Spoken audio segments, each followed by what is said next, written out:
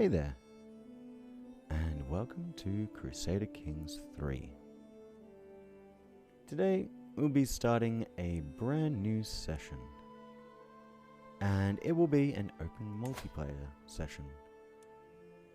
It will be private, but I will be putting the password and server ID into my Discord, and if you're watching this in the future and would like to join in, then by all means, just shout out and I can pop it into the Twitch chat at any time. So, what are we going to do here? Going to do private, I believe. Yeah, invited all by server ID. That's what we want to do. Game name.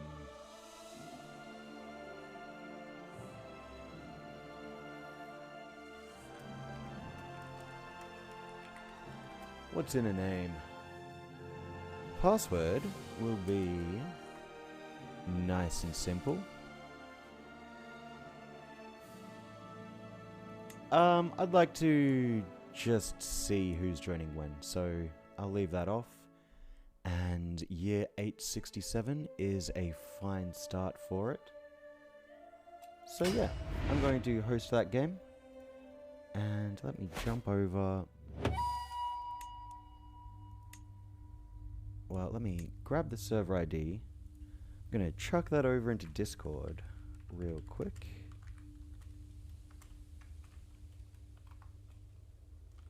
Password is that.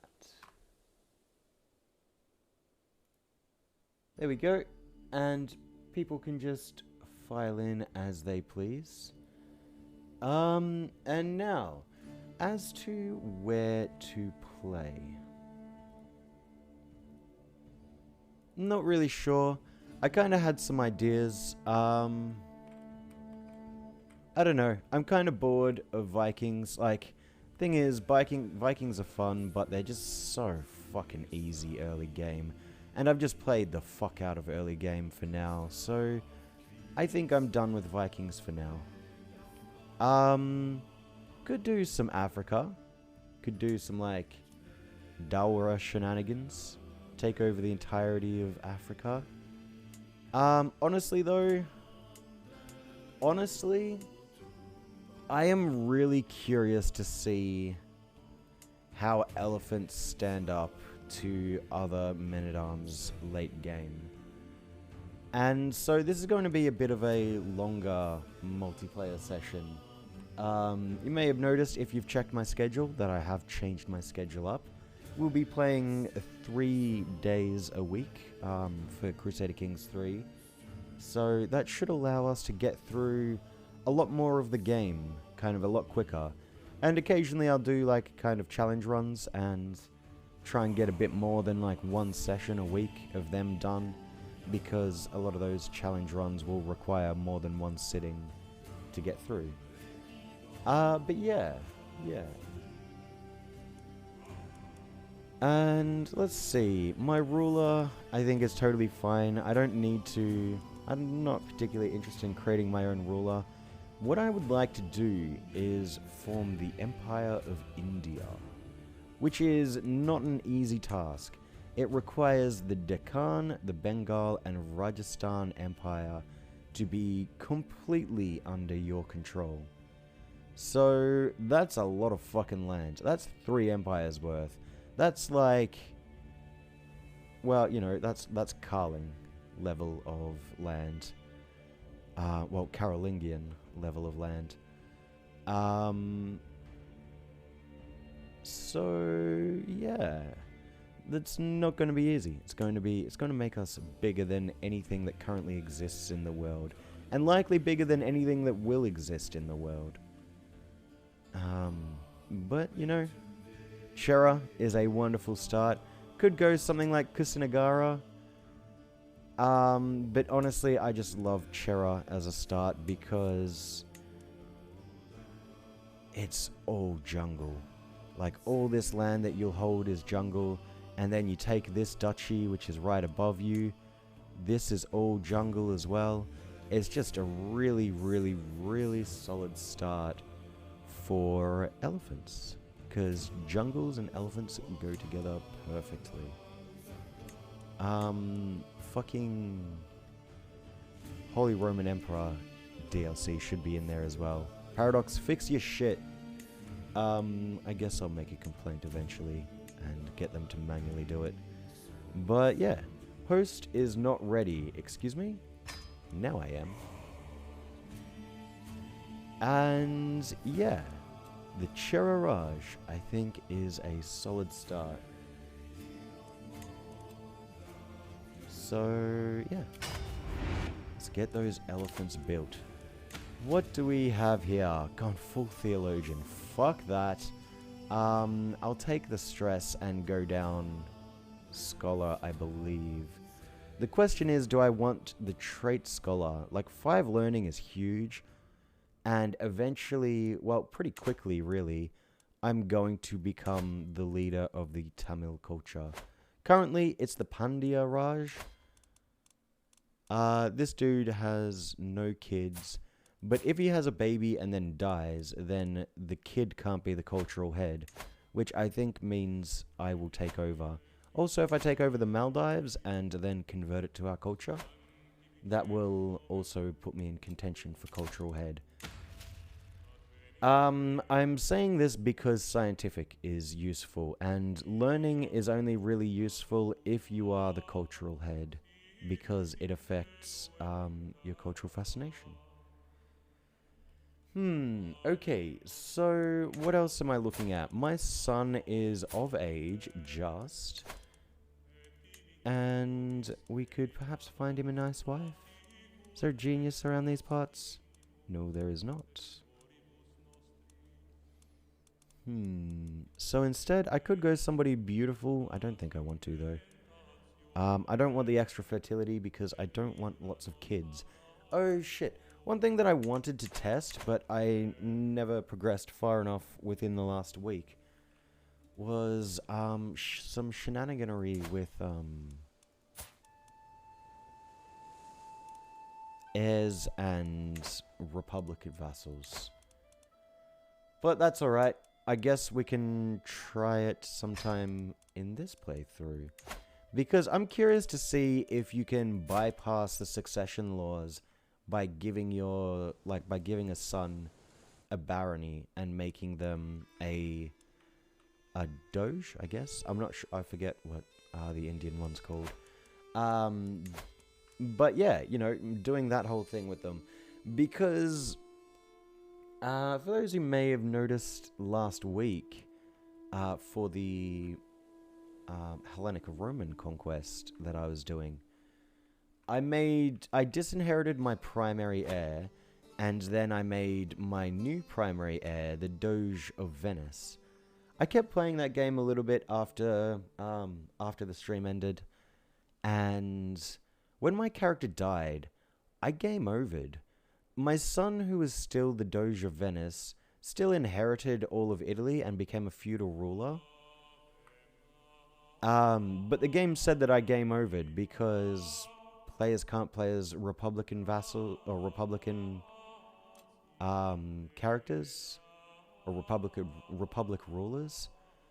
And I guess there was a moment between transferring the land where it tried to make me my son, but yeah. Yo, what's up, Chibi Fenris? How you doing? If you'd like to get in on this, you're more than welcome to. I have not unpaused yet, so you can still get in from day one if you join in now. Chuck the details into Discord, but I can chuck it into Twitch as well.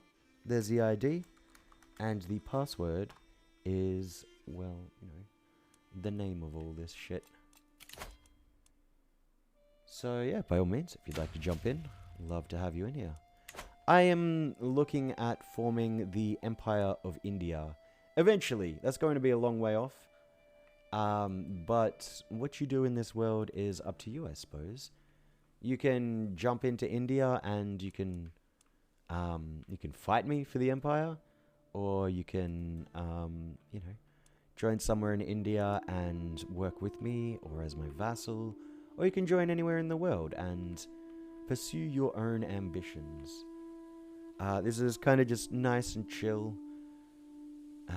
We can do some wacky things. We can go a bit wild. But, you know, I think it's just good practice to, you know, just do some casual multiplayer things and just get used to the game constantly running and all that. I feel pretty confident with it, but, you know, things could always be better. So, yeah. I think, first things first, I'm going to revoke this dude's title. He's almost guaranteed to accept. So that's great. I'll do that, and I'll also fabricate a claim on the Maldives. Maldives? Either way, it shall be mine. I don't really want it, but it's part of my de jure duchy. And so I shall have it. Also, I think I should get some of my court married. Let's see if I can perhaps get some better quality people into my council. So what sort of dudes can we get? 16 is already our best. 17 is better than what we can get. 20 is not going to get beaten. 14 and a lady can take the spy master role. And 13 isn't as good. So I'll grab this marshal right now. Matrilineal marriage. I'll look at what sort of wives we can get into the court. Nope. Oh boy. Can I make women my purohit? I cannot. I could make my son my purohit, and that would disallow him from inheriting land. So that's another way you can finagle succession laws a bit with that. Only works for one character though, of course. Yeah, just starting up CK3 meow. Alright, sweet. Yeah, so she can't do the thing. Best I can get here is 13, so rather than pay for her, how about we get her married into our court. Lovely. And what else do we need to do?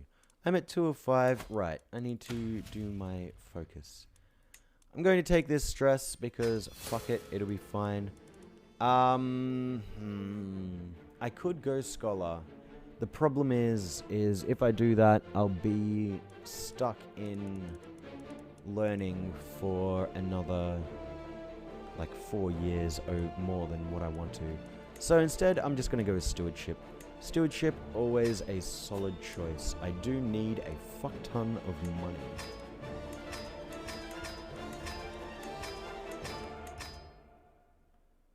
I don't even really care about sanction loopholes either. I'm probably never going to get enough piety to push it. Although, that being said, 1,000 piety and I could claim one of these kingdoms. This one will most surely fall apart soon because the dude is 67 years old and has 2 sons. And,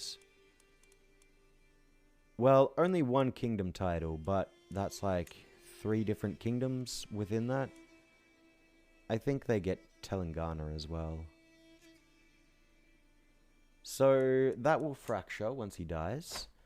Praitihara is a great one to scheme your way into inheritance with. Because this guy has just 2 sons and you can murder the whole family really, except for one boy, and get a matrilineal marriage going. Pala is considerably harder because this is this dude's primary heir. So even if you fabricate a hook on him and try and arrange a matrilineal marriage, he'll most likely not accept. Although he is only 28, so he'll probably get a wife and have some more kids a bit later. And Pala Kingdom may even split up because of that. Beyond that, I mean, this little thing over here is barely even worth noticing, you know.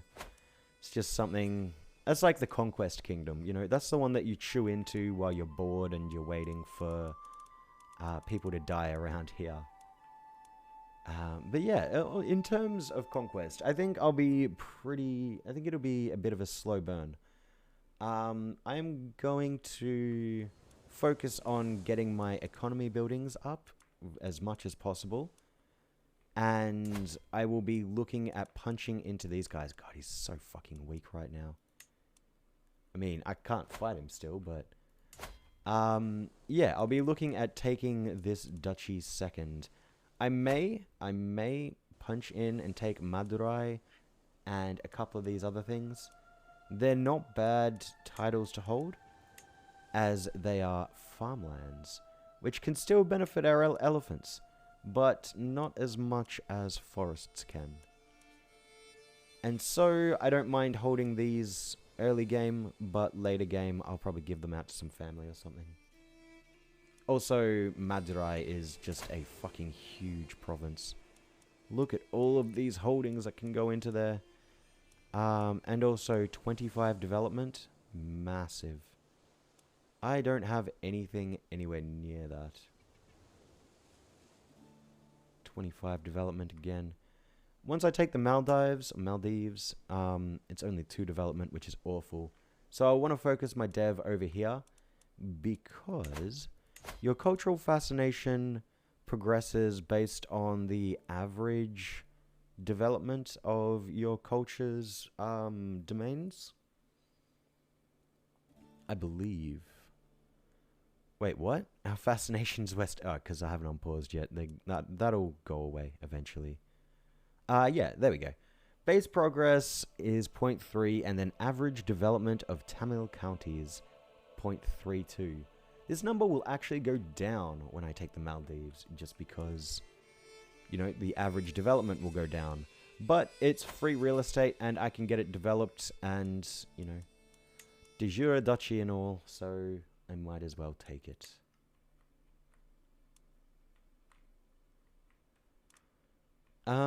You know, one thing that I was thinking that could be a fun...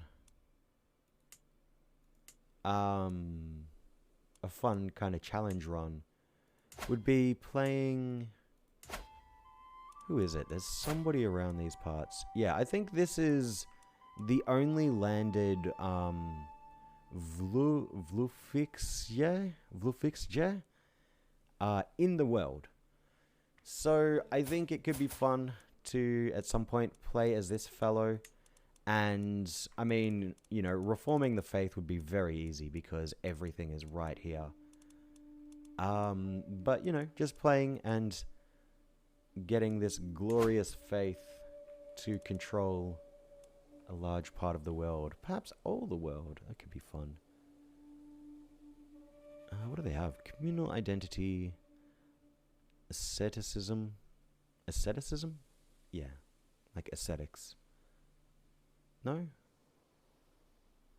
No, probably not quite, actually. Sanctity of Nature is interesting, but I don't really like it. Just because that building cost. I guess it wouldn't matter once I get to be super rich. But yeah, that could be interesting. I mean, hell, hey, Chippy Fenris, maybe you want to even play as this guy. You could reform their faith. Wouldn't be too hard. It's not even within the Indian Empire, so I'd have no problem with you going ham up there. Sort of things, yeah. So Gyalarong would be the kingdom and Tibet would be the empire. Which could be fun.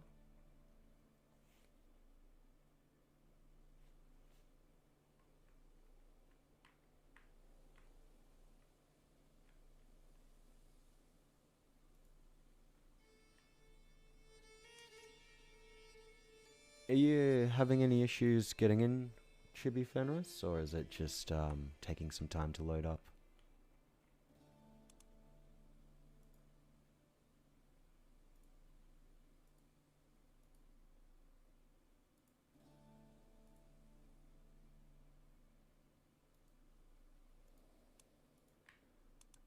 What else is there? I guess we could go over our own religion.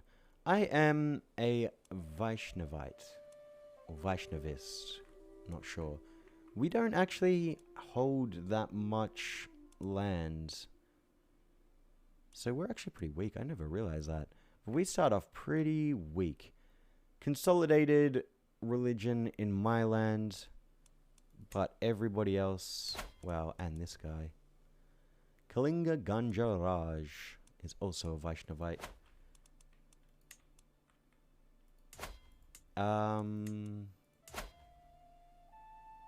Oh yeah, he is too. He just needs to convert some more land. And up here, these little dudes are, but I'm not going to be able to protect them. I'm sure the Muslims are going to come and push in and take some more land. So yeah, Ashari Muslims right here. It's not too bad, really. I think it's good to let them go ham into India, because then I can just holy war them.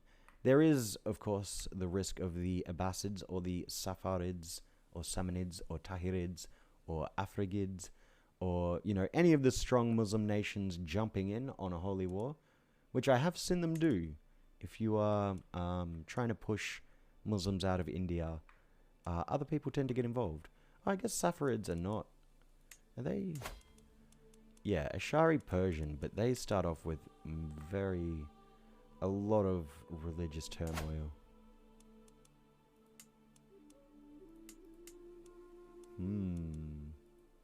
A Zoroastrian playthrough could be fun. I've never played with the Zoroastrians before. Hey, there we go. Welcome.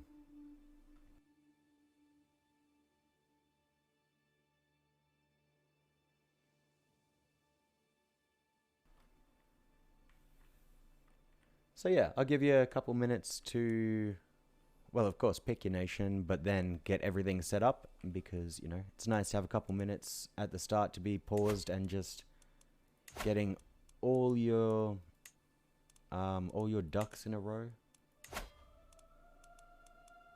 And I need to remember once my marriages come in to replace these folk.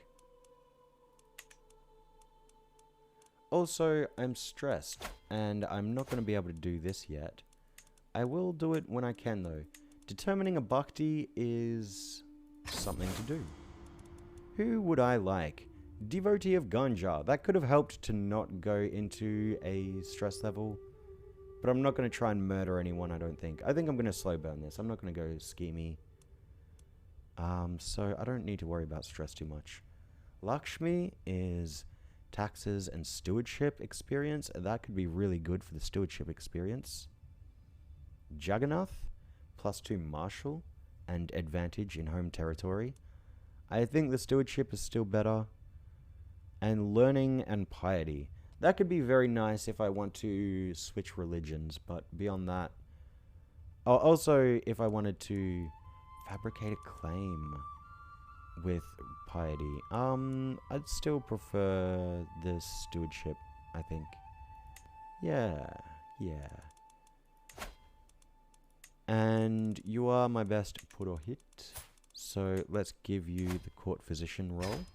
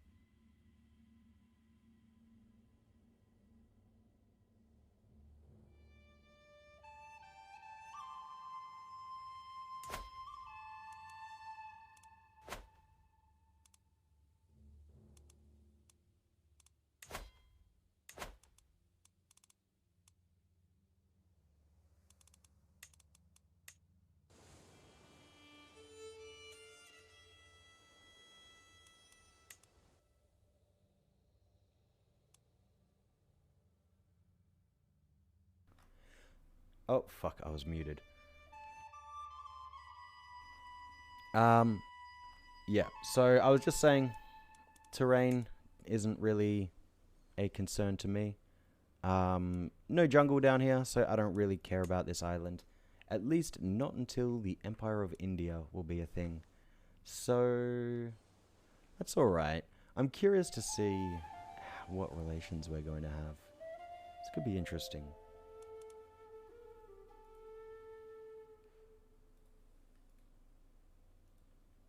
And I suppose we could also do voice chat if people want. I'm not fussed either way. Just let me know if you want to, and we can jump into one of their CK3 multiplayer channels in Discord.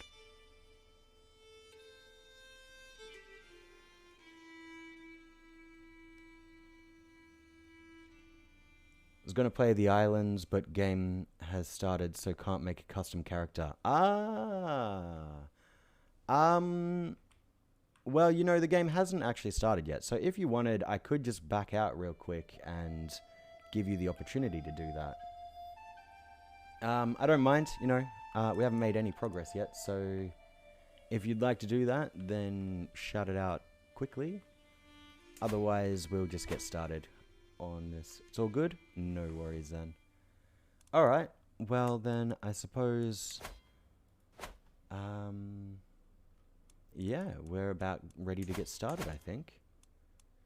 I'll give it just one more minute, just in case you need any more time to get everything going. Oh, there you go, giving your son some land. What's your focus? Also domain, also took stress. Yep, fair enough. Alright. And I suppose we can get this started. This land better be ours. Okay. I'll be strong and resist these impulses.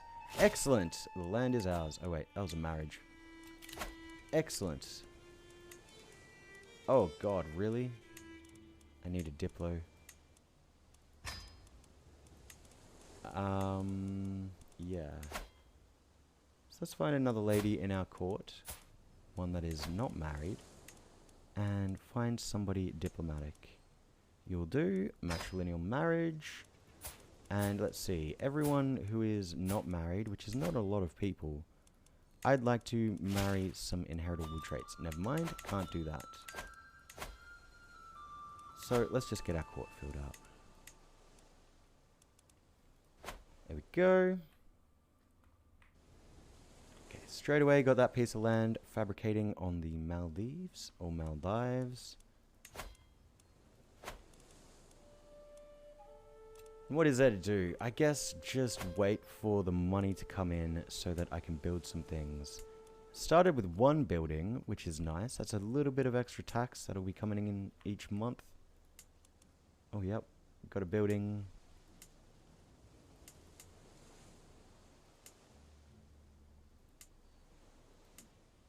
Ooh, small harbor, that's a nice one to have. Bit of military as well. More money. And this land is just so rich out here. Like, I'm pretty sure it's all super high. Oh no, it's low dev. Yeah, it's all pretty low dev. But it's so safe. Like, this is the only land bridge.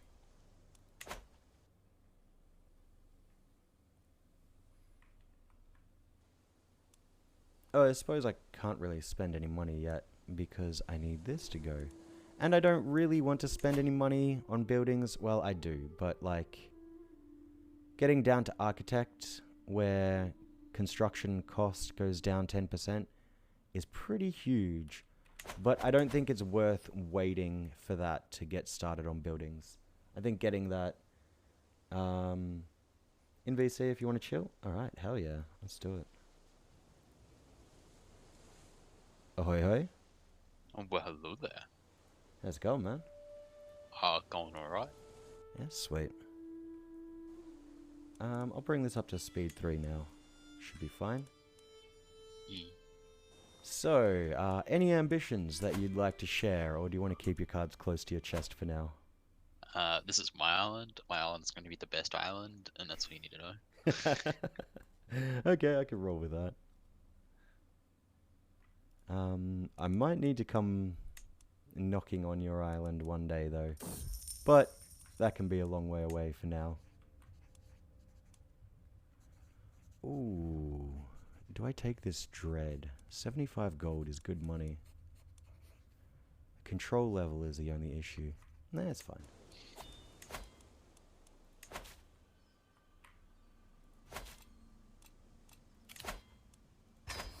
So what did you start with in your domain focus?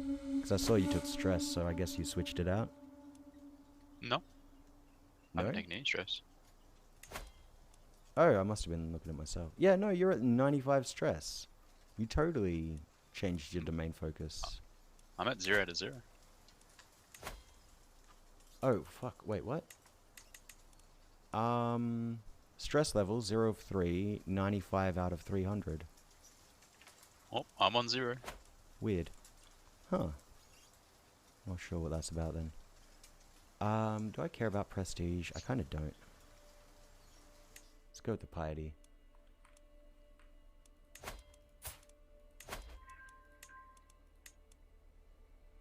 Oh shit, you got no duchies as well. Man, that's like the perfect startup kingdom. That's like exactly how I love to have my kingdoms. I shouldn't have gave my son a piece of land because I managed to get enough domain to actually hold this entire island. Ah, right. Ah, yeah, So I'm you just did going to do. revoke him as soon as the year's up.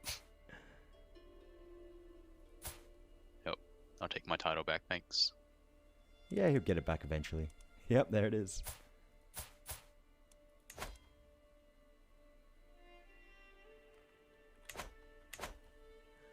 I wonder if I could fabricate a hook on your son and then invite him to my court and then press a claim for Jaffna.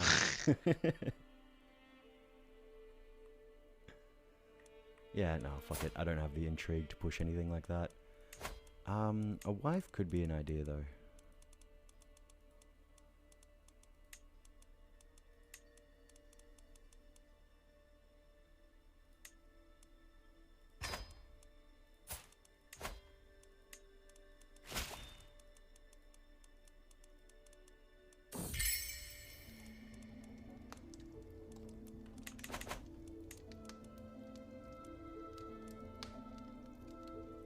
Hell yeah, give me that money.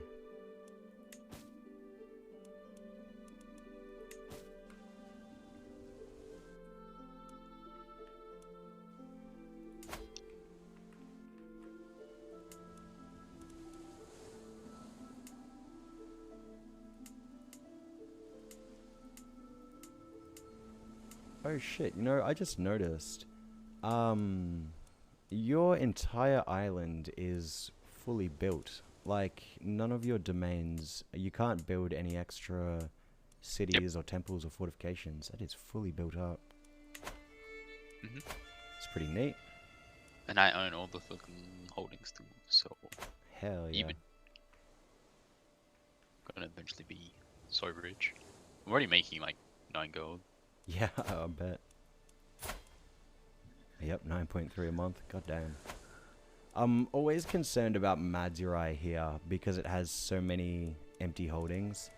I've generally seen, like, if you leave it in the AI's hands, they usually build, like, a bunch of fucking castles, and it just becomes so annoying to take late game. So I generally like taking that early just to avoid that headache.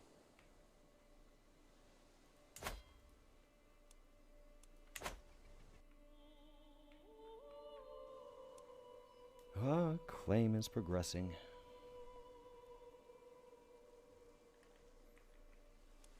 I guess you could afford elephants pretty quickly if you wanted to.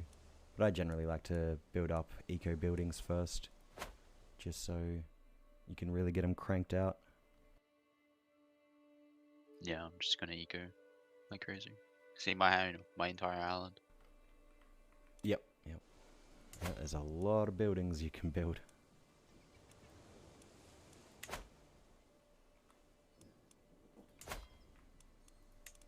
I suppose... No, I can't really start off. I need to pay for my claim once I get it. Wow, I didn't realize the elephants do that much damage. Yeah, they're pretty huge. And like the thing is like they try and counter the damage by only giving you 25, right? But like the problem with that is all of the benefits that you get from men-at-arms from buildings, or most of the benefits that you get, are percentage based. So like getting 15% on 250 damage is worth so much more than getting 15% on 34 damage. So, like, yeah, there comes a point where the small numbers don't matter and you'll be able to stack wipe like 50k troops.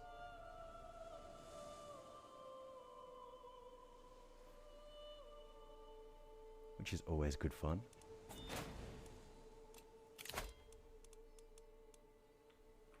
Who's this? Kanara. Sure. There we go. Push that claim. Damn, I actually don't know what dynasty I want to go down. Oh, your legacy path? Yeah. Yeah, I'm not too sure what to go with this. Like, there's a lot of things that can be good. I think that grabbing like the first thing in almost all of these are pretty solid. But I don't think going down the full line of all of them are really worth it. I would strongly disagree. If you're going to go one, you probably want to go the full line. Because the end ones are so strong. Like private army, max number of men-at-arm regiments, plus you can recruit house guards, which are literally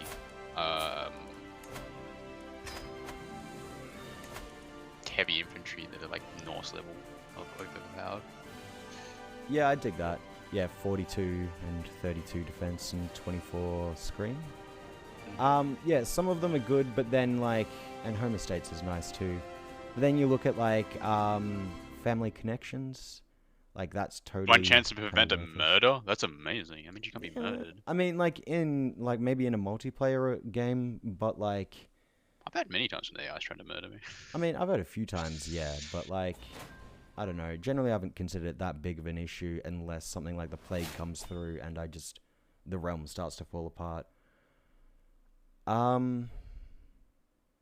Yeah, I mean, like, look at, well, I guess righteousness, like max sway schemes could be useful if you're going the path of friends and shit. Yeah, max sway is right. Especially if you have like a lot of claimant issues or liberty factions as well. Yeah, yeah. I always like to go, like, start pushing into diplomacy lifestyle once I get to, like, empire rank. Mm-hmm.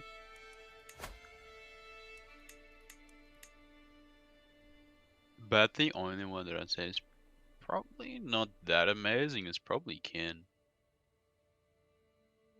Kin's probably the only one that's like not super amazing. Like no prowess loss with age, that's only really useful for Vikings. And then increased skills with age. Did you just die? Oh, I died. Rip. Yeah, speaking of being murdered. Did you actually Yeah, I just got murdered. Well, shit.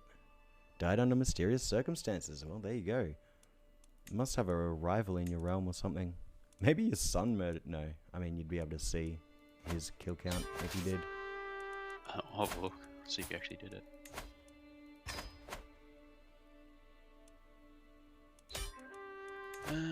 No, he doesn't have any kills. He's going to Marshall though. But like the increased skills with age could be good. Like it depends how much it increases skills. I've never actually gone that far down it. Yeah. I think, yeah, okay. So I think like the third and fourth trait in a lot of these isn't really that great. So I guess the last and the first one or two can be alright in most of them. I'd say the third one is usually the worst. The fourth ones are usually pretty good.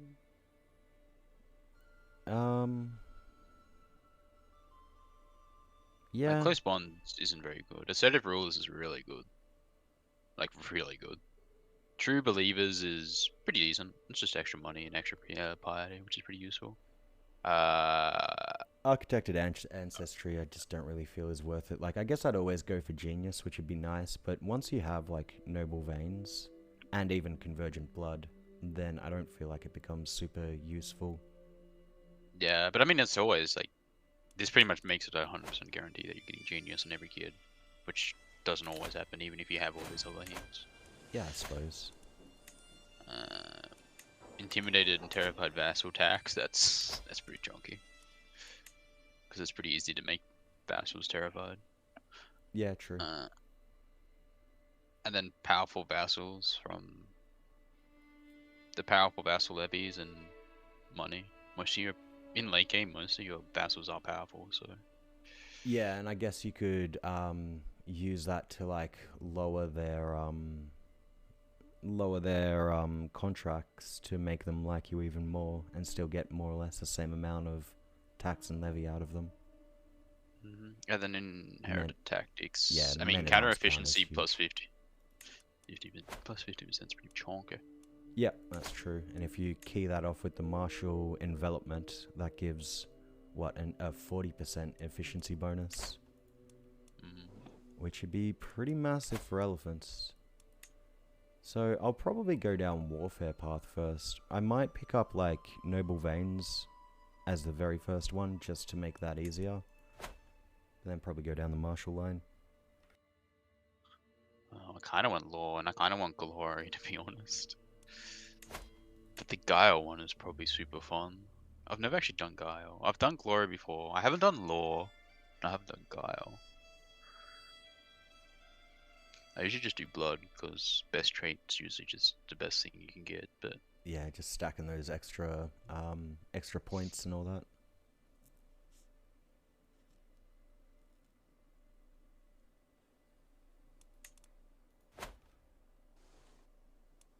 Maybe I should just do guile for the memes, and just have like a super meme run. Right, let's do it. Guile. Yeah, fuck it, why not? Just kidnap everybody's heir and just sell them back for like 500 gold. Yeah, that's it. Did that in one game. Can't remember who it was. I think it was like Sweden. I kidnapped the heir of the Byzantine Empire and sold him back for 500 gold. Oh fuck yeah. Yeah, that's it. Like, if you go down the intrigue path and get the kidnap scheme, can be a very easy way to make some money. Yeah.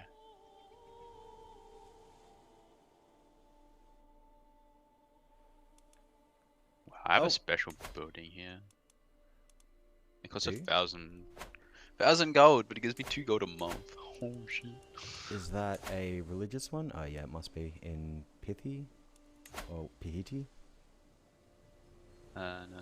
It's in, yeah, it's in, it is. Yeah. Also, the kingdom to my north broke up. That dude died pretty quickly.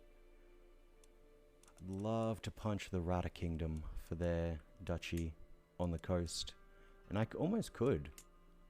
In fact, I have the troops to take that fight. I don't have the claim though.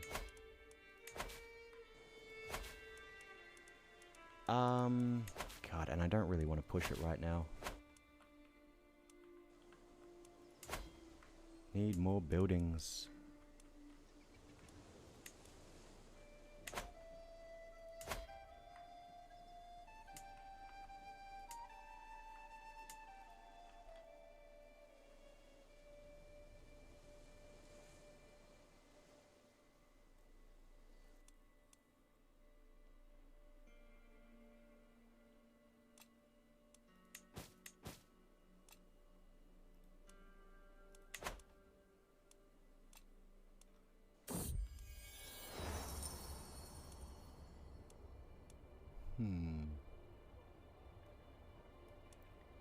Venadu's control. That would bring it to 100. Could get popular opinion. Yeah, I'll spend piety for popular opinion.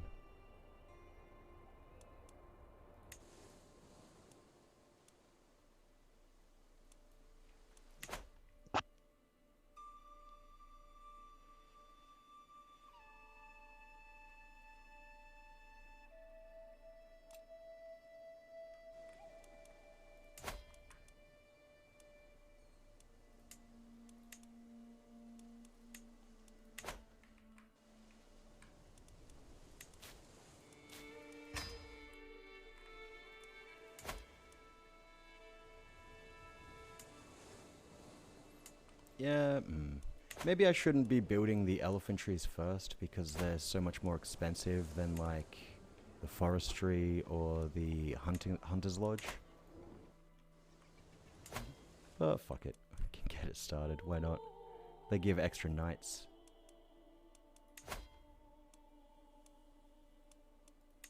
Oh yeah, also.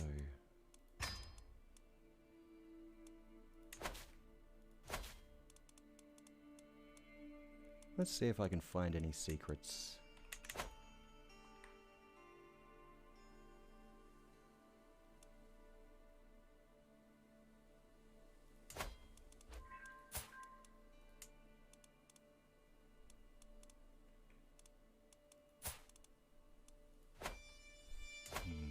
Interesting. The Parlor King is not taking any wife. So he only has one son who he's even given land to.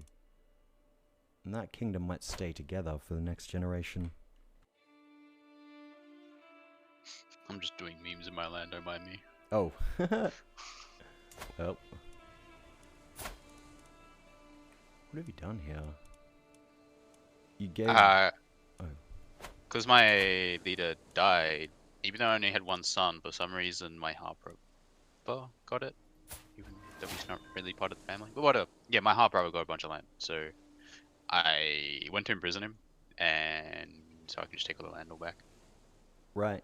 But I see, yeah. Your dude's wife died in childbirth at 869. That must have been for this kid here. Yeah, fair enough. Oof, Rata Kingdom's fallen apart even more. Kundana's pushed out.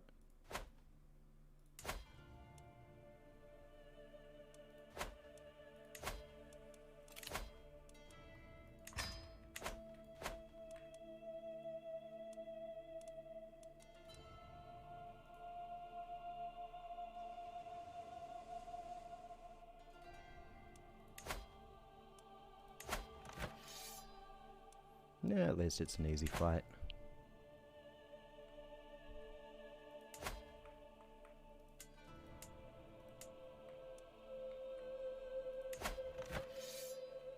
Ooh, Saffarids are looking to expand. Even more religious disunity. Oh, that's going to be a fun time for them. The Habari are not pushing out anymore. The Banu Sama. Oh my goodness. Well, that's alright. Muslims will still take over. So when we eventually get up there, holy wars can still be done. Maybe. Might take a while to get up there. I missed out my meme Mongol game about the other day in MP. Oh yeah? Yeah. Played as the Solana Valley. So the actual Mongols. Right. Formed Yeah. like the Mongol decision like super early. Even though my leader was super old, and it just went straight all the way down to the Saffarids. Just fucking straight beelined all the way there. And then my leader died, but my empire was massive. But it was a pain in the ass keeping it together because everybody hated me. Yeah, it'd be like that. I did manage to keep it together for a while. I only lost like one kingdom, but it was like a tiny ass kingdom. It was the kingdom of Ochu, which is right next to Mongolia. I lost that, but outside of that, I didn't really lose any. I held on to everything else. And then I expanded all the way left into Khazaria. I started a war with Khazaria, and I was just getting sick of supply, man. Supply up in that region is zero fun when you have 11k troops, and each region has 1k max. Yeah, I know Supply. them feels. And it was just getting annoying at that point, and then having to deal with like factions. Like I had to literally scroll for like about 15-20 seconds, like straight scrolling, like spamming my wheel scroll just to get through all the factions that hated me. Yeah. But then I just gave up and left that game and just watched the stream instead. And the AI managed to hold the empire together. He lost like another 2 kingdoms, but they were like tiny ones. It was the kingdom of Habari and I think the kingdom of something. I don't remember.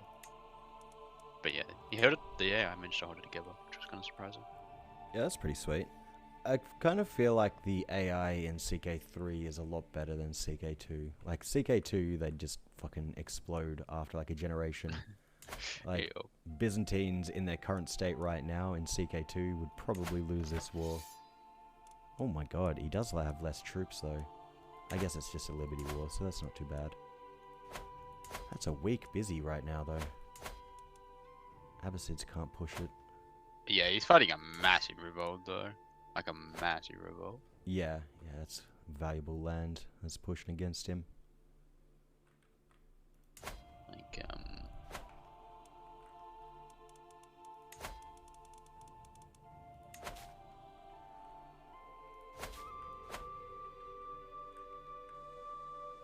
been having some fun MP games too. Like I had one where I was the Byzantine Empire and I got so close to reforming the Roman Empire. So Yeah. close.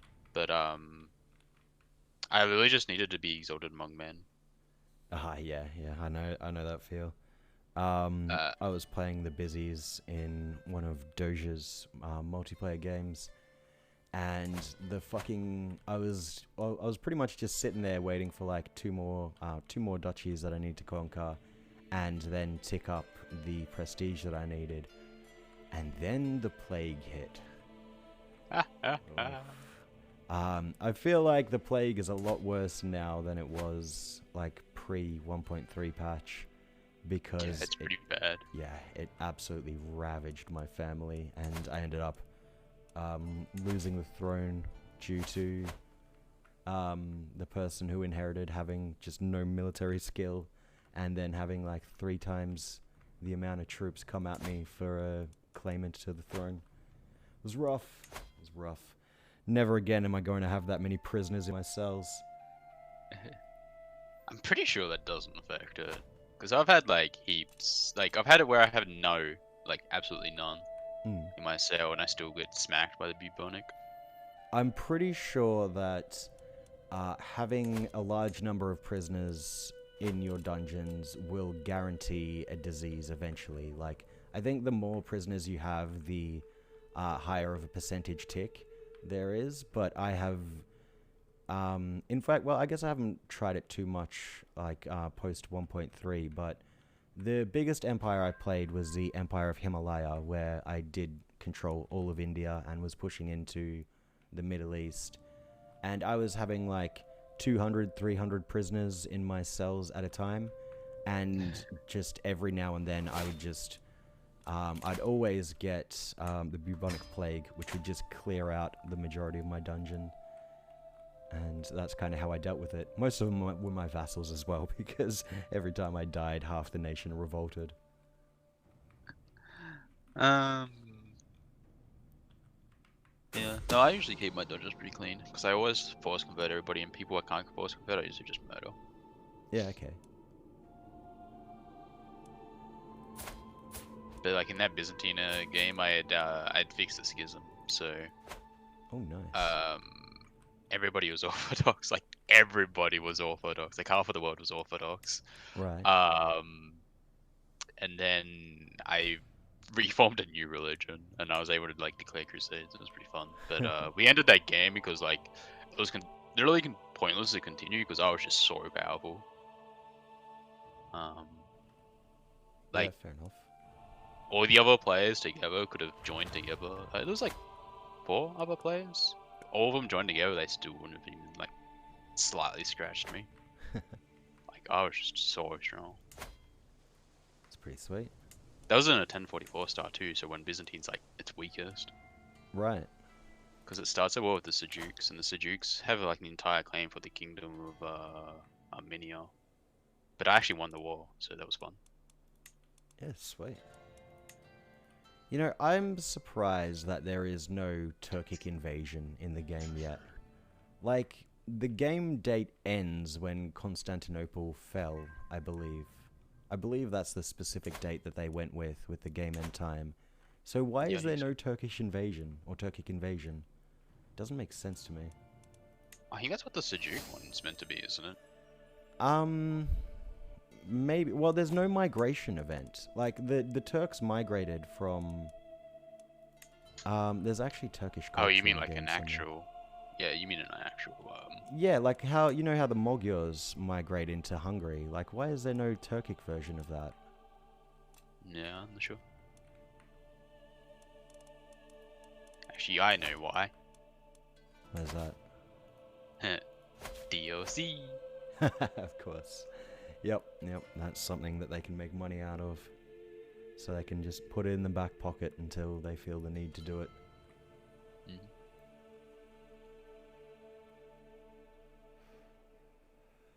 Oh, it's sad to think that this game will eventually be like a $400 game, but yep, that's probably how it will be.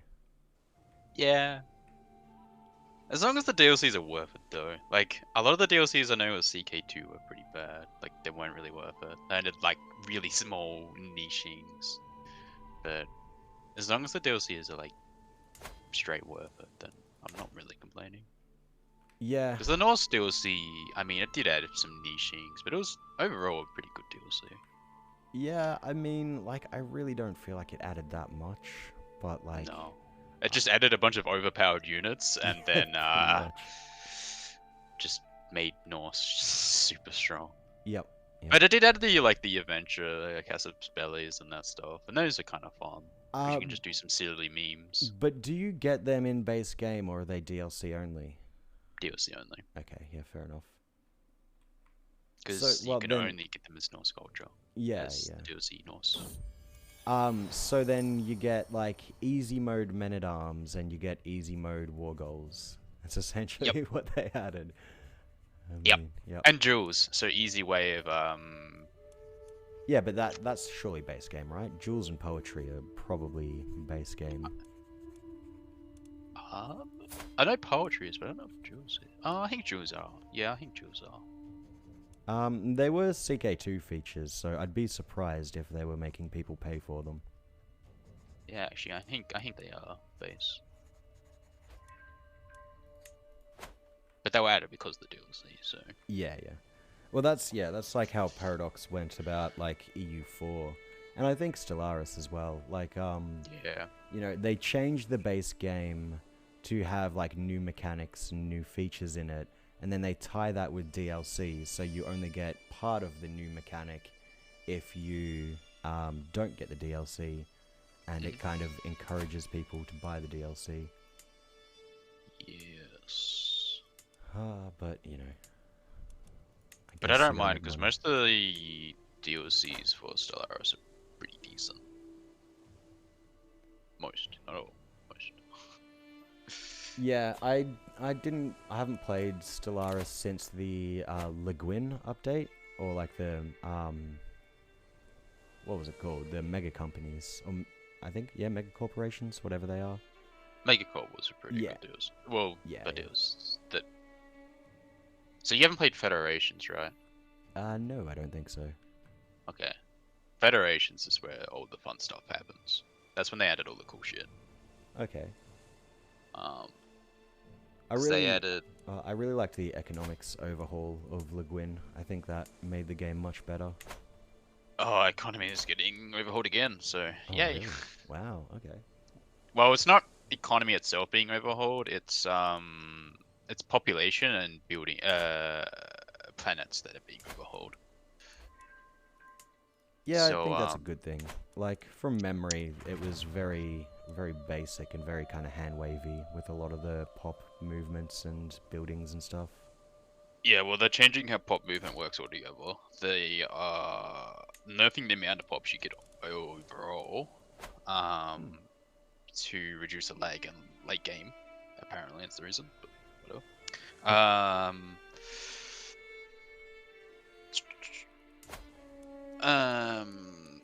And they are. What else are they fixing? Oh, and they're adding spies because you know Paradox loves spies now. Yeah. Gotta put spies in everything. It makes sense though, right? Like, it should have had spies in the game from the start, really. Like, if you look at Hearts of Iron and fucking Yeah, that's where it EU4 and started. everything. Yeah, Yeah. with the La Resistance patch. Yeah, that's not the spot. The only issue I have with spies, I don't hate the idea of spies. The issue is the UI they always do for all the spies in all the games they've done is either trash or spies are a really niche, completely useless thing outside of like one good use. Yeah, Because they added spies in Hoi, which spies in Hoi are more just annoying than actually useful. And the only thing good about them is code breaking, and only because it gives you a damage buff for like a short map, like a couple months, and then the damage buff is gone. okay. And then they added spies into Imperator Rome, but spies in Imperator Rome are completely useless.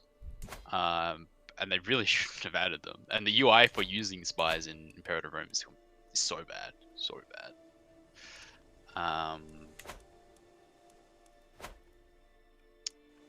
But yeah, that was strong annoyance by me.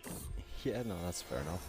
And then by the sounds of it, the spies in Stellaris are just as bad because I was reading some of the patch notes and apparently they've already reworking the spy system completely before they even released it. Yeah, that's not a good Because sign. the testers said it was too like over the top complicated for no reason. Because that's what they like to do. They like to overcomplicate it when it doesn't need to be overcomplicated. Right. Yeah, I've never really played Hoi, so I don't know how they worked with that. And I haven't seen the spies in Imperator Rome. But, like, it makes me think of in Europa Universalis 4, you know, like, taking the intrigue idea was just a meme. Because, like, you'd never take it. In single player, you'd have no need. In multiplayer, the only reason you'd take it is if you're getting beat down to the point where you're no longer in contention of winning. And, yeah, I don't know. It just, yeah, I don't know. Maybe it's just, like, the whole idea of everything being centralized around combat. It just doesn't really allow much room for intrigue to do anything else other than, like, you know, give minor combat buffs and maybe break some alliances and shit. It feels like there could be a lot more things they could go into it with, though. So in Imperator Rome, most people don't even know the spies are in that game. Right. But to get spies, you have to go into the tech tree, down a tech side of the tech tree, which is completely useless 99% of the time. You're literally only going in it to get the espionage, like, trait. Once you get the tech, you have to go into your court, which the court system in that game is, like, you have to find characters. You have to find characters at a certain skill level. Then you tell that character to go to a certain faction. So, like, say you're Rome, you tell them to go to Macedon or something. Then they have a chance roll, so they do a chance roll of getting into the Empire. And then that's it, that's all they do. The only thing they do while in there is they show you how much money the Empire is making, which was in base game before the previous update. Yeah, But, you could just check, like, a character's page, couldn't you? yeah, so like in this where you can just look at a character and see how much money they have. Yep. Pretty much the spies would do is remove that unless you have a spy in that court, so you'd only be able to see it. Which is kind of just pointless. You're just wasting money on spies to see something that you could already see before. That's why I don't like spies, because all the spies do from 90% of the time they've been added is just add things back in, which were already there. Yeah, yeah. It's They just make them invisible until you have spies now, and it's just like, yeah. Yeah, and I honestly, I don't mind that as a concept, like the whole idea of giving meta knowledge as a reward for employing spies. Yeah. But, yeah, like, if you're pulling it out to make it a feature for spies, then it's kind of a bit awkward, you know? Once you've locked that in, you've kind of set the expectation. It was the same with Hoi too. Hoi, they removed... So before on Hoi, you could, like, click on someone and you could see, like, their manpower and, like, factories. But it was, like, a rough estimate. It wasn't exact. Now as spies, you can't see it at all unless you have spy network in the land, and then you have to wait for the spy network to build up, and then it eventually tells you how much they have. But the good thing about the spy network, though, if it's high enough, you actually get exact numbers of how much they have. So it's a lot more detailed, at least. But you still have to wait for it to build up and stuff. So it's still annoying. Yeah, fair enough. Yeah. And I guess with something like Hearts of Iron, it's generally a lot easier because the games are usually more railroaded, so you know who your enemies are going to be more or less from the start of the game. So I guess you can plan that accordingly. Yeah, like if you've played the game enough, you can usually guess what people are going to build. Like Germany's always going to build like tanks usually, so you can kind of guess they're going to build tanks. Right. Like UK's going to build boats and airplanes more than likely. Yeah. So like the game's just... I don't enjoy Hoi. I haven't played much of it, but I have played a little bit of it, like enough to understand the game and how to play it. But I just don't enjoy it because all the games always end up being the same thing every time. Especially if you play multiplayer, even. It's Yeah. either Germany wins and it's game over, or Germany loses and it's game over. Like it's literally just based around Germany. Yeah, and that's kind of the reason why I never really got into Hearts of Iron, is because it was too much of a railroaded experience, especially compared to like the rest of Paradox games. Yeah. Like CK, for instance. Like you have powerful Byzantines, but like so much of the rest of the world can like do so much crazy shit. Yeah, yeah. And like and it's quite easy to outpace the Byzantines too. Yeah, totally. And like if you go like 1/3 of the game length through the game, then the game is going to be like super fucking different every time. Like there's very little railroading. Like the Byzantines might blow up, the Abbasids might blow up, Crusades could be successful, they could not be. And yeah, I like the idea of like it's almost like a roguelike world map.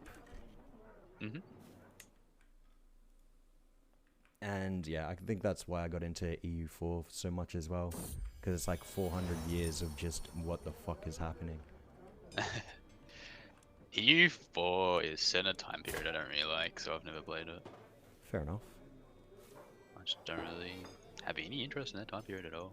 I always find it like super boring. Even though a lot of interesting things do just happen in that time period, but I just never liked it. Yeah, I dig that. I think it's the whole colonization aspect is a lot of fun in the game. Like, you know, actually branching out and trying to build your empire through like essentially resource management and gold management as opposed to directly combat. Yeah. And yeah, like with EU4, it feels like there's a lot of different ways you can go about conquering land. Like, Austria, for example, is a hugely diplomatic game. Like, if you want to try and reunite the HRE, then you'll be fighting very few wars, and most of the wars you'll fight will be for other people.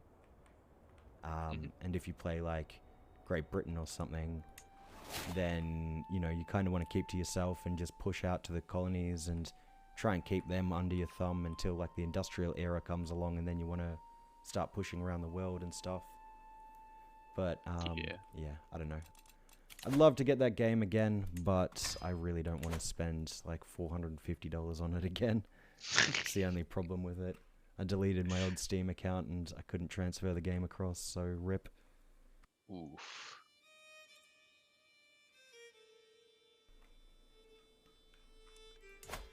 What the fuck happened here?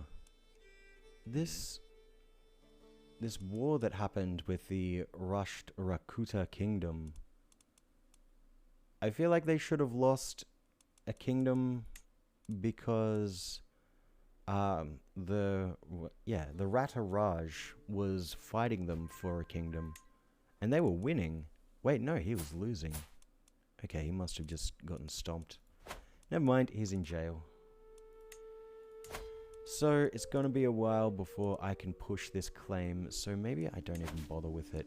God, it's gonna be super expensive to take it, and if I die, I lose it.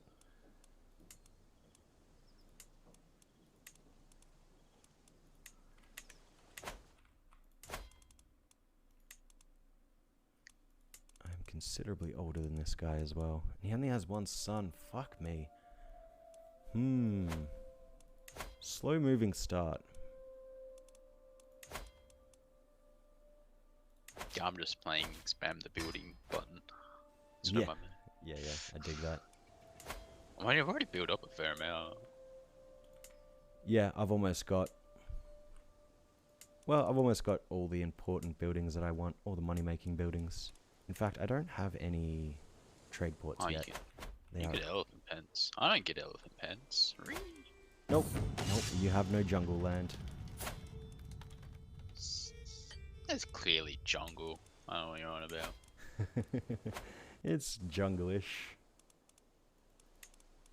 What have you got? You've got forest lands and hills and plains. Yeah. If you took Madurai, Urayo, and Cholamandalam, then you could get some, what are they, farmlands? And they could provide you with some buildings that give you heavy infantry bonuses. But it's not quite as good as the elephant pens in forest. Yeah.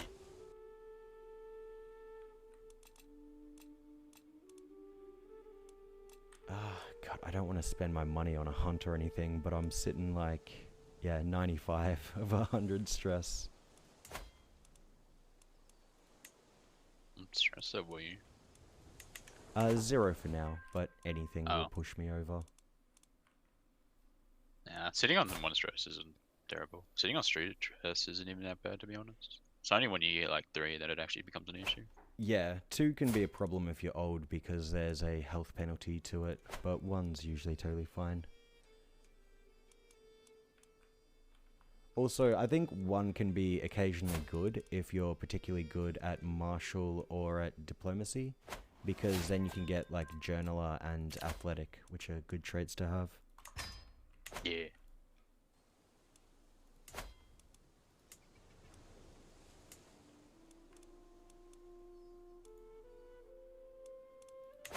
Right, 7.4 gold a month. My wealth is climbing. Oh God, and you're at 13.1 already. Hi. Yeah,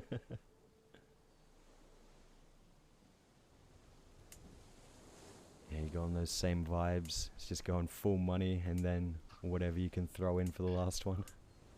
Whatever gives me more levies, honestly. Yeah. Yeah, I suppose you don't really have any elephant buffs, so you might need some levies. But eventually I will be pretty much not using my levies at all. Be mostly relying on elephants. Although it's going to be harder now, because when I was playing the Empire of Himalaya, it was, it was pre 1.3, so I was able to essentially teleport my men-at-arms around everywhere. Because you know how they were like the first ones to raise when you'd raise armies? Yeah. Yeah. I wish there was a button to like raise X amount of units instead of raise local or raise full. Wish you could like set what units get raised. Yeah, that'd be sweet. Because raise local is just always too small, and raise all is just generally too big unless you're just going to war. When I was playing my Byzantine,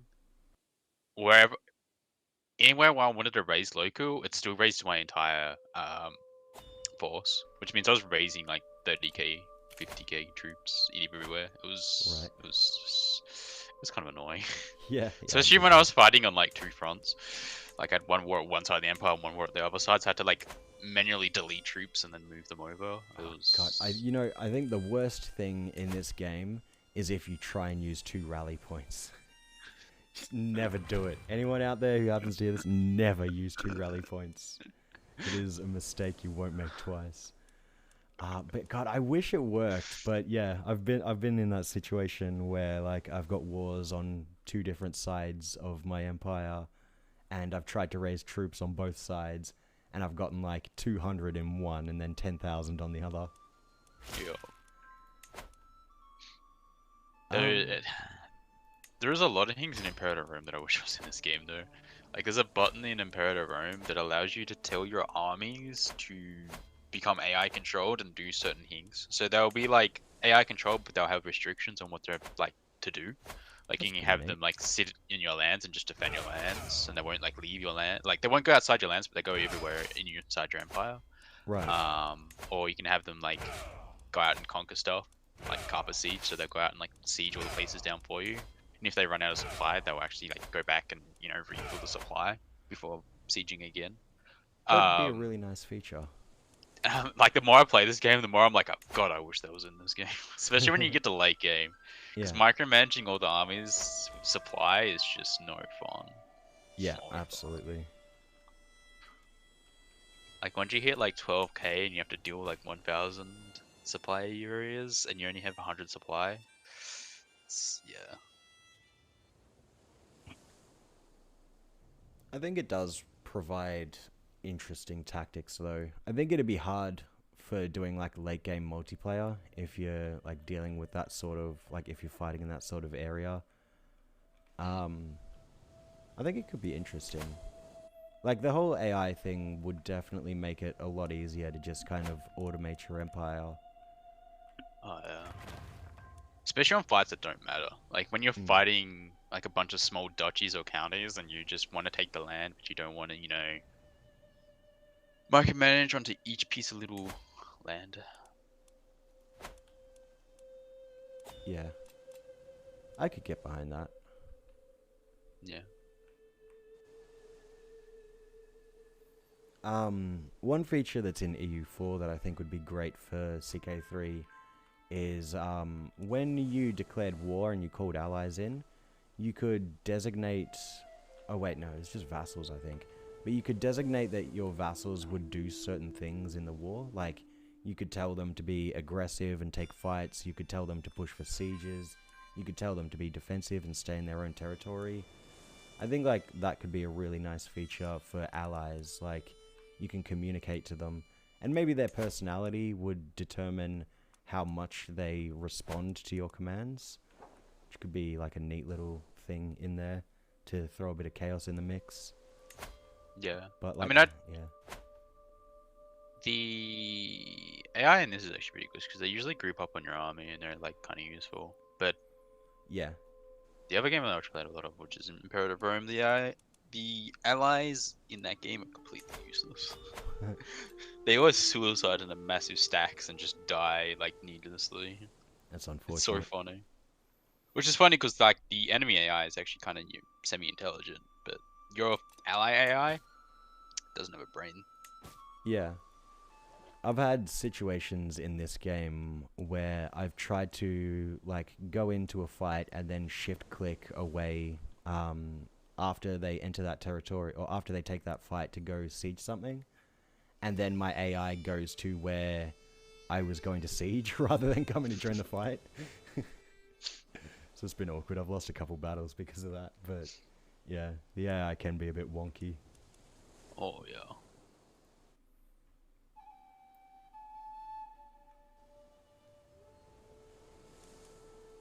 God, I want to take this fight against Madurai, but they just beat me on troop numbers. He's got fucking awful martial though. Yeah, but he won't be leading it. Yeah, I wonder... He has a lot of footmen. AI really likes light yeah. footmen, don't they? Yeah, he really does, doesn't he? It's a weird choice. I don't know. I guess it's to make it easier for players. Like, all you need is a better quality men-at-arms and you win, I guess. I don't know. Maybe they do it 'cause it's cheap. Yeah, that's why. Yeah. If you spam light footmen like an early game, you can actually like dump stuff. But yeah, if they get countered, they just do nothing. Like they literally don't do damage. Yeah, and I think the AI prioritizes numbers above all else, because like they will often slam into lower number troops that have much higher quality and lose the fight for it.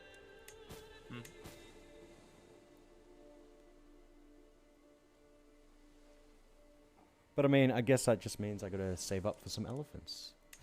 What are my buffs looking at right now? I'm at 272 damage already. Not bad. Oh shit, I'm now cultural head as well. Nice. You must have a different culture than me then. Like, Yeah, you're Sinhala. oh, I am my culture head. Oh, Um, damn, I should have went down. What's her name? I definitely didn't convert the Maldives from your culture and make it my own, so don't worry about it. It's totally fine. I honestly, I didn't even know I was my own culture head. So my learning sucks. So that's awesome. Yeah, only 7. If you go down the what's it called? The scholar path in learning, it's a really good one for being cultural head.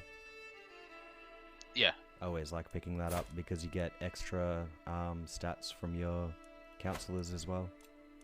Hmm. But I'm just focusing on all the money.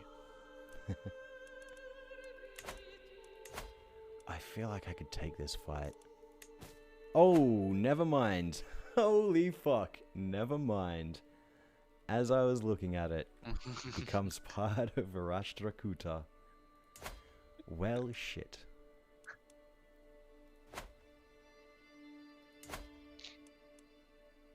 Maybe I go for 1,000 piety and claim that kingdom.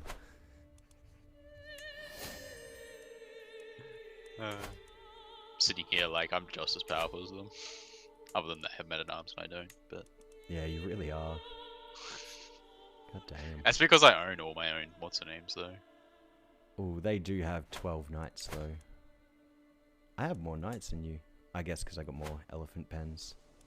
Yeah, yeah, elephants. I haven't built any night buildings at all.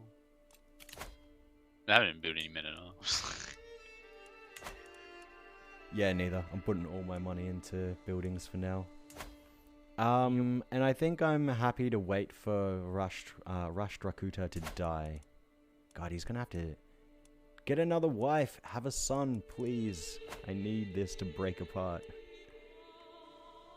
Is he in multiple kingdoms? Oh, he does have multiple kingdoms. Yep, yep. It did split apart for a bit, but I guess he claimed his brother's land and killed him? Executed. Oh shit, he executed his brother. Oh yeah, he's a kinslayer. What a savage.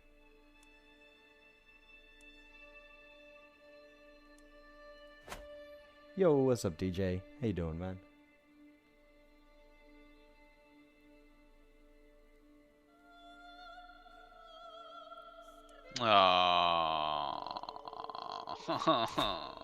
What's up? Ah, And you're the traitor. Hey? Yeah. I was just saying, look, the traitor just got, but you already read it. Yeah, yeah. Saw it pop up. I thought this used to be a congenital trait, didn't it? I swear that used to be congenital. It can be, but for most part it isn't. Or like it should say on the pop out that if it's congenital or not. So maybe they changed it. I'm not sure. Nah, just as it's a health trait. Ah, okay, yeah. DJ, you're not playing today since you're helping out your mum and with painting her workplace. It's all good. What are you doing? Just like basic repainting of the walls, or are you going with some artwork or something? It's your mum's workplace. Guess she runs her own business or something?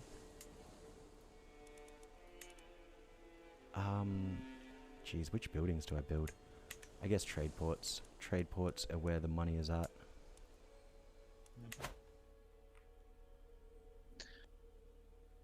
That chunky 12 income feels good, man. Sorry, what was that? I said that chunky plus 12 income feels good, man. Yeah, that's a pretty nice handful of money every month. Oh no, DJ, you saw someone post about the elephant innovation thing in the forums. A dev saw the post and they're gonna fix it. No!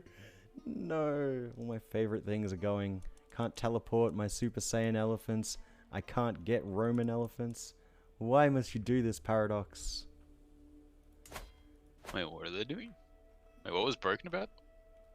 So if you either create a custom ruler with a culture that has no land, or if you flip to a culture that has no land, then your innovations will randomly focus anything. It will also involve all of the culture and regional innovations because for some reason, if you have no land, the game makes them available to you. But it's all totally random. Like, you can't choose which one it focuses. But there is a chance that, you know, you can be in, like, Europe or something and be a custom culture and then just start researching elephants. Huh. Huh. That seems like a fun bug. It was great. It was actually what happened when I was playing my The Hellenic Hellenic. Romans. Yeah, Hellenic Romans. Yeah, that's the one. Yeah, that's sad. I guess it's understandable though, because that's not how the game's supposed to work, but god damn it.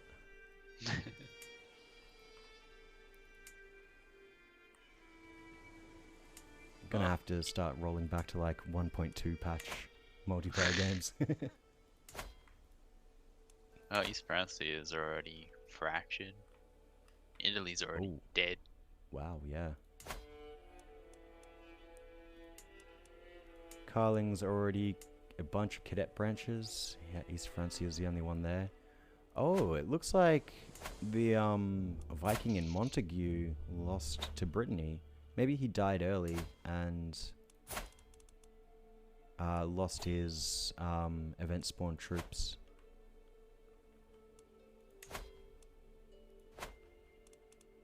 Yeah, probably.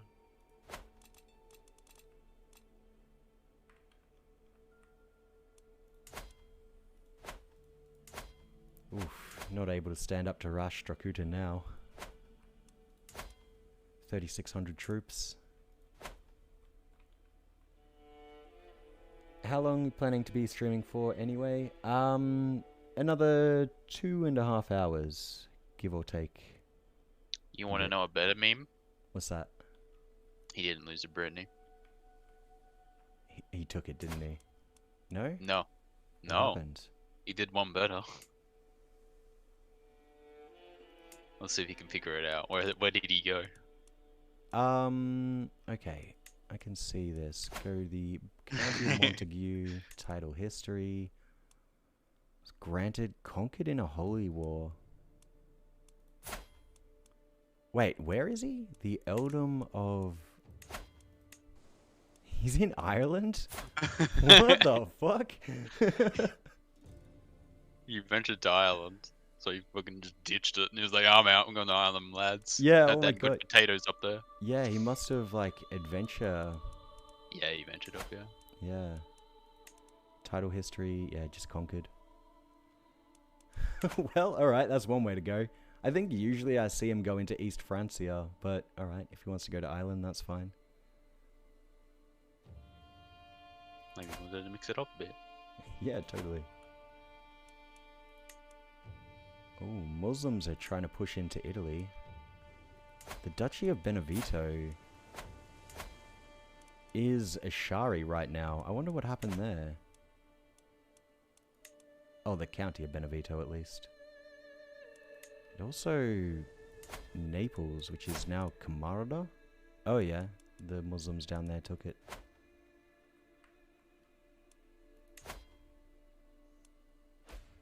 Crete's about to fall. It's fun. I think it's always a story at the start, isn't it? Benevento. Maybe it is. I'm not sure. Benevento is usually Catholic, but like the Duchy of Benevento is usually Catholic. But maybe it does start as Ashari, like it's a recent conquest of theirs. Yeah, it has to be, because there's no way they would have that would have flipped. Like, I can't, because all the rulers are Catholic, so there's no way I would have flipped to. It was Ashari. conquered by Emir, the Emir of the Salamids in 874. Which is past game start. So yeah, the Salamids did conquer it, and then Benevento conquered it back. Huh. I'm surprised the Salmons managed to do that of all people.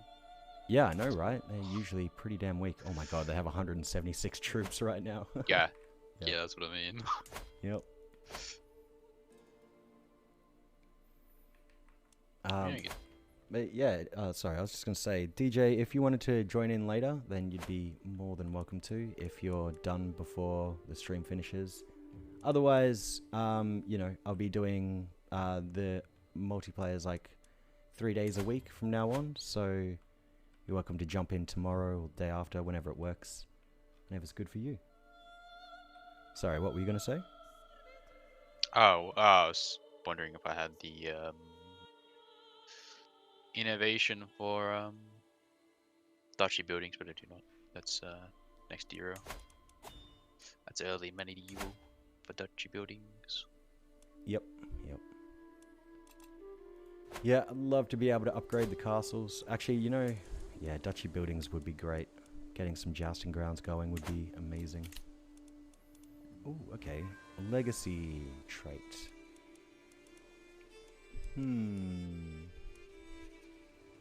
Oh, you only just got your first one? Ho ho. Yep. Look, I'm only a duke, okay? You have a glorious kingdom, massive island down there, you hold all that land. Yeah, might as well start with noble veins. It's always a good one to start with. I suppose now I can get my son married to somebody. Ooh, giant and pretty. Yeah, fuck it, let's try be giants. Pretty giants. Yep. What am I gonna be? Pretty dwarfs? I was just thinking pretty giants on the backs of elephants. That'd be pretty sick. Everyone else has horses. We're riding in around in elephants. On elephants, I guess. We could go in them, I guess. Cut out a pouch. Not even sure you'll be in multiplayer games anymore due to work. Ah, that's sad. Well, you're always welcome, DJ. Even if you can't build a kingdom over a long period of time, you're welcome to jump in whenever you have time and just fuck around however much you like.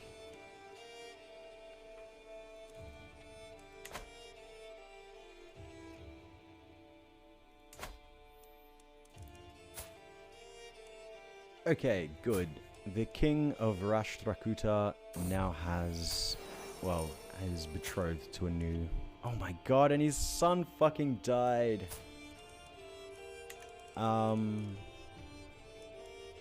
Hopefully he has daughters and only daughters. Oh god, he's severely injured as well, so he's probably gonna die soon.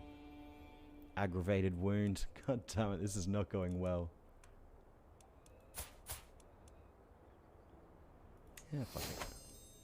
Nice, 13% chance.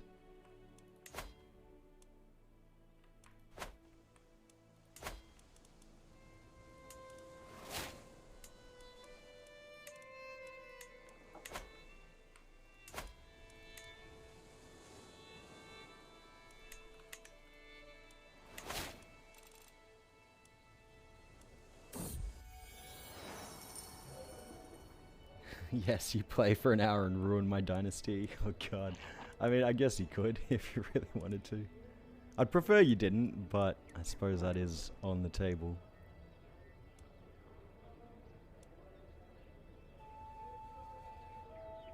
I have the strongest faction in India.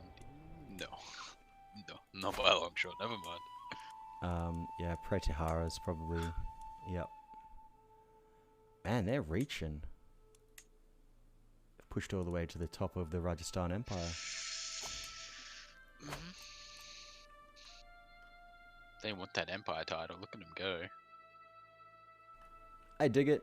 I mean, if they take that empire title, just makes it easier to, I guess, intrigue a claim on all of that land rather than having it fracture. It looks like once the current ruler dies, well, once the current ruler and his son dies, then it's going to split up because he has a couple of sons. Oh, the leader died. Did he? Oh shit. Oh, And it no, split. fucking, yep, Rashtrakuta. Ah, because he didn't have a fucking kid in time. Okay, well, let's see if I can murder her. 5% chance. Nope.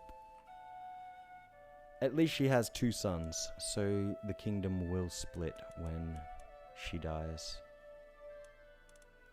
He hopes. As long as none of these fucking kids die. Oh my god. Well, I guess that's fine. Wait, what? She has a sibling who didn't inherit. Born out of wedlock? That's fine.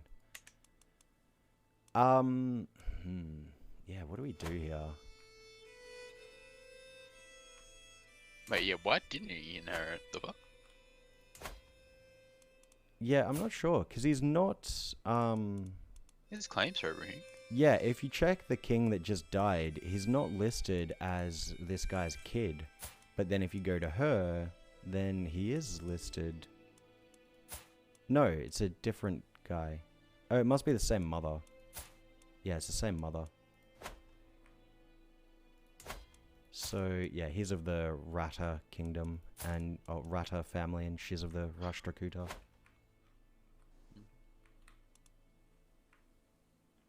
Yeah, it's a different house. That's why he didn't inherit.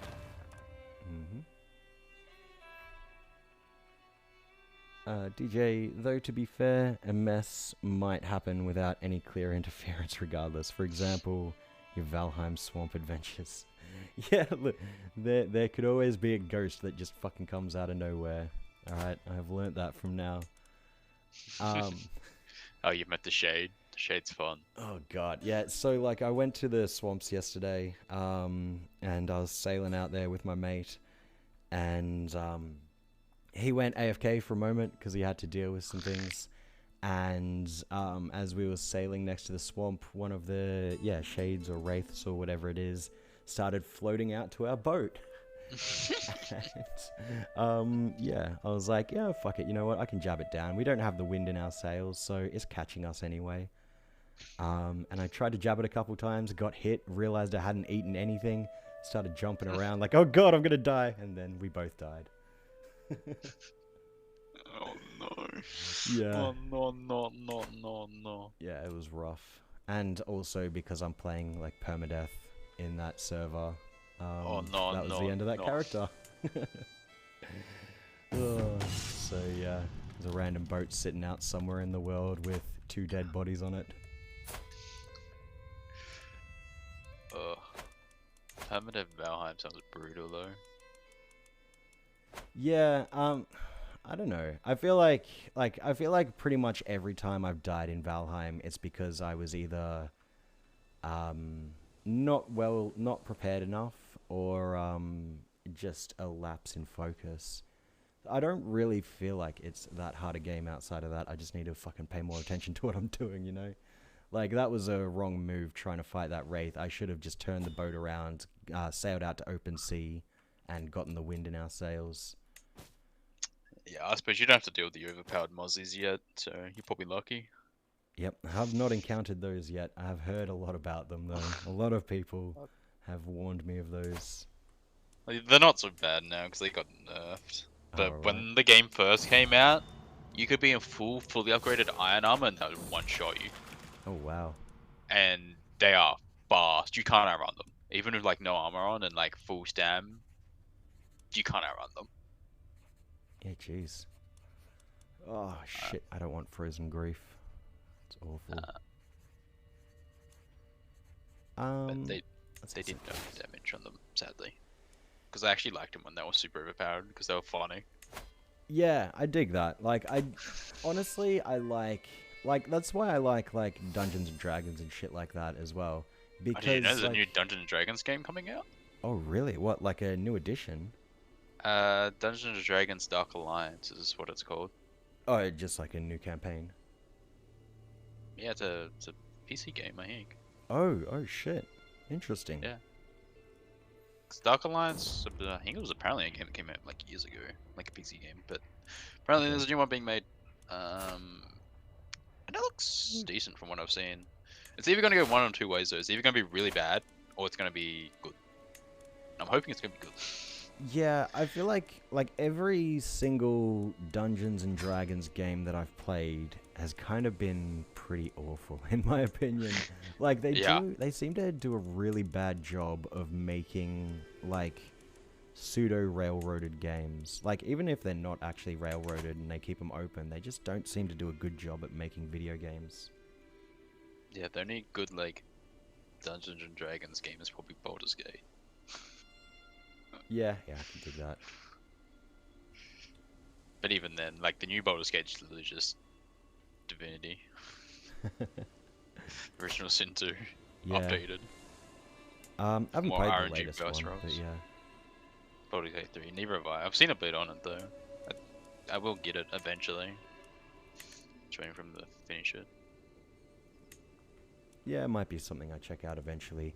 I kind of I don't really get into like RPG video games that much. Like I Yeah. struggle to get immersed into the worlds and all that. Like I find that just a lot better to do with like actual D&D. Um but yeah, it might be worth checking out. Yeah, I played a decent chunk of Divinity Original Sin 2, which was fun, but the game is so long, like so long. Right. I Uh, started it a fair while ago, but I never got that far into it. like I how many hours do I have in it?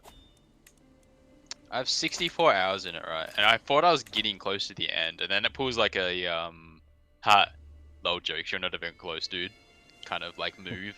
Right. Like I was like, all right, yeah, I'm kind of getting to the end. Oh yeah, there'll probably be another act after this, and but nope, nope. It just kept going, and it kept going, and it kept going. And I was like, fuck me, dude. Yeah, it's kind of a weird thing that, right? Like, either games are not long enough or they're too long. Like, I think it's really hard for just games to be the right length. Mm. I think also that kind of lends to like why I like kind of open world games and sandboxy games so much, because there is no real start or real end. Like you define how much time and effort and what the goals are and all that sort of thing. So you don't have to ever feel like you're being dragged in a direction or like, you're just a passenger along for the ride. Yeah. Another game I want to play again is Kingdom Come Deliverance. That was a fun game. I played it on release, even though it had like a bunch of issues. Yeah, I tried to Um, play it on release, but it crashed every time, so I had to get a refund. yeah, yeah. I played it on release and it was fine. I did find some exploits though, so I kind of ruined my run a little bit. Ah, yeah. But I definitely want to play again. Now, when they released the game, there was a trainer dude at the start of the game who would teach you the basics of combat. Seems like, normal tutorial training, right? Yeah, The yeah. issue is you could keep doing it. And if you kept doing it, you still got all the XP from fighting. So you Right. could spam fight him like constantly for like 30 minutes or something. Well, actually, probably take you about an hour. But like, if you just keep spam biting him for ages, you get max combat stats, and then you can just walk around and just murder everybody. Yeah, that's a bit of an oversight right there. Yeah, it got nerfed in like this first patch, like the first hotfix patch, but it was a fun meme. It reminds me of did you ever play Fallout New Vegas? Yeah, a little bit, not too Um much though. there was an exploit that you could do at the start of that game where you could, oh god, I forget all the factions names and all that. But like, you know how in the very first town, like the very first mission, there's that whole element of there's that raider gang that's coming to attack that town, and you can either help the raider gang or you can stop them. Yeah, So you can like agree to help the raider gang, and then just run out and kill them all, and then just like save and then load. I think it was all you had to do, and then they just came back again. So you could just do that over and over and over again, and kill a bunch of people, sell all their loot, get all their money, and build up all your stats and get up to essentially max level before even the first mission's completed. It was a fucking grind though. Like that shit took hours if you wanted to get to like high levels. Oh yeah, and the way that it works, because you do that mission right, and then only after then you'd go out of the kind of quote unquote tutorial area where like it would ask you, are you sure with the everything that you've done? And then you go like, I think then you went like no, and like you reshuffle all your stats and everything, and it brought you back down to level 1, but you kept all of the perks and all of the stat boosts that you got throughout all of those levels. So you'd essentially get like to double max level in terms of like abilities and skill points. So it was a really broken way to play that game. It was a lot of fun though. Oh, that's great. Yeah, But with Kingdom Come, what you could do is the coolest thing is like everything in game, like you know when you go to a shop vendor and you're like, damn, I wish I could just steal all his shit, but you can't because you know it's in his store and you can't steal it. Yep. In Kingdom Come, you can steal everything. Oh hell yeah. So, so what I did was because I got my combat stats like so high, I literally just snuck into like his back door, lock at night, lockpick all his chests which have all his weapons and stuff that he stores, like that he sells, because he stores them in chests at the back of his like shop Right. at nighttime. Going in and I stole it all. And then I just walk out the front door and then fight every single guard in the entire city because my combat stats are so high. And then just walk out with like the most overpowered gear. And then I go to another town and sell it all. And just make dubious amounts of money. Nice. It's pretty I cool. mean, you can still technically do that, but you gotta be a bit more sneaky. Yeah, totally. But yeah, it's a fun game. Yeah, it's a game I really should check out again because I was really excited when it came out. I was, real hype about what it was all about and all that, but it just didn't work. But Yeah. maybe I could get it to work. Oh, actually, no, I think I looked into it and I don't think there's any Linux compatibility. Probably not. You know what? I'm going to take a quick look and just go to protondb.com because Proton is a thing that was started by Steam, and it's essentially like an open source network where people are like building compatibility for Linux. It's a really sweet thing. It's like adding a lot of games to the Linux library, which is sweet. Like Domino, for example, I wouldn't be able to play that if it wasn't for ProtonDB. Yeah. And also Risk of Rain 2. So there's a bunch of things. I had some Risk of Rain 2 for me today. He died in the first round, then died on every round afterwards. Oh, that's unfortunate. Yeah, he just couldn't do anything. And then I got all the way to the final boss, started fighting the boss, and then he busted the attack where you gotta like, it goes out in every direction and then like rotates, and if you get hit by it, it one-shots you. Yeah, I know that one. Yeah, that always kills me every time. Yeah. I keep getting to the boss and I keep dying to that. Which annoys me because I keep playing Captain because I need to kill the boss with the orbital drop to get the ability that does 40% of your damage. Yeah, absolutely. I really want that skill, but yeah. Every time I get to the boss, it's just I keep dying to that one skill. It's so hard to dodge, Yeah, that's pretty especially as rough. Captain. I think usually if you're standing on top of the pillars, you're pretty fine, but I guess you gotta get up there first. So maybe just like take a bunch of Hoppu feathers, make sure you got enough jumps to get up on one of them. I didn't have any feathers that run. Yeah. None drops the entire run. Feels bad, man. You're not playing with the command artifact? I don't have any artifacts. No, I have one artifact. I think I have the one that makes them always spawn as elites. That's your artifact I have. Yeah, it's a pretty good one.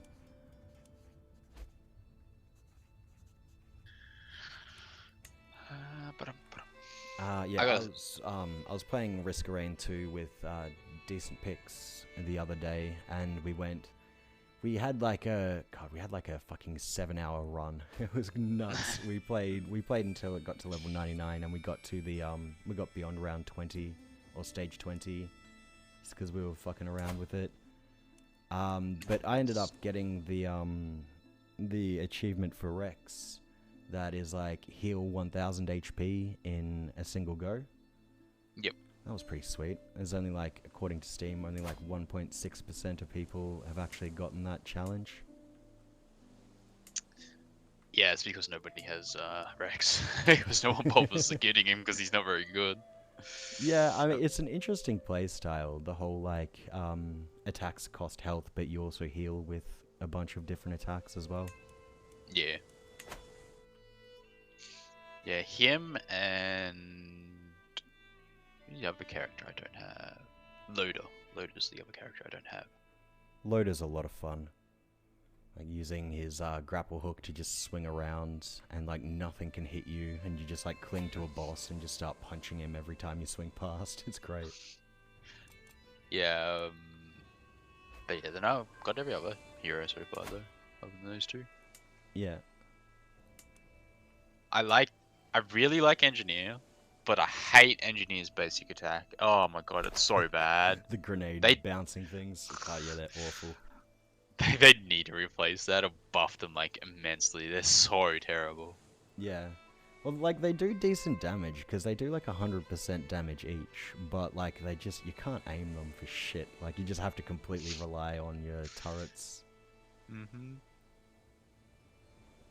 But then, like, you know, your turrets get all the items that you do, so, like, there is that balance. Like, you can rely on the turrets at least.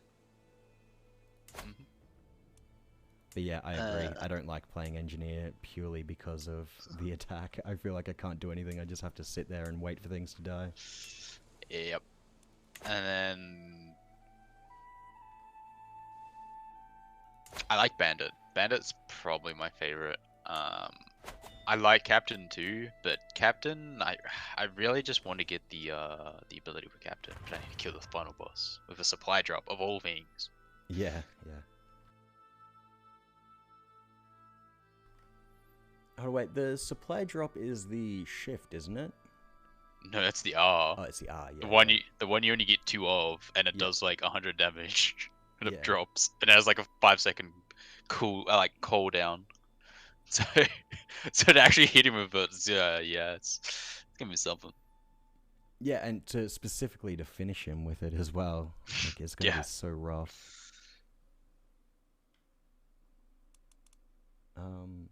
Yeah, apparently Kingdom Come Deliverance does have some good support. Oh, that's good. It's been getting some good ratings as of 4 days ago. So maybe I will check that out sometime. Might even do that on stream eventually.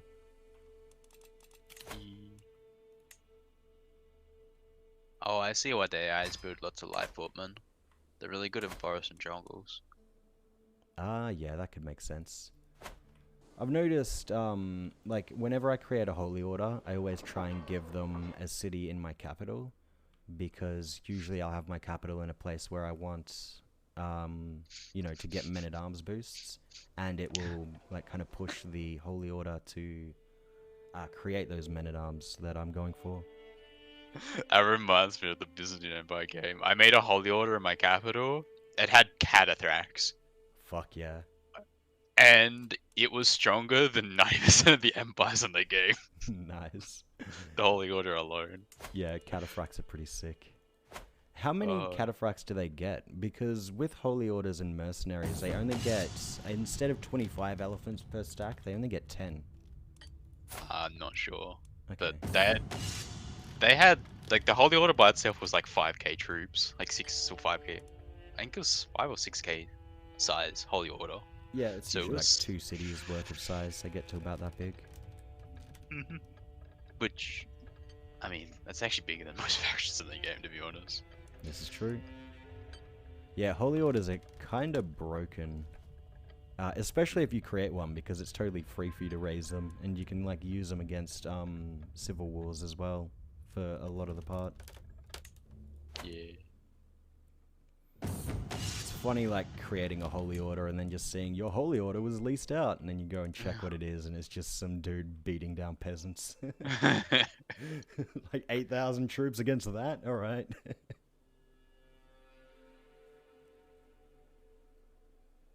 Man, I don't even know what I want to make my man at arms regiments. I mean, I would say go elephants, but you might need to expand if you want to make use of that. How much upkeep are elephants? Very expensive. Yeah. That's why you need a lot of money. 3 gold. Jesus. Yep. Are they even worth it? I feel like they're not even worth it. They are absolutely worth it. Like, if you take a slow start and just build up your elephants and build up your income as much as possible, then you can support your army even when it's fully raised. And, yeah, you just get all the bonuses from the elephants. So it's all about getting that early eco start. They do nothing in winter. They do nothing in mountains. Any kind of mountains or wetlands. Well, no. They have a flat minus 100 in mountains. And they have a flat minus 40 in winter. That's so half of their damage. Half of their damage. Half of their damage for now. Once you start stacking, like, think about it. If I get 100% from domain bonuses, then I'm at 500 damage. Then that modifier only brings me down to 400 damage, which is still fucking huge, right? Yeah, I guess. So, like, for now, it is a little bit crippling, especially with their size. But once you start stacking those bonuses, these terrain effects don't even matter. I died! That's okay. Learning. Oh my god, he's gone down fucking theologian path as well. Okay, domain focus. Let's take this stress, I guess. Oof.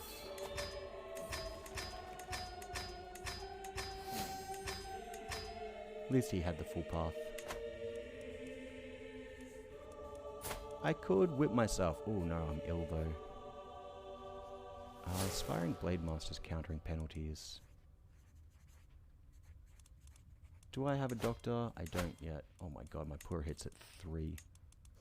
Let's get you in. Let's make you my physician, and then I will whip myself.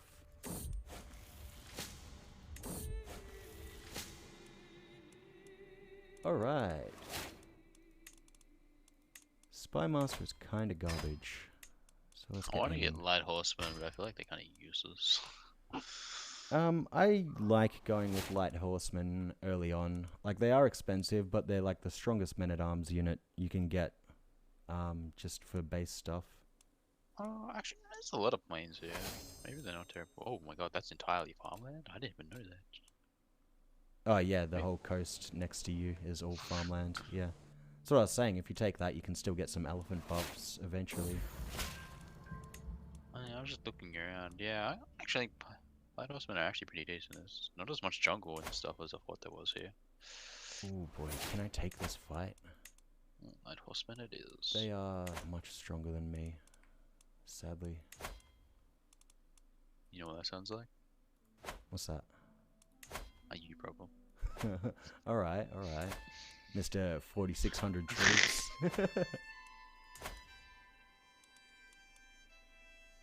Who is this ally? The Gujar Raj. Oh, part of That's right, that Portugal. number's definitely going to go down when my leader dies. Because I have so many kids. Yeah, you'll probably only hold like 2 or 3 count. No, you might even only hold 1 at the end of that. Gavelkind. Cool, I guess. Oh no, I got barracks. Wait. Does it still get divided if I give one of my sons all the lands?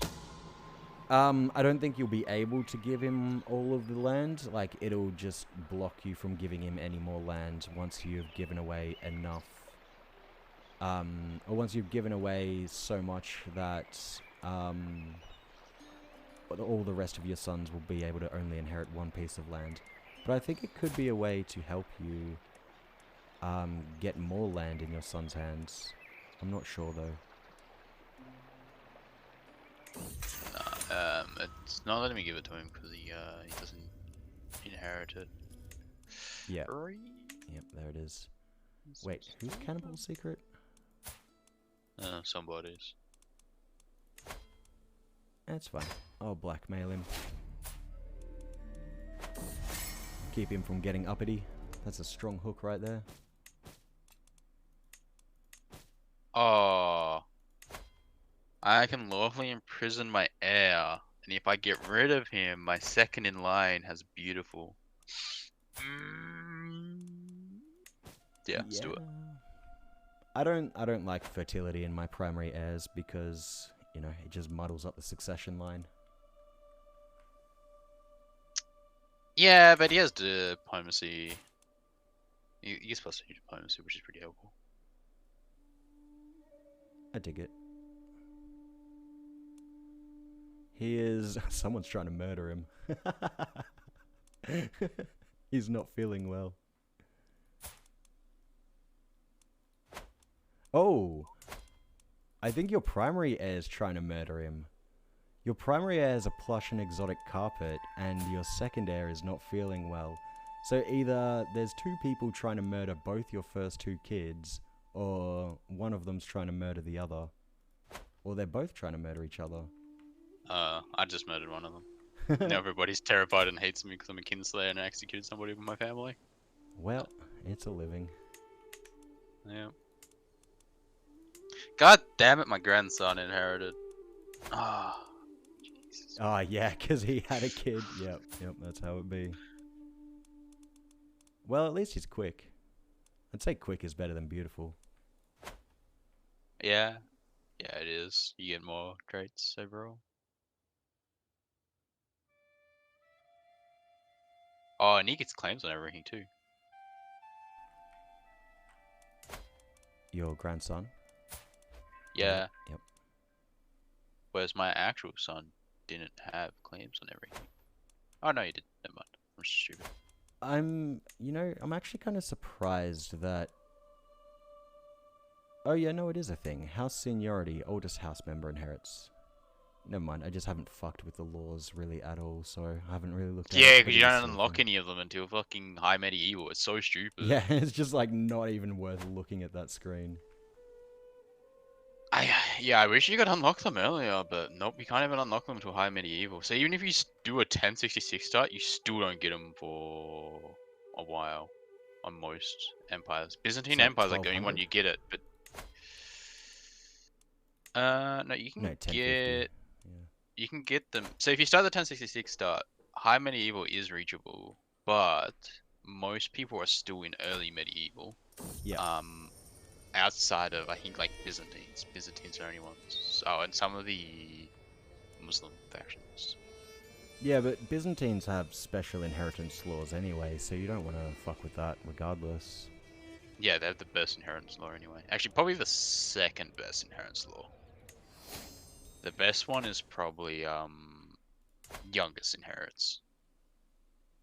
You reckon? Yeah, because then you have a leader who is going to be young when they take over. Well, that sounds bad at the start, as long as you keep your empire together properly. That's really good because they have a chance of becoming extremely good. Because if it's the oldest inherits, you can go from like say a 60-year-old to a 40-year-old, or maybe you have a 70-year-old and you swap over to like a 50-year-old. It then your characters just die repeatedly, and they can shatter you around really fast.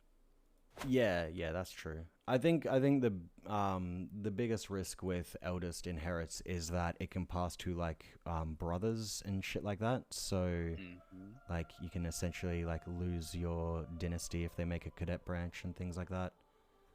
But I really feel like the Byzantines probably have the best one, at least for the start of the game, because there's one primary inheritor and nobody else gets fucking anything.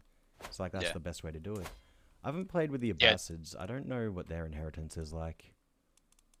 They have. In fact, I haven't really played Muslims at all, so I don't really know too much about clans.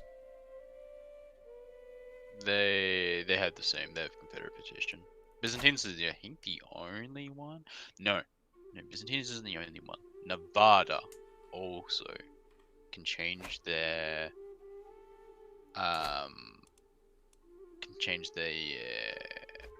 confederate. Wait, Navarra, as in Iberia? Yeah. Oh, neat. So Navarra, well, Nevada. It's meant to be Nevada, but Navarra's taken over it, so the Muslims have taken over it. But Right. the original culture that's there has actually a special culture. I think it's the Basques. Yeah, yeah. So the Basque, if you click on their culture, they have Visigoth codes. Allows you to enact high petition and can enact equal laws. Oh, yeah. So you're able to enact high petition straight off the bat. That's pretty sick. I had no idea about that. Yeah, I didn't either until some streamer I was watching said about it. Wait, what is this all things? Characters may break down the Crown Authority and Tribal Authority cooldowns at a heavy prestige cost. Yeah, so you Vikings can basically, get it. yeah, just go all the way up and spend a premium. Weird. Yeah, Vikings get it so they can go to feudal faster. Yeah, I dig that. Yeah, I've never even seen Visigothic codes before, which is interesting. That must mean that not all of these cultural things pop up if you... Oh yeah, there we go. Like if you click on Bedouin, then that's just replaced with Mubarazan. It's weird how like some of these are always visible and some of them aren't. Like, you know, West African canoes, you can see it at all times. Moot steel and elephantry and war camels. But then there's some that just don't appear for... The agriculture. reason those ones always show is because you can get them as anybody. That's why they always show. Oh, So we could get longboats. Oh, but right, because they're regional innovations, but the cultural ones are only visible to that culture. yes. I dig it.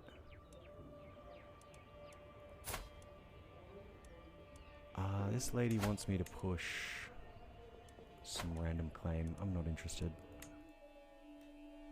I would have loved to push this war, though. Oh, my goodness. I've been sitting at 1,300 troops for fucking ages, and I don't know why. I've got a max of 2,100, but it's just not building up.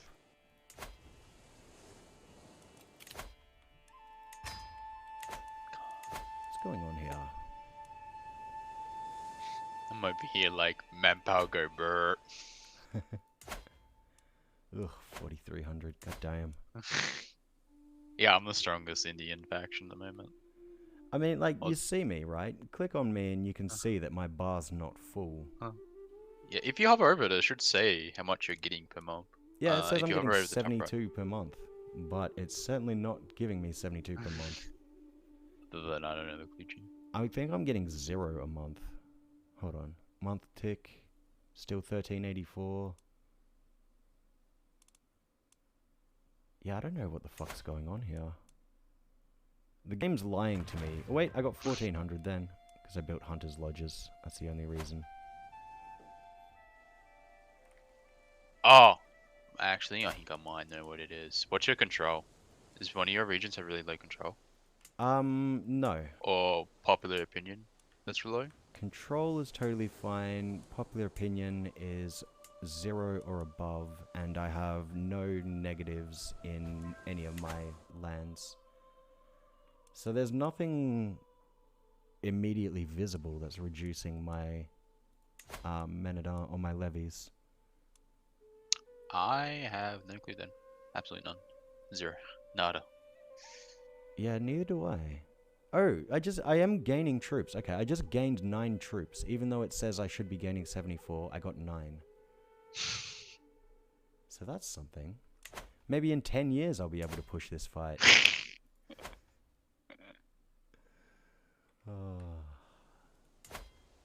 I do have a fuckload of money though. Maybe it's time I pick up some elephants. Or maybe I save that for mercenaries. Maybe this first war I just use mercenaries. Because I could beat this with mercs.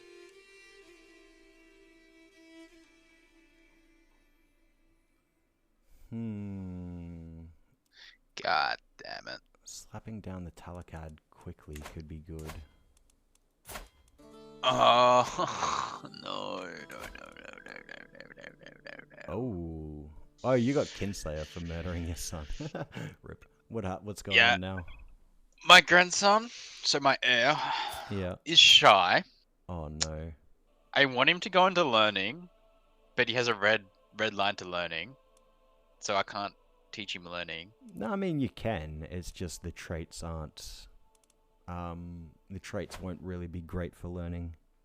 Like that's what that means. It means your traits aren't beneficial to that skill. Yeah, which usually means you roll a lower what's the name? Educational trait. Yeah. Yeah. Which means you gain XP way slower. Yeah, I but I mean, do want to go into learning because I want to make a new religion. Oh, new religion could be cool. Yes, because then I can holy war everybody. Oh shit! Nepal got eaten by Pala. If you can get a marriage with Limbawan, although I think you're probably too far away. But Kiratism, that religion that they have, is unreformed. So you could flip to that religion just by educating a child, and then you could holy war everything around you. Yeah, I'd rather just make my own. Yeah, fair enough. Just need a dedicated character to piety growth.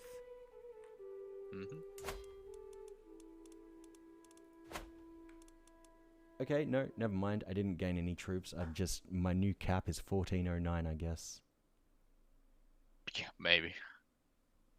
Maybe it's just there must be something affecting it somewhere, and it's stopping you from actually reaching your cap.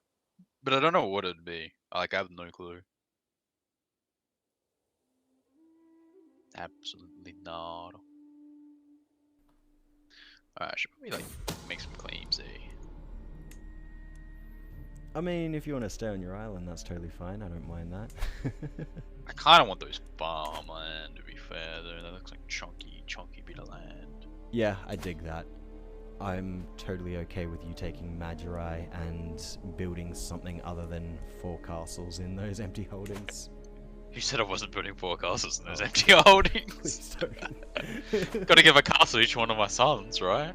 Oh god, yeah, there you go.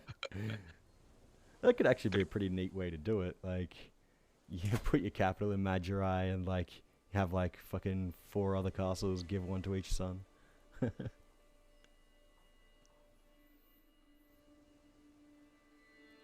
But yeah, I think that's a good way of preventing me from declaring war on you, is just build a bunch of castles there, because I don't want to fucking siege that down 5 times. Maybe I just make Madurai my capital, make it my duchy inheritance, and just make all the counties mine. So then I always inherit it. I still lose counties, right? Even if it's my duchy. But I can revoke it because I have Dura.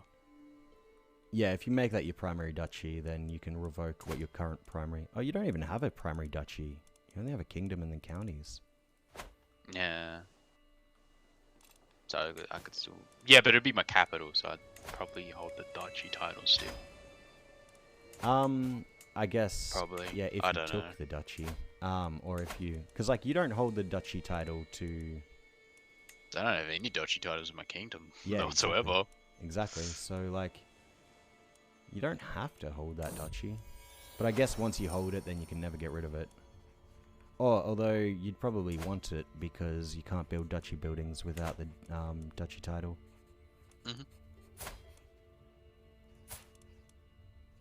But I mean, we're a fair way off duchy titles, I'm telling you now.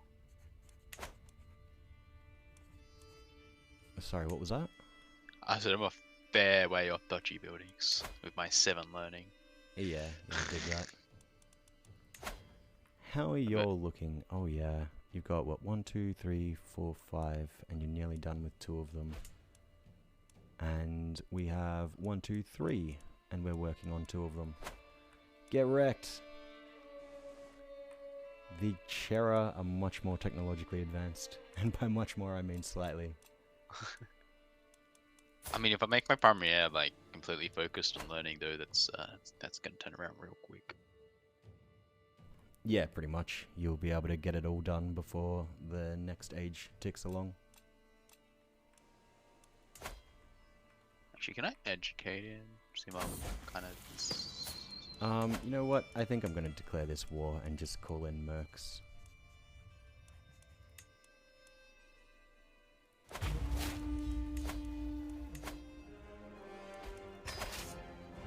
I'd like to kill these guys, never mind. I'm not going to catch them in time. That build... No, that's not worth sieging. No, don't sail.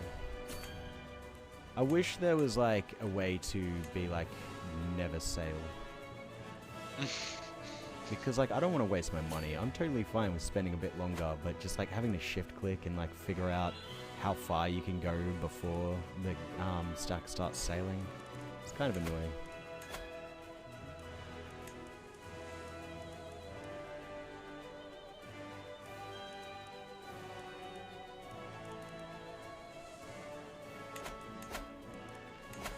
Ah, shit. One thing I should have done was organize levies before I raise my troops. Well, never mind. I got 1,600 now.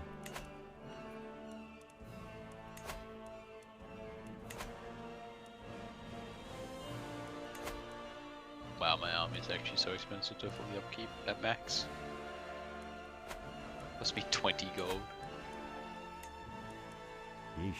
Yeah, mine's only 4.8 right now. I have no men-at-arms though.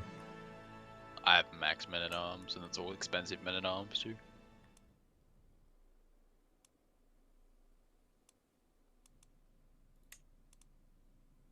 I mean, I could probably drop my armored footmen for more bowmen. Ooh, this is gonna be a dicey fight. They've merked up. Yeah, they now have 4,000. I can still probably beat them. I can definitely beat them if they come at me piecemeal. I might have enough money to beat, just merc up and outnumber them too.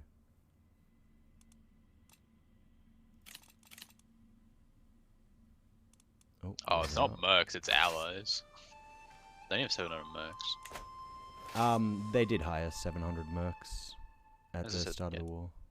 Yeah, they only have 700. Yeah, it's still, that's, messes with my initial calculations. But Oh my god, look how many fucking knights they have, dude. How many what? Knights they have? Oh, how many knights? 31. Have fun with that?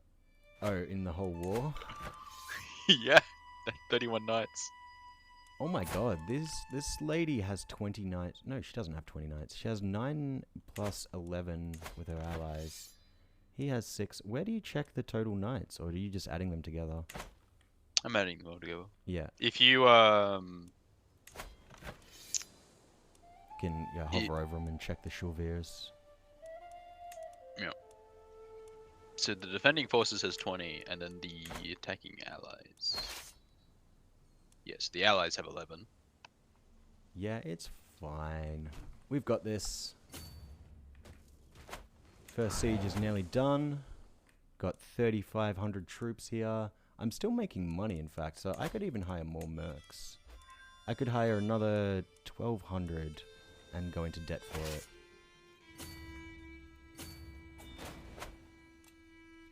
White piece. Nope.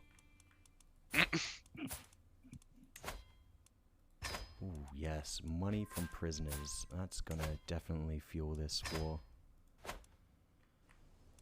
There's 2,400 troops. I don't know if I want to take on a fight with them early on to try and whittle down their numbers. It would probably be a good idea, but I'm already moving to this siege. Wow, they all just have light footmen and bowmen. So I just need to buy counters to light footmen and bowmen. Alright, easy clap. Yep, easy enough.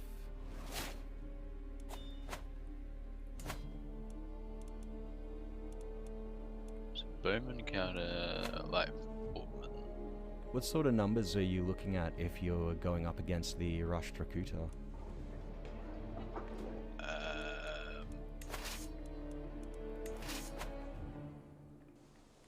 3,600. It's not that big. I mean, their allies must be tiny. Yeah, they are. Oh, yep. Um, Yeah, Gondwan is falling apart.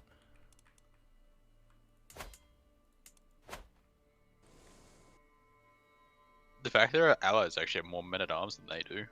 That's kind of funny. The 500 trooped allies, or 700 trooped allies have more men-at-arms than they do. The Kalinga? Yeah.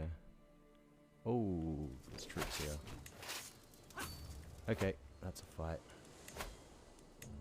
I might lose this one. Numbers are looking okay though, so far. Huh, never mind, we might win this. Yeah, we've got the advantage. Even though we're attacking... Well, we're sieging. Fuck yeah! Alright, good shit.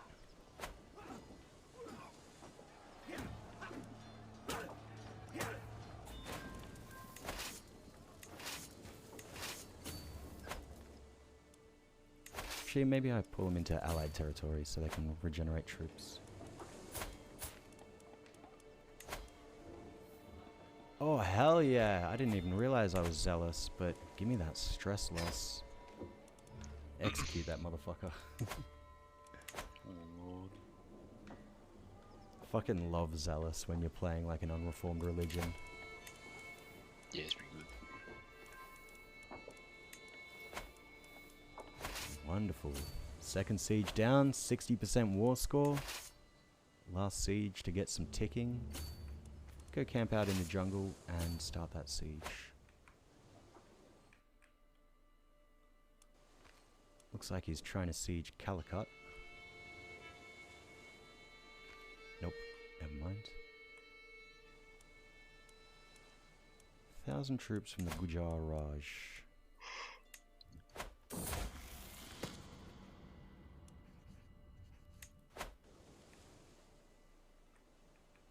Oh, shit, that's a fight I'll be taking.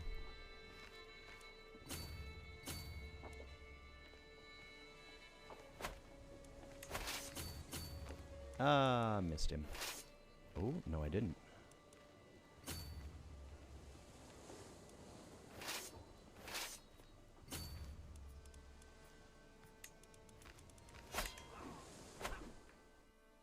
Excellent. Ah, shit, he's sieging down there.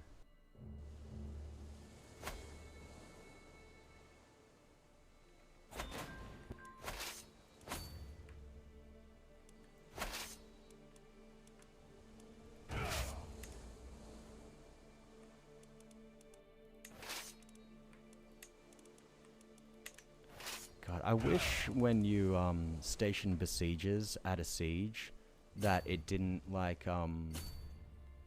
put all your men-at-arms there. Cause like I want to pull my men-at-arms out to fight.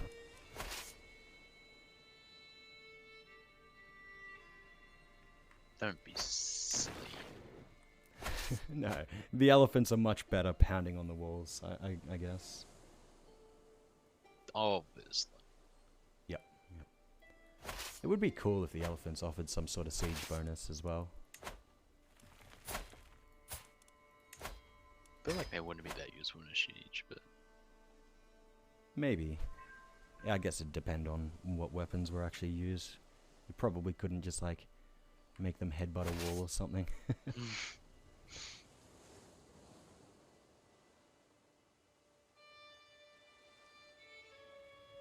feel like an elephant battering ram could be a good thing though. But say this isn't Lord of the Rings, we're not using Mama Kill, we're using elephants. Yeah, alright, fair enough.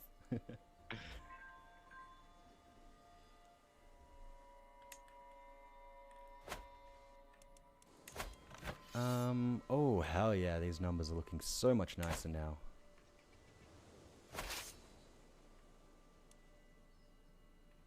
In fact, I can even station some besiegers here and go push on them a bit more.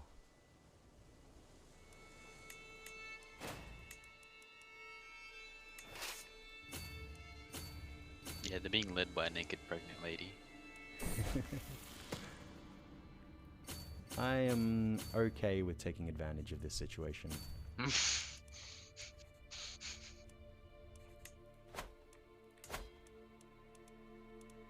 Yeah, she's not doing too well. 331 troops. Must have absolutely murked them then, but damn.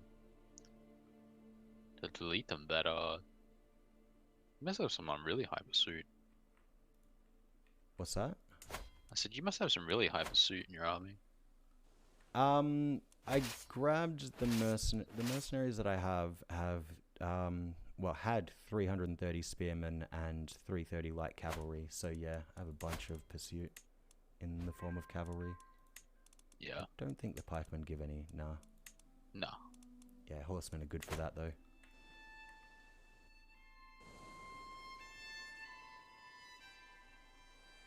What's the jungle though? I think wasn't it when you had that fight? What was that? Yeah. I don't know. I'm just trying to figure out how you like decimated their army so hard, but Well, I do have, 30 elephants in the army, so like, I mean, nah, it's not really that much. It's just 282 damage. It was also the idea that they fed their troops in piecemeal.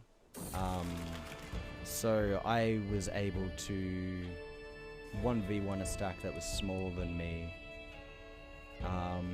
And then by the time they fed in enough troops to be able to take me, I was able to reinforce and had the numbers advantage. So they took heavy losses from feeding in like that. I also took a very advantageous fight where I picked off like half their army with almost double their numbers and just slaughtered them.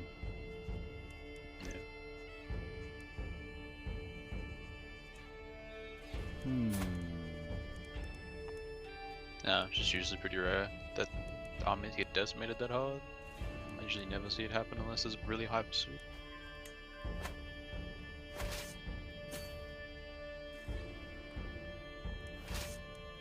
And like all his men at arms got killed, like completely wiped out, which is kind of rare. Yeah, not sure. It could also be they might have just had really shitty commanders. Yeah, probably. Or your commander's like really good. I haven't hired in anyone. Yeah, my best is 13. No, I have no clue this.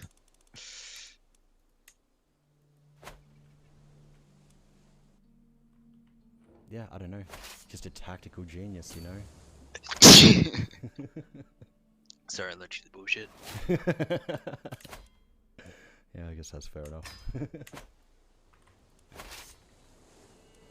This war is won, though. I did have to sacrifice a siege on my own land, but now I have ticking.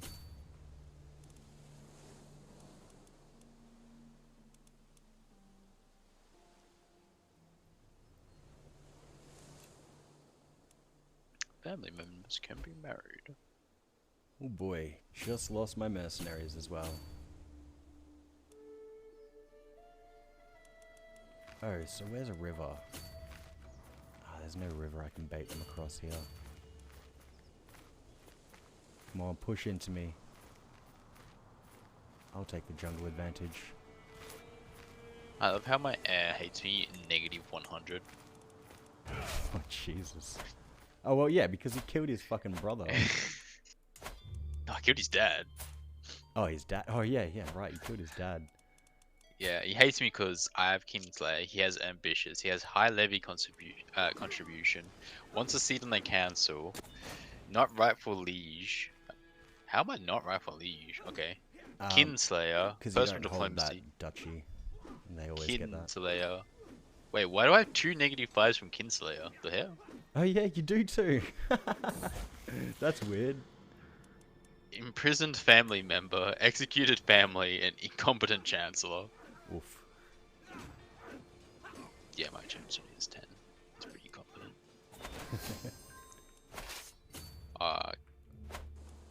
Okay, let's take a look at these battles. I didn't really do that much more. Because I lost my mercenaries. I didn't really do any more damage than he did. My Chauviers are getting some decent kills though.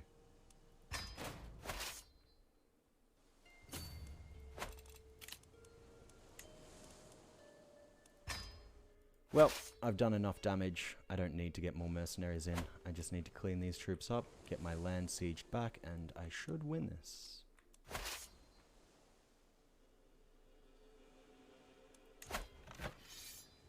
Although I don't have the numbers anymore.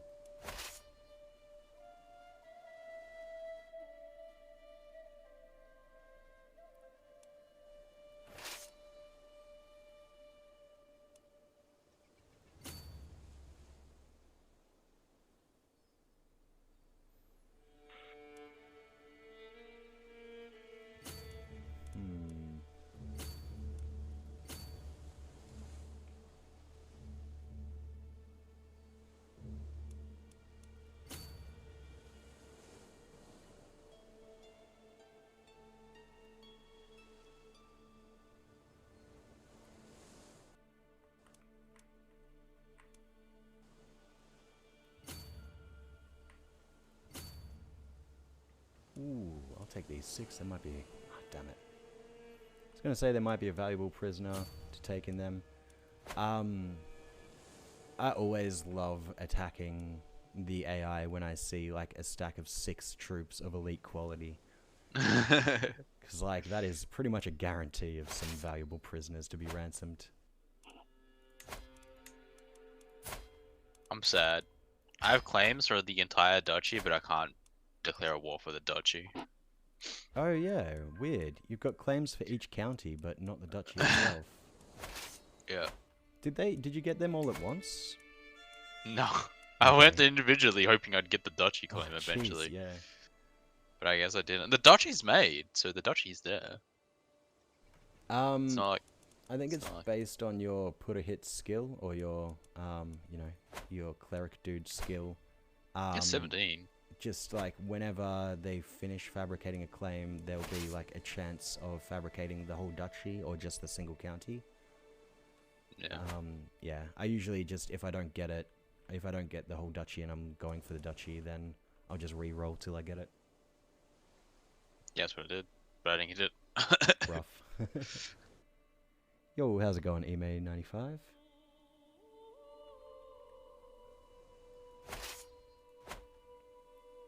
Just playing some open MP for Crusader Kings 3. Starting off in India, and, you know, the world is our oyster. I'm not sure if you have the game or not, but you're welcome to join in if you would like.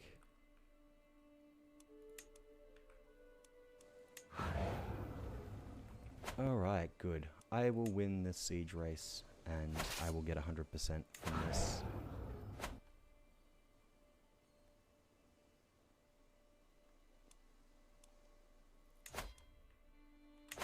I need to be able to hold more land, though. I'm not going to be able to hold all these titles. And they're all jungle, so I want to keep them. Yeah, I can have 10 at the moment. Yeah, I'm only on 6. Marvelous. Fuck, I got vassals. Oh, I got a vassal. But that kind of works, actually. I can revoke his title whenever, but for now, I am sitting pretty at my cap.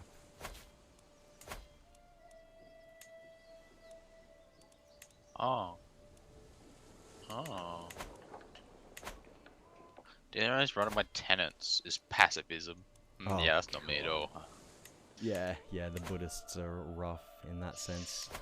Yeah, I cannot declare holy wars or raid. But, I do get an extra domain limit +1 for free, so that's not too bad. Yeah, I guess you're not going to be able to declare holy wars on any of the Indian religions anyway, so for now, that doesn't matter. And you can't raid because you're you're an organized faith. So it's not like that's hurting you. Yeah.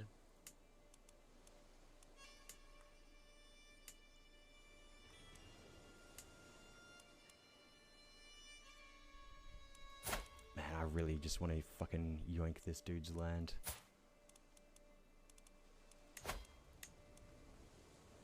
Already up to 11% chance. Maybe I give it some time. Maybe if he likes me a bit more, I won't need to fight him for it.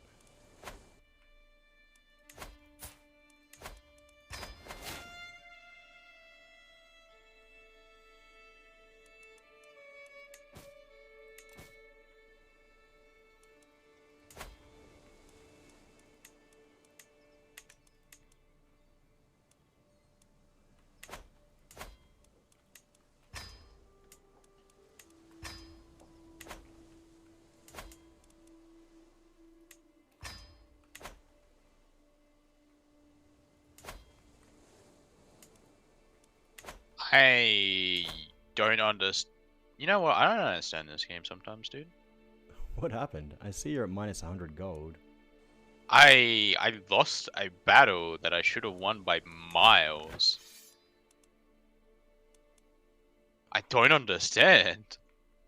I Huh. actually don't understand why I lose that. What the actual fuck, dude? Jeez, that was a They lot. had disembarkment penalty. I had more troops. I had more men-at-arms regiments. They had one level higher martial skill than I did. One. They had 20. I had actually no. I think I have 18. They had 20. So two. But and they had disembarkment penalty. But they won. I don't understand. Yeah, I'm not sure. It sounds like you should have won that. Yeah, and I didn't lose either. I got decimated. I lost 1,600 troops to their 600. Oh, Jesus.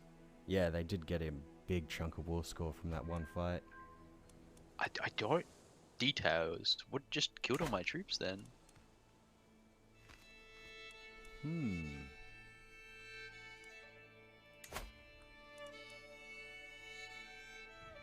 Oh, jeez, and you're not going to be able to afford more mercs. Have you focused on, organized levies to get extra troops? Yeah, I'm on all organized levies. I don't Oh, understand. fuck, where'd your army go? Did you lose your mercs? No, I just lost the battle again. I don't understand, dude. Oh yeah, another fight. Let me just pause and let me just read over the Yeah, details go again. ahead. So the first fight, I lost.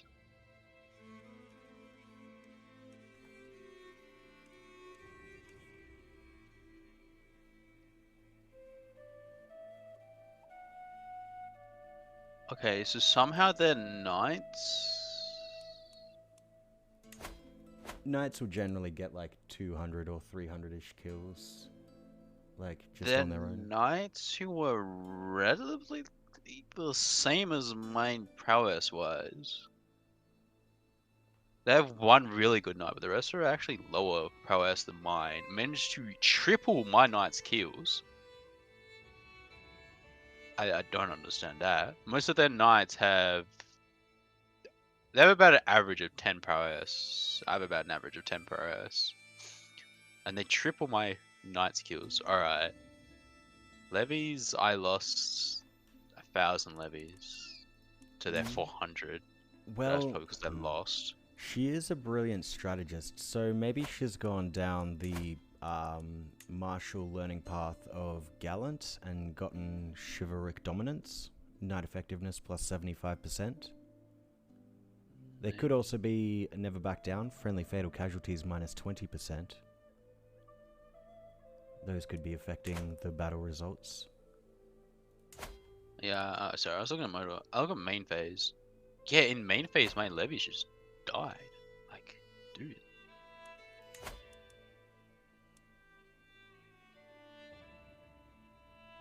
Managed grief. Yep, his second son died in battle.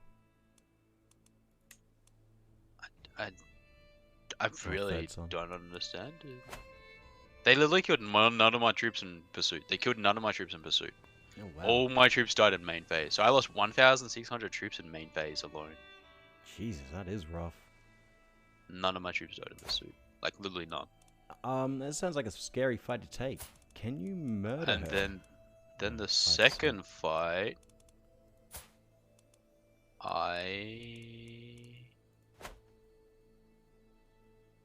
Like, I don't understand. It's their levies getting all the kills too.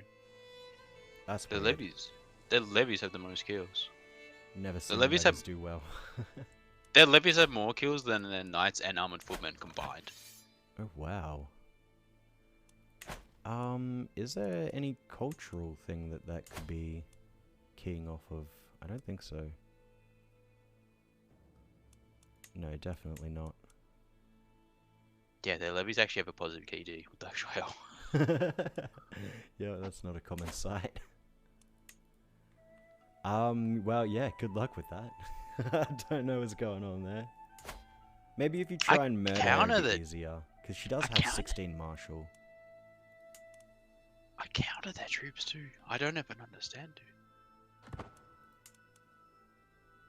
Maybe there's religious things? She's a brilliant strategist, an overseer. She has authority focus right now. Increases advantage when commanding armies in combat. I guess she Wait, she wasn't is commanding overseer, those. so she went down middle tree, so she doesn't even get combat buffs. She's currently focusing authority.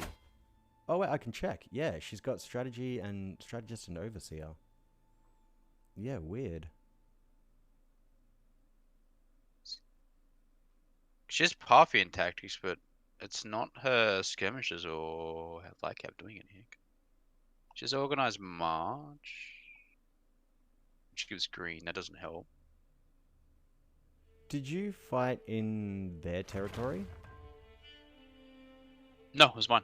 Oh, okay. Oh, it was theirs the second time, but it's technically my land. But Yeah, but both you face the same beatdown. That's really weird. I'm not entirely sure what's going on there.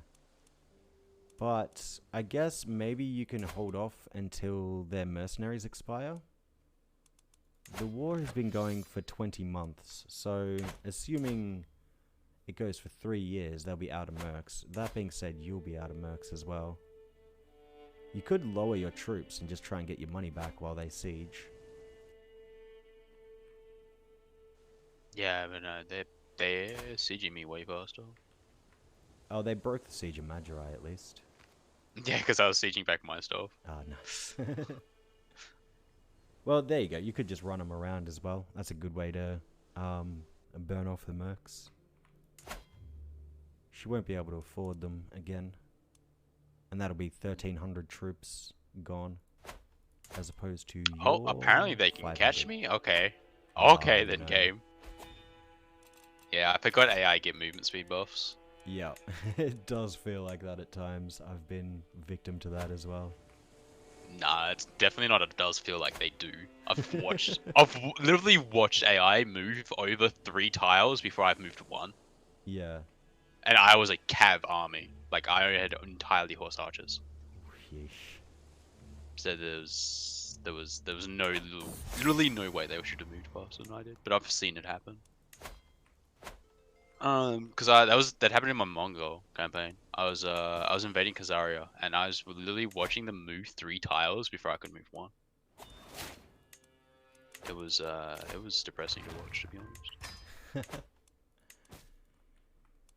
Yeah, I haven't noticed too much in regards to potential AI cheats, but Paradox definitely does, or has utilized them in the past.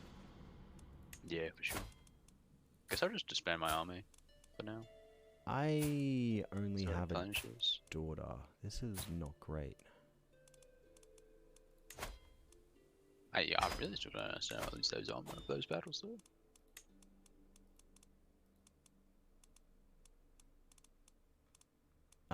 Yeah, I don't know. I would just wait out their mercenaries and then try and get the numerical advantage from that. I suppose I could ally you and come join the war. I could marry your daughter. I'm just gonna ransom all these prisoners individually, go. because they're all from the same person.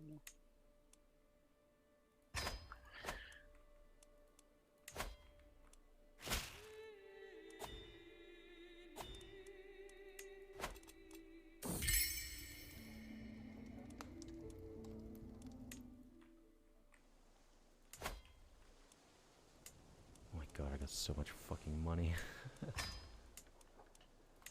Need to invest into buildings faster, so I'm actually turning a profit from all of this. Well, so I can more quickly turn a profit.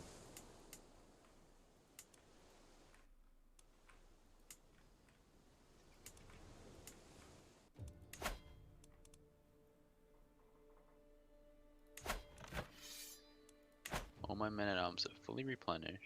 I can hire another merc company. Dude, I can hire elephants. Yeah, I mean, it is a good way to go. And Magdurai is farmlands, so they won't take any penalties if you take that fight there. Yeah, I might just hire archers there. Oh, actually, I think they just lost some mercs right then. They've only Ooh, I got might take this 41k archer now. company. They have a 22.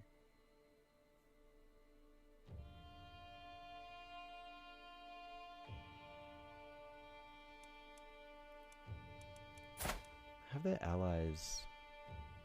Yeah, I don't think any of her allies are actually pulling mercs. She only has 1,000 mercenaries left, and she'll probably lose them. Oh, she's fighting someone else too.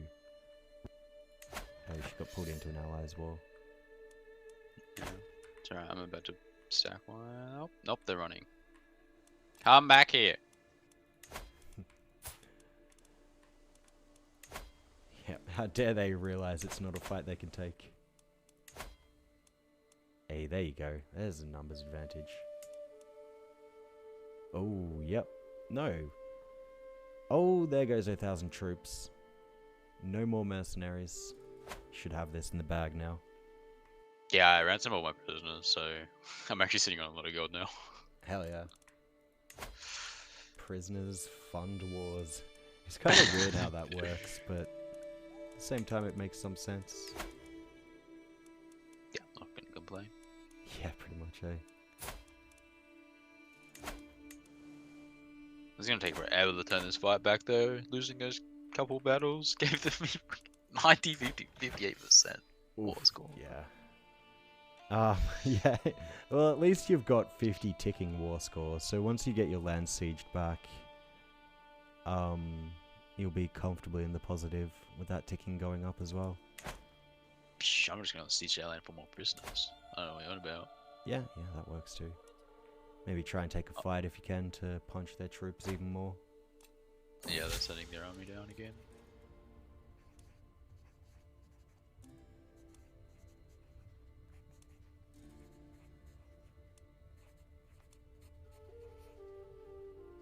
I don't understand the point of this this event. Lines about legacy.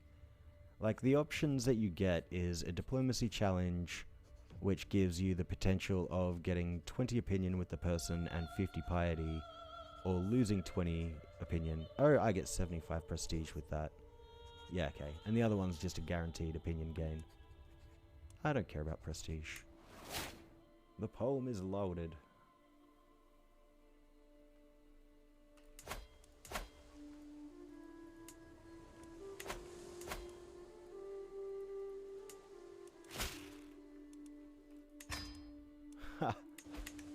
Peasants Yeah, want a tax break. Absolutely. Oh, I stacked wiped them. Hey, nice.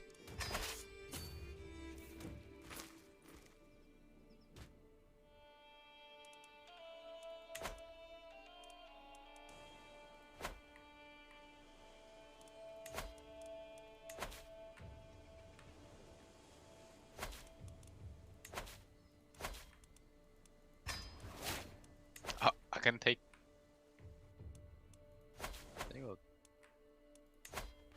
I can take one of your daughters as my spouse. Okay. Wait, what? That's my only daughter. So, that's not happening. That's my only child as well. Like, I need to have another kid. Oh, my wife is pregnant. That's good. I can take my great-granddaughter as a spouse. Jeez, are you really that old? You're 55. Your son's daughter. Yep, there you go.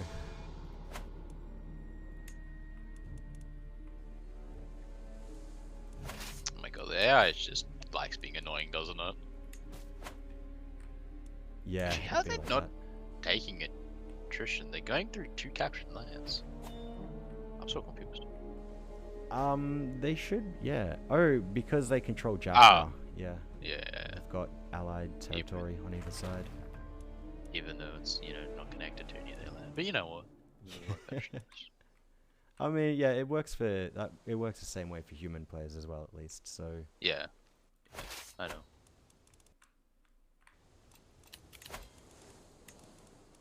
means I have to walk all the way back down. Yep. The worst is when they've only got like 400 or 500 troops sieging, but they're managing to push the siege. So it's like, oh, do I split here and risk both my armies getting jumped, or do I detach this full siege, send everyone to fight them? I mean, it's her whole entire army down here trying to siege. Yeah, so it's a pretty easy choice. Just slap them around a bit while you got the mercs. I don't even need mercs at this point. 22 marshal from the peasant revolt. Hell yeah, come into my court. Yeah, the peasant revolts always have really high martial. Yep. Yep, I love just straight away recruiting them and making them a marshal. Because it's usually always worth it. Hey, I got a son. Oh, god damn it, he's got no traits. Okay, now you can marry my daughter if you want.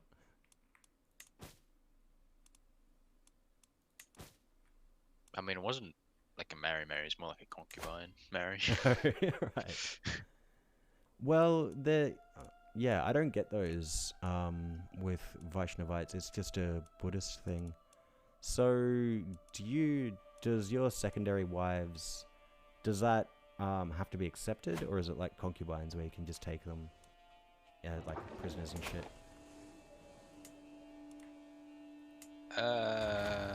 No, it's an actual marriage. Yeah, yeah. That's alright. At least you can't steal my daughter from me. Oh. So our number 4 to 1 have cavalry, and I still only kill 600 of them. I still don't know how they wiped me so hard. I really don't, dude. Yeah. I really don't understand how they killed so many of my troops. It is a mystery. This guy's got a steward focus, so it's not like he's contributing anything to the fight. This guy has a martial focus, but he's not down it at all.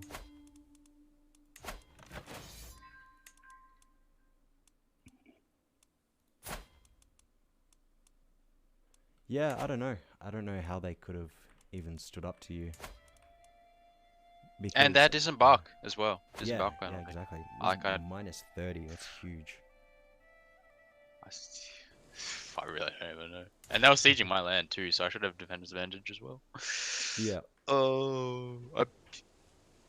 And it wasn't like I like slightly lost. I got decimated. Yeah. Like I lost a fourth of my army.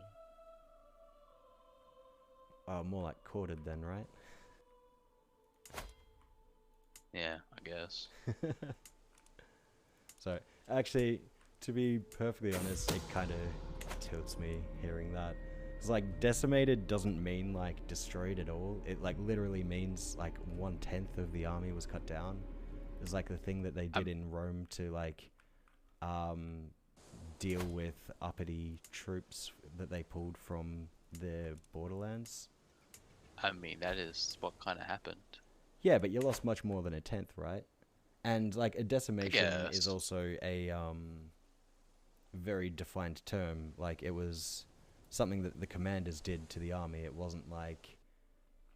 Well, I guess you could still, like, if you technically lost 1/10 of something, you could always say it's been decimated. But yeah, I don't know. It's just like... It's something that I hear very often used as, like, a replacement for, like, you know, obliterated or, like, very, very decisively won. And it just kind of... But I mean, the meaning of words has changed over time as well.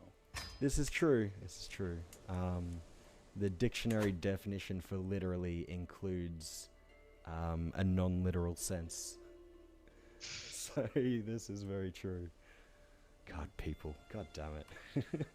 I mean, then you look at Americans as well, where they took the U out of every bloody word. Yeah, like armor, honor, color. Yeah, they just wanted to be. They wanted to be different, right? They wanted to. They didn't want to speak English. They wanted to speak American. Yeah, I find it really funny, that whole like post-independence America, when they started like doing all of these things to try and differentiate themselves from the British. Mm-hmm. Good memes. Yeah, good memes. My wife is definitely not a murderer. I saw nothing. Who did she kill? Yeah, I don't care.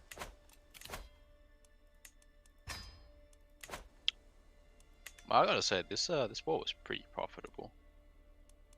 Made back all the money I spent on mercs, and probably and some. Oh yeah. Yeah, that's Which one why did I spent on mercs? I don't know why people ever have problems with merking up in this game. Like, they pay themselves back so well. Yeah, I spent 200 gold on mercs. I ended the war of like 500 gold, so pretty good. Yep, definitely. And I'm still sitting at plus 16 gold. Oh damn, I'm at plus 15. I've caught up. Yeah. But yeah, I haven't bought any men-at-arms, so they're draining your income as well. Yeah, by 3.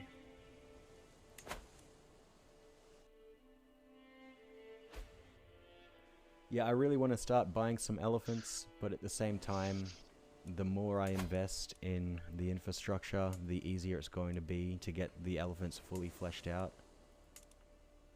So like, it's kind of that struggle of, do I want to just get some elephants now and then just like, kind of rebuild my economy from what I lose from keeping them alive? Or do I just want to build everything that I can and then go hard on the elephants? I mean, with some elements, you can probably expand a lot. But you probably have to lay claims to everything, right? Yeah, there's that too. So, honestly, I'm kind of happy with this amount of expansion. Oh, you died. Yeah. Oh god, my empire. You only have 4 titles now, which isn't bad. Oh no, you only have 3 pieces of land. You do hold Madurai though, which is like the biggest one. It's got like 24 dev.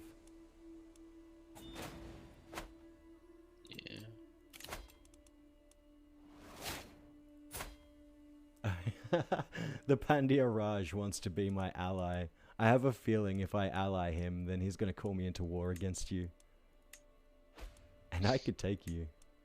No, let's not do that.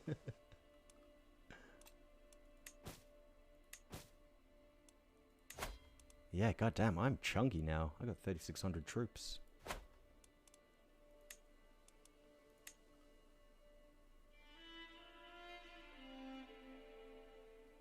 I can't revoke these guys, can I? Because I don't have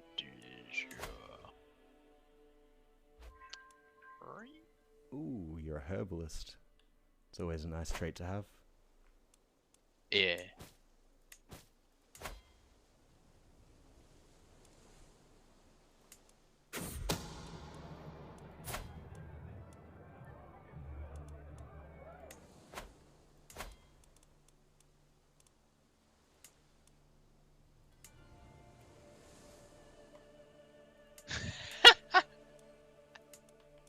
What's happened? You know, the suggestions thing, like in the current situation, it kind of like gives you ideas of what you can do. Yeah. It's telling me to vassalize you. Oh, that's cute. That's cute. I mean, you can try. God, no, actually, please don't try, because you can just fucking spam it. Just go to war, just so I won't have to deal with that. But yeah, it's kind of funny how you can do that. You can just, like, keep offering vassalization to human players. It's like they can't turn it off. Mm-hmm. Hey, my culture has joined the early medieval era. Cool. Nice. Oh, and you just inherited with your high learning guy, right? So you'll be able to get up pretty soon. Yeah. Let's go Burrs. Oh yeah, 21 learning. Yeah, shy is rough. How's your stress? You're at 39.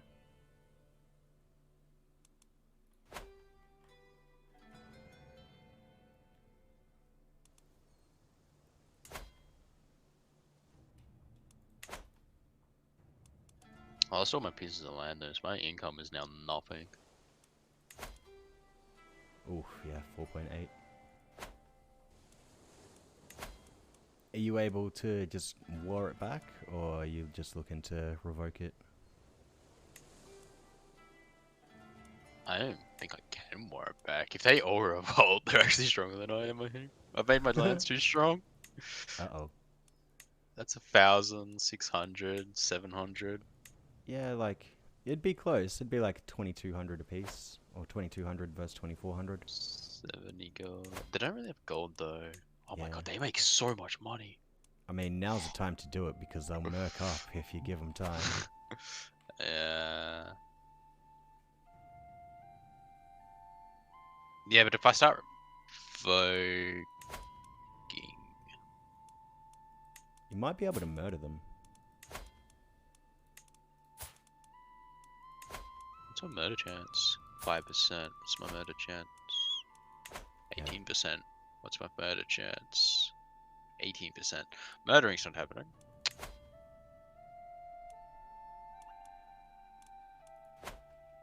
Yeah, I had about the same chances on them.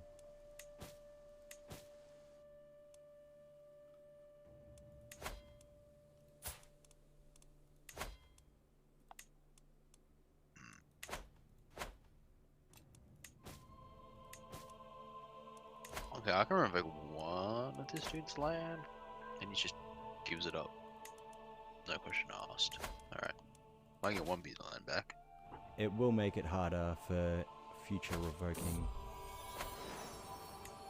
So, like, if you've got someone at 100% and, like, someone at 90%, you should revoke the 90% first because it'll affect the 100% chance as well.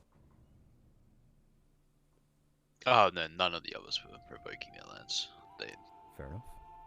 It's because I don't have de jures on any of them. I had de jure on that one. Right.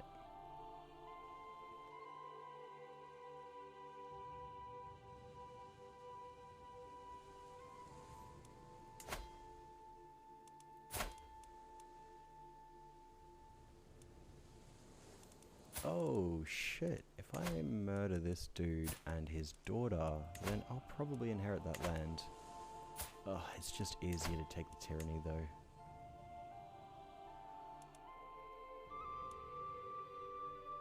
No, I'm fine with him holding it for now.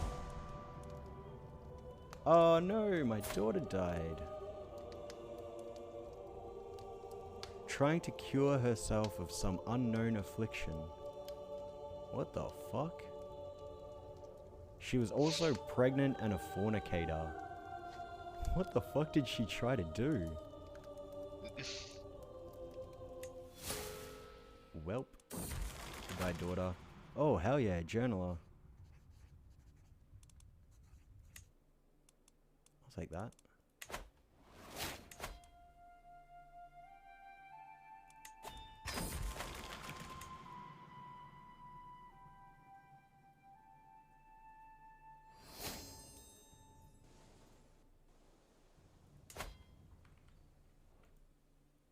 Ah, shit.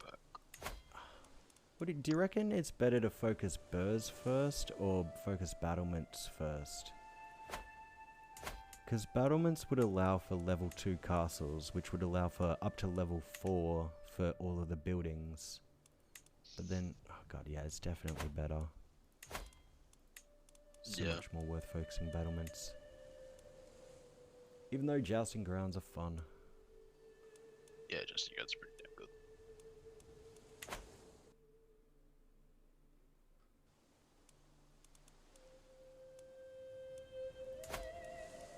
All royal reserves. All leisure palaces. They're all pretty good. Yeah, I'm gonna be focusing. Oh, blacksmiths. Blacksmiths are probably good too. Yeah, like, blacksmiths I think are really good for Vikings, but I guess you need to feudalize for it first. Or military academies.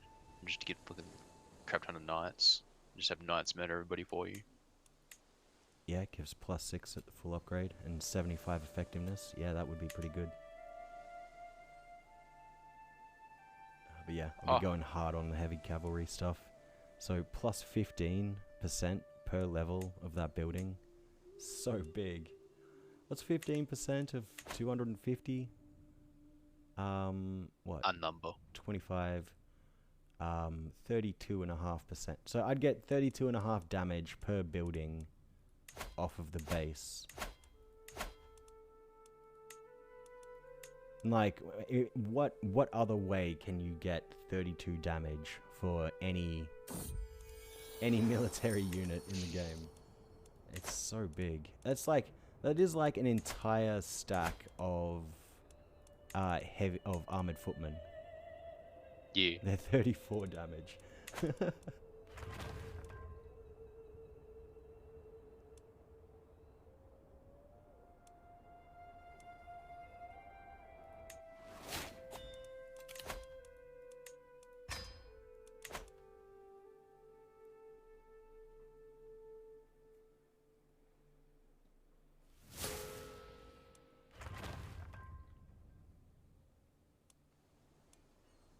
Oh yeah, there we go. 18 gold a month.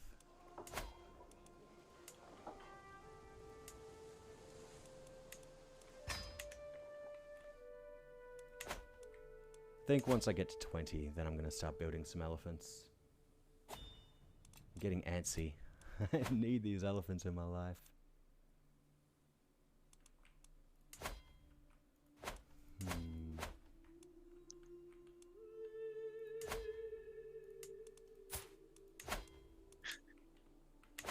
God damn it, the game lied to me.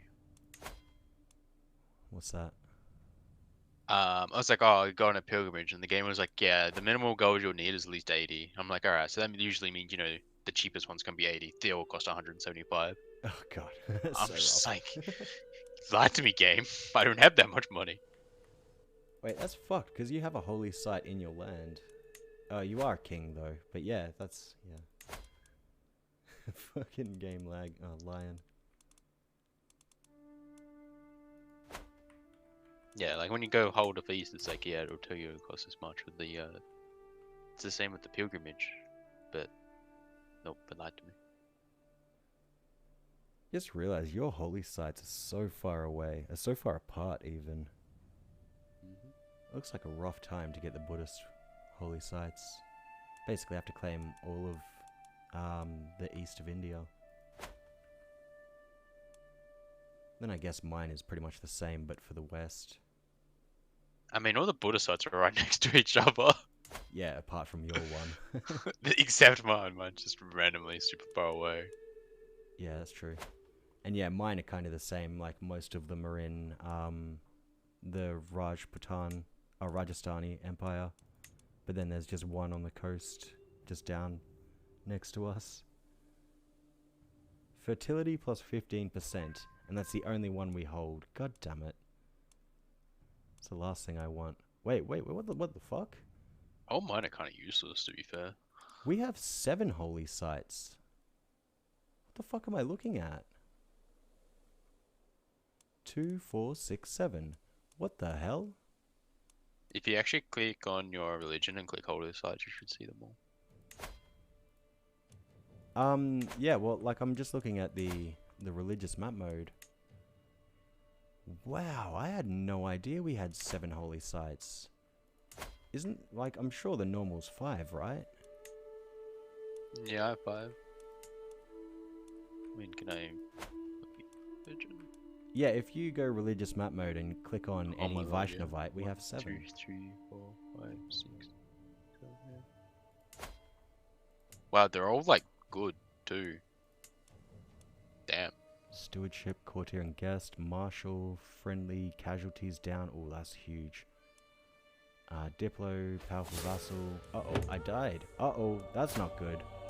Yeah, so +1 martial, +1 stewardship, +1 diplomacy, +2 to learning, month party per night, +9 effectiveness, vassals like you, health boost, fertility, -10% casualties. Man, you actually get some sick holy sites, dude. Go for a run or journal? I mean, I just fucking died, but when I'm an adult, I can educate your children if you'd like to convert to the superior faith.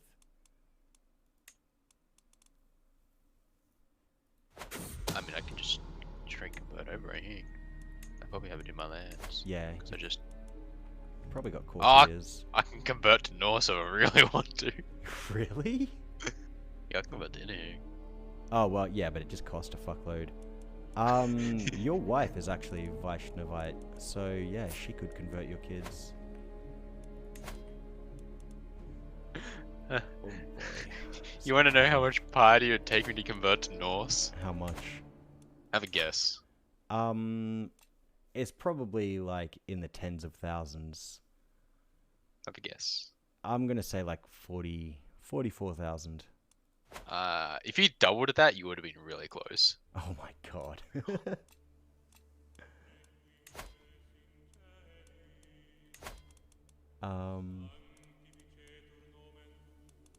Yeah, so let's see. If I wanted to convert to Ukanusko, yeah, it cost me 60,000. Yeah, 87,936 piety. It's getting plus 500% converting from an organized faith to an unreformed faith, and then plus another 50% from converting into an unreformed faith, and then plus 200% converting to a different religious family. So it is possible, technically. I guess you Most could of my half basses would convert too. That's the funny part. Yeah, that's it. Yeah. You could half that. I'm sorry to tell you this, Chief, but that is with the perk. Profit. Oh god, you've already got that? Mm-hmm. Jesus, alright. Oh my god, that's so much. Yeah. I wonder if there's any way that you can grind piety to anywhere near those levels. Because you could grind prestige, like with tribals and whatnot. No, not really. I mean, you could like raid for captives and execute them. And if you like execute kings and things like that, you get like 200 piety apiece, I think. Okay, So, let me put it this way. There is a ways of doing it, but to get to 80,000? yeah, it might not be possible getting that far. That could be an interesting thing to experiment with, though, I think. It's like maybe starting as an unreformed religion and just trying to gain as much piety as possible and seeing if you can flip to something like super wacky. Although I guess starting as an unreformed religion, it would be cheaper to flip religion. I mean, it'd be easier just to find somebody who has that faith already. And bring them to your court. Bring them to your court, and then you can just adopt their faith. Yeah, I guess so. I think that's I would like to see how hard you could grind that piety, though, because I've never really fucked with piety, you know? At most, I've spent one character dedicating to piety so I can reform or convert faith. But I'd be interested to, like, see how much you could push it. Like, how wacky you could get with it. Because that might actually convert to Muslim. Muslims hold all their religious sites. Do they? Yeah. Tangri almost holds all theirs. Oh yeah, that's easy for them, though. Not really, because the Byzantine Empire holds the last one. Oh, well, the Ashari, I mean. Oh, yeah, Muslims, yeah. They all have theirs. The other Muslims don't, though. It's only the Ashari. Wow, the Jewish faith doesn't hold any of its religious sites. Those bad, man. Oh, Waki holds all 5, so they might reform one day.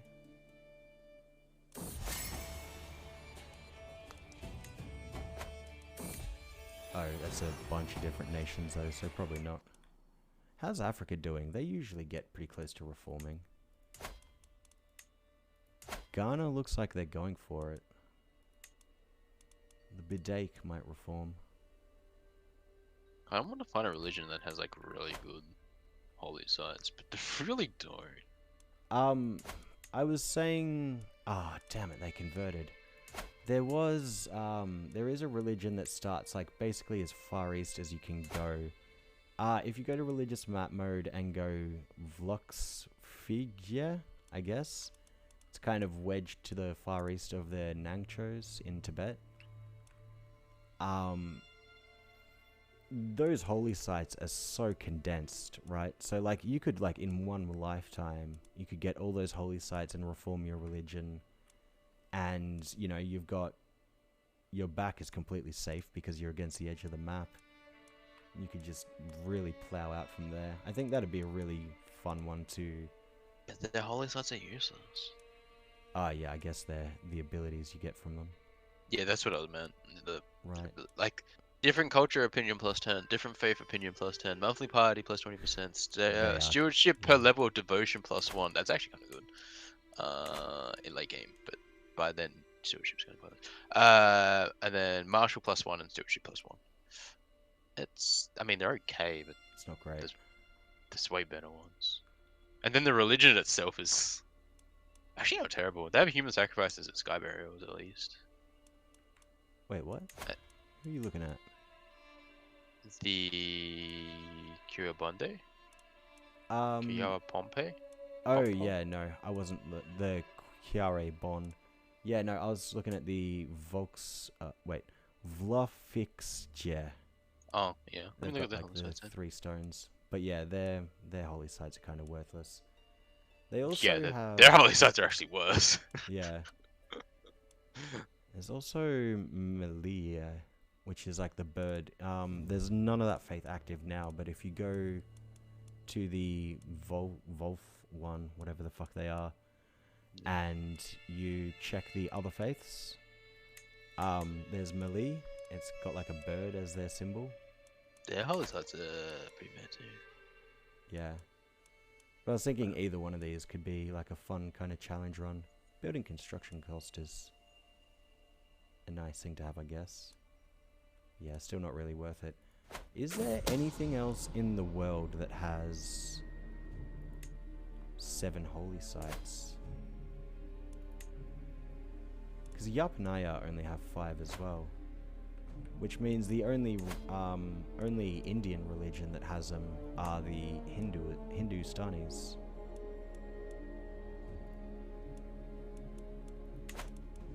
Or the Hinduisms? I don't know. Yeah, Hindustan. No, that's the culture. Oh, I think I know why they have. Oh. Yeah, no, I know why they have 7 now. It's because there's multiple religions in India, and they all have the exact same holy sites. Yeah. So that's why they all share the same holy sites. That's why they have 7. Well, because Asturia, the Muslim ones actually their holy sites are in different places. yeah, sure, but like Vaishnavite and Shiavite. Oh, yeah. So you're saying like all of these kind of split religions can still hold a couple of these holy sites and still live in harmony, kind of thing. No, it has to be owned by one ruler, I think. So depending on which religion you are, you get different ones. Yeah. Depending on which religion you are, you get different ones. So if you're Shakula, you only have the health boost one currently, and the piety one, and the learning one. But if you're the other religion, you only have the fertility one. Yeah. So yeah, it's 2 separate religions sharing the same holy sites. Well, yeah, there's 3. But well, like, yeah, 3 actually. like Yapanaya also has that thing, right? And so does Buddhist, for that matter. Like Yapanaya also has Digambara and Svetambara, but I guess they're not actively landed. There's some Svetambara. Yeah, there's a bit of Svetambara and Yapanaya, and they only have 5. And also there's Theravada Buddhism, and there's also Ari Buddhism and Mahayana Buddhism, and once again only 5 sites. Yeah, but there's like 50 billion different Hindu faiths. Oh wait, yeah, there's a 4th one up here. I think there's and Nangchos is also Buddhism.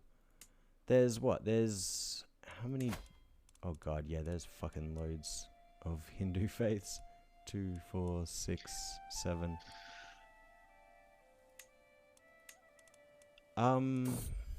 Yeah, maybe it's just because of there's so many different Hindu faiths. Yeah, and how big Hindu is in general, like India. Yep. Actually, how many Catholic have then? They've only got Catholic? 5. Yeah. Notice Valdensian is surviving. He's thriving down there in Croatia. They converted from the Christianis, but there's still some of them around. So, Tautoists. Oh, hey, look at that. The Magyars migrated. Oh god, and the leader of Hungary is a sterile child. Well, good luck to him. But back to what I was originally doing, which was making a new faith. Yeah, what are Or you if up I to? should. I mean, you could take me right now. I'm an 8-year-old child. It's gonna be a long time before I get any troops together.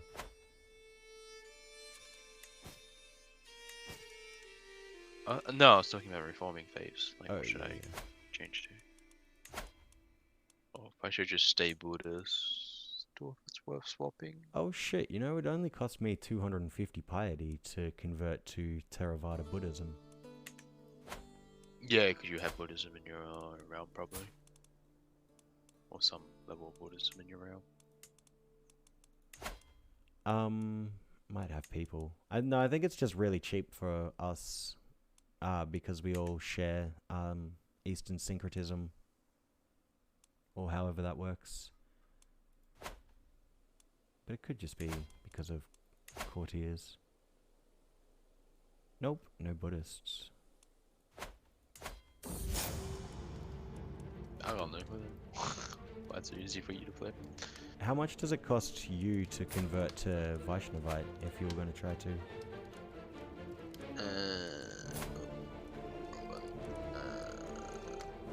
Base.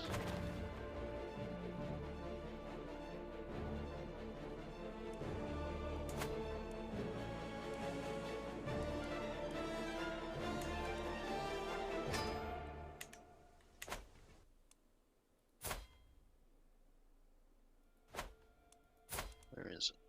Not gonna find it. If you just open up the religious tab of Vaishnavite, you can convert at the bottom.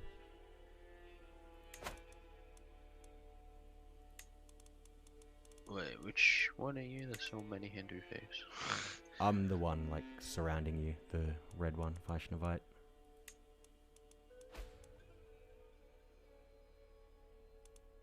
Sinful Purohit. Oh well, he's good.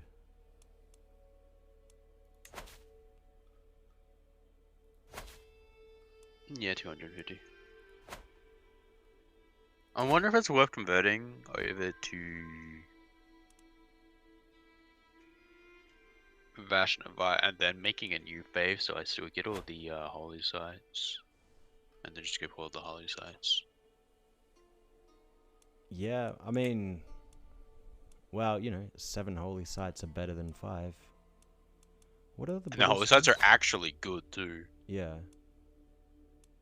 Just flat 2 learning, stress loss, martial per devotion, domain taxes. It's tiny domain taxes though. I feel like you'd get that from the +1 stewardship that Vaishnavites or that Hindus have. Yeah, that's what I was saying. I'd swap over to the Hindu and then make my own sub religion, which is still Hindu. So I'd get the holy site still. Yeah. I might be down to join your faith if you do such a thing. I guess, you know, you'd probably reform it with better tenets than what we currently have, which would be cool. But my only concern Yeah, I'd get all the war ones and the crusade one. Yeah, totally. So I can make crusades. Yeah, I dig that. My only concern is, one thing that I want to do is form the Empire of India. And I'm not sure if you can do that whilst being a new branch of Hinduism. Like, it requires you to be either Hindu, Buddhist, or Yapanaya, or like whatever that, or Jainism. But I'm not sure if it works for new faith. I guess we could test it though. Could always see if it's available. It should do because it's still technically a Hindu faith. Because Yeah. we still get all the Hindu I would say. Actually, you're a king, so you can maybe see the decision of Unite India or become Theravada, I think it is.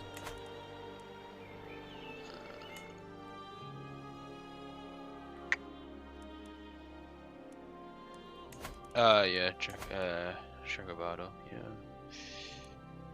Intrigue control of the three empires. So yeah, I guess you'll be able to see, like when you create the religion, if that decision's still available, then that means you can still use the. Doesn't say anything about needing a religion. Does it not? No, it just says you need a religious icon. Doesn't say anything about it being a specific religion. Just need to be a specific. It might have been on the wiki that I read that, and I'm not sure the wiki is totally accurate. So maybe you don't. But I do know that when I was the Himalayan Empire, I didn't have the option to unify India, and I was the Kiratist faith, which is not one of the Indian subcontinent religions. I've converted to this, and then I need to create a new Hindu faith, which is all going to be about war. War, I tell you, war. Hell yeah. So we're going to get Warmonger. We're going to get... Oh, we don't need unrelenting faith, actually.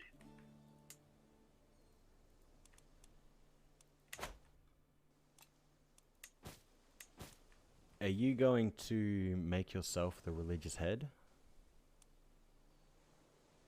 Yeah. So one thing that might be worth going for is the thing that offers people to seek indulgences. Because you'll basically never have to worry about money again if you get that. What is it?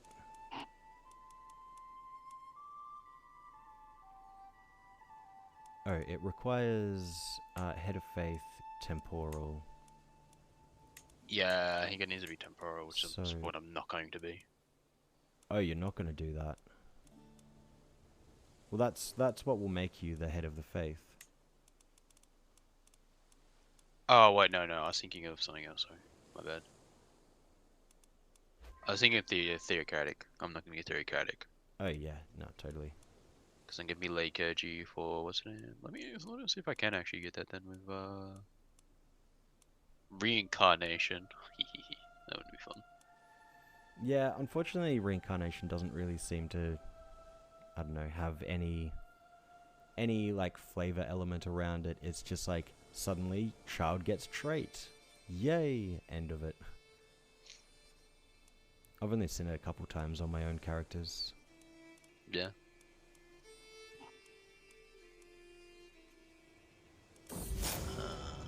Ritual cannibalism? Fuck yeah. You get +2 piety a month if you're a cannibal. Wow, that's huge.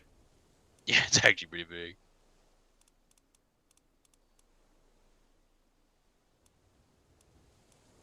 Host feast earns you piety. That would be pretty good too.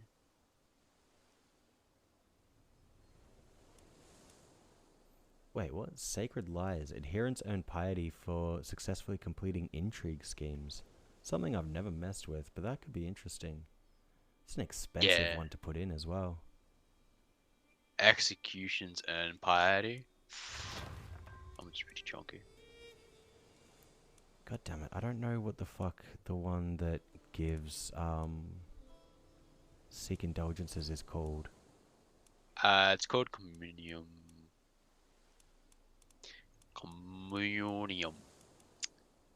Communion? Yeah, Oh, it yeah, requires there you go. any head of faith doctrine.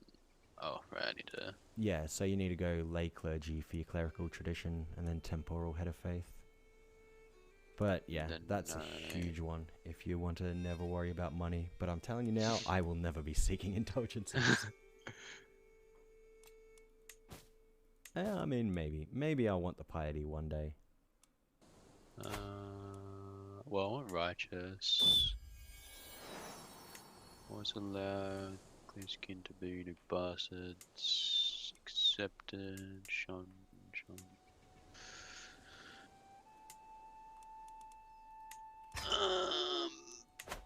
Temporal revocable. Rules anointed by the ruler. Yeah, want that. Control group. That's pretty good.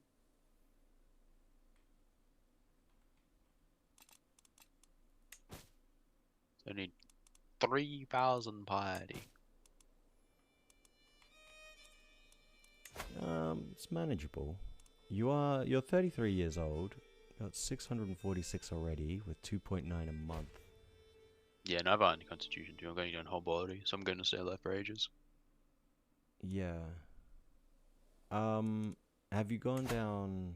Oh, yeah, you've gone down to profit. Yeah, as I said, that 80,000, that was for profit. Yeah, yeah.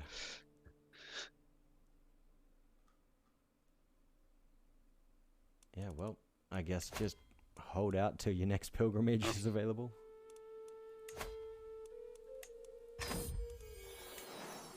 How else do you even get? I think it's really hard for us to get any faith because we don't have any religious enemies around us.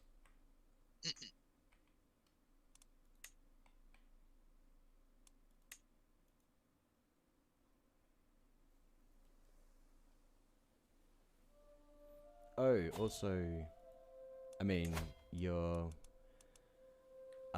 cleric or whatever is probably doing it by default, but religious relations. It's also nice for boosting that piety gain.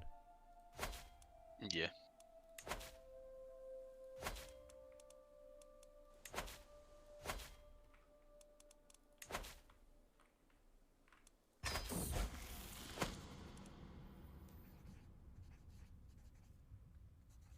I'm slowly getting my domain limit back.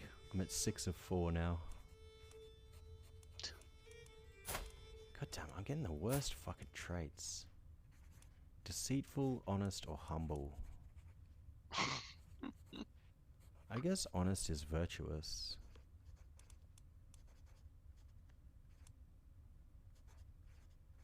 I'm ambitious, which is sinful. Oof. I'm still making like 3 piety a month, but I think if you stress yourself out enough, you could proc an event that could make you lose ambitious. But, you know.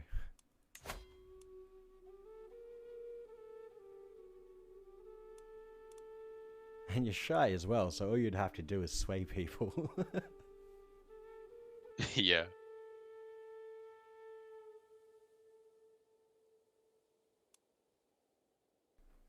Oh, Journaler as well, I see. let me become a devotee. What's the name? Ah, now I'm at 3.7. Oh.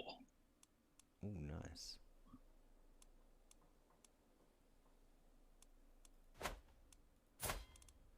Can I get a better what's the name dude there? I need a better Do you have putter hits as well? I suppose you don't. What do the Buddhists have?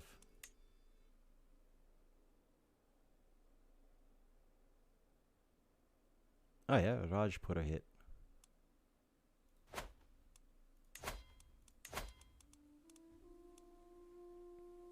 Ugh, 11 years old now. Come on. Come on, boy. Come of age already. 45-year-old genius. Sad.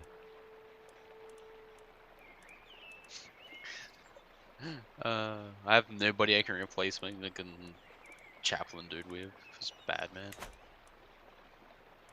man. If you search for physicians, you might find a good learning person to replace them with.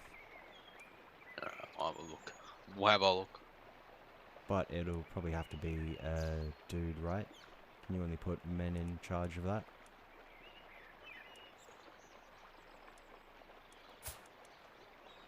Oh, he got replaced anyway by someone else.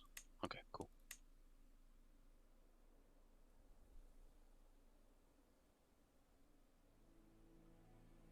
Oh, that 45. No, that's not her. Don't mind me just casually looking through your court. Oh yeah, 14 learning, not bad. Can't murder him, I am a child.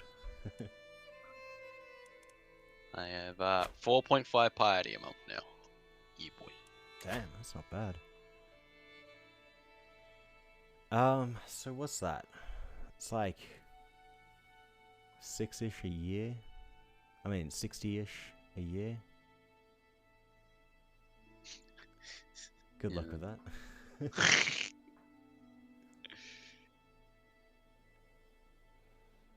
I Whatever. guess. Wait. I guess you'll get more if you do pilgrimages. Yeah.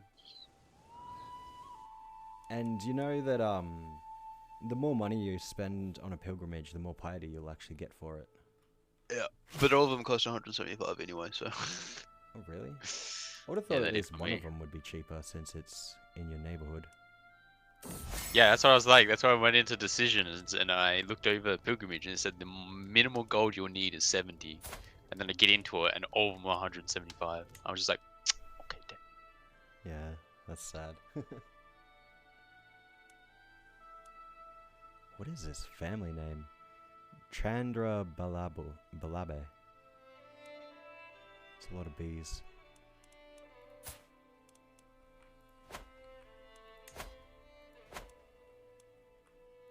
Oh, and I could take this land next to me as well.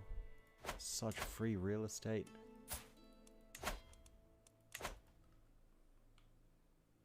But I don't want vassals. I want to revoke this guy's land and let that tyranny tick down before I really put any vassals in.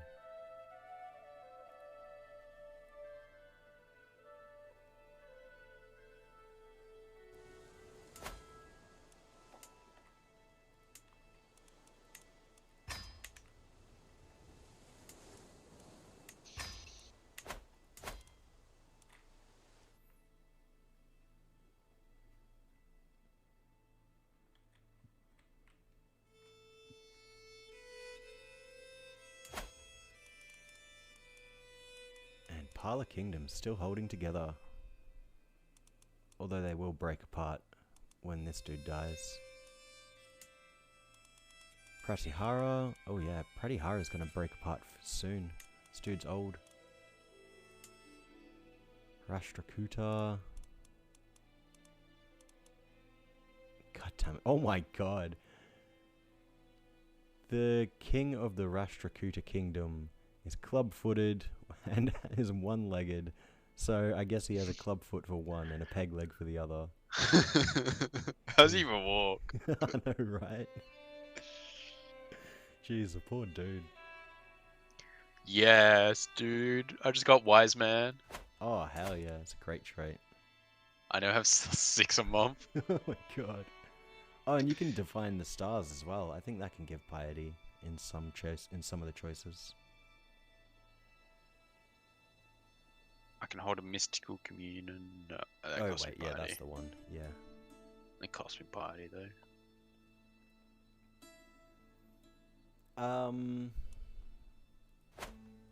Yeah, actually, I'm not sure if it does give any extra piety a month. I You think get there's divine guidance though, which you should learning a martial. It's pretty good. Yeah. Oh, I can change over to Thojin. Focus. Oh god, this 16-year-old kid of the Pandya Raj is our cultural head. I'm too young to take it. Not even independent. What is this nonsense? Ooh, brave, calm, or zealous. This is a nice group to choose from.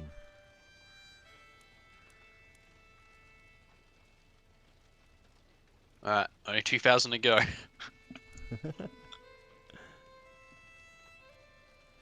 Ah, fuck it. Let's go zealous.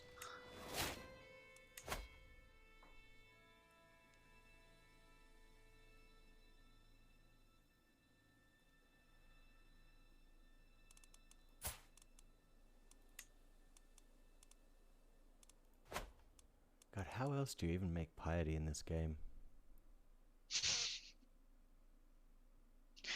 Easy, you don't. That's basically it, right?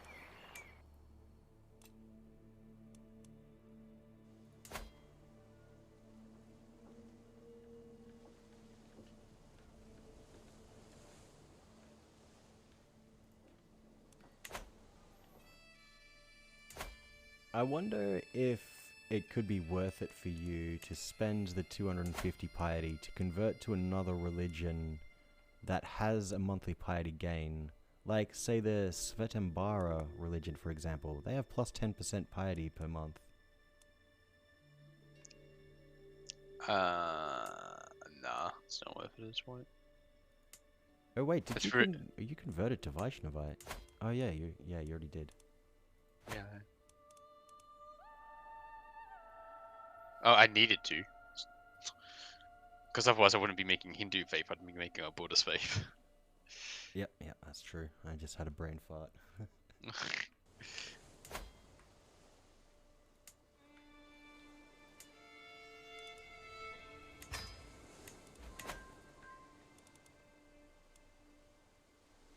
Losing 40% of my taxes for being over my domain limit, and I'm still earning 16.2 a month. Damn. Making a measly 11. Oof.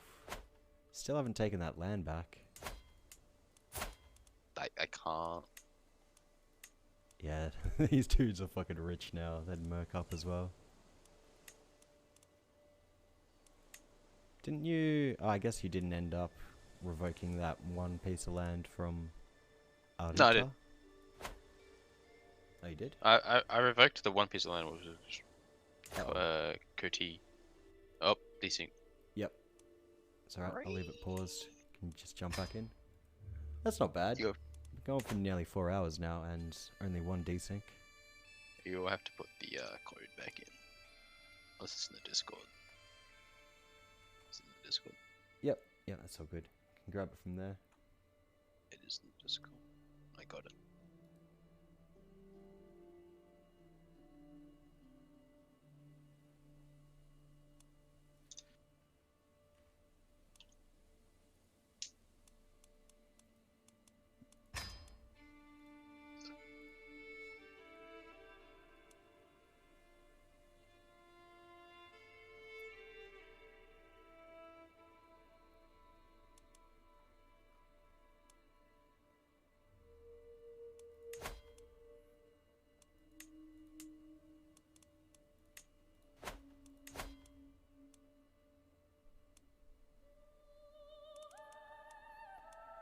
Jeez, I just noticed your inheritance line is looking really nice.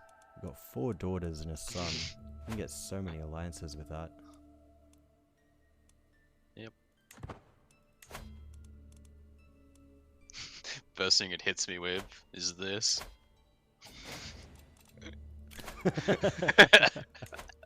Shut up, game. It's not happening. First fucking notification just slaps me with. It's like, hey, Yep, of course. what a vassalize. Not even the Cholaraj. I mean, you could probably vassalize them too. I guess they've got allies, so they might be able to defend themselves. Nah, that's why they won't accept. Oh yeah, since I'm a human player, there's always a chance to accept, so it's like, go on, give it a try. Come on, 13 years old. Give me adulthood, I'm ready.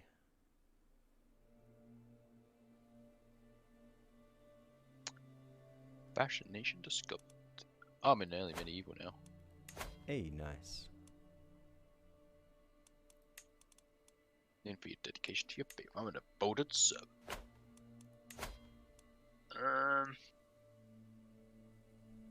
Fascination is a mangonels.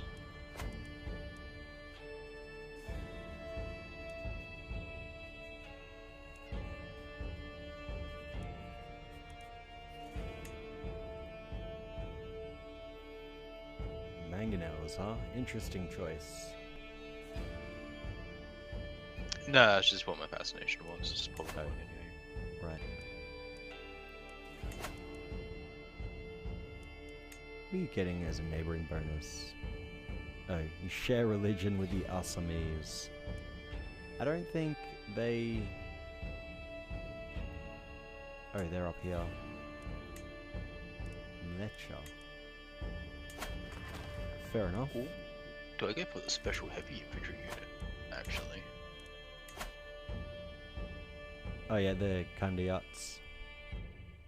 They're heavy cavalry, I think. No, No. heavy Oh yeah, they infantry. are. Yeah, yeah. They counter light cavalry and spearmen. 44 attack. Not bad. Yeah, pretty chunky.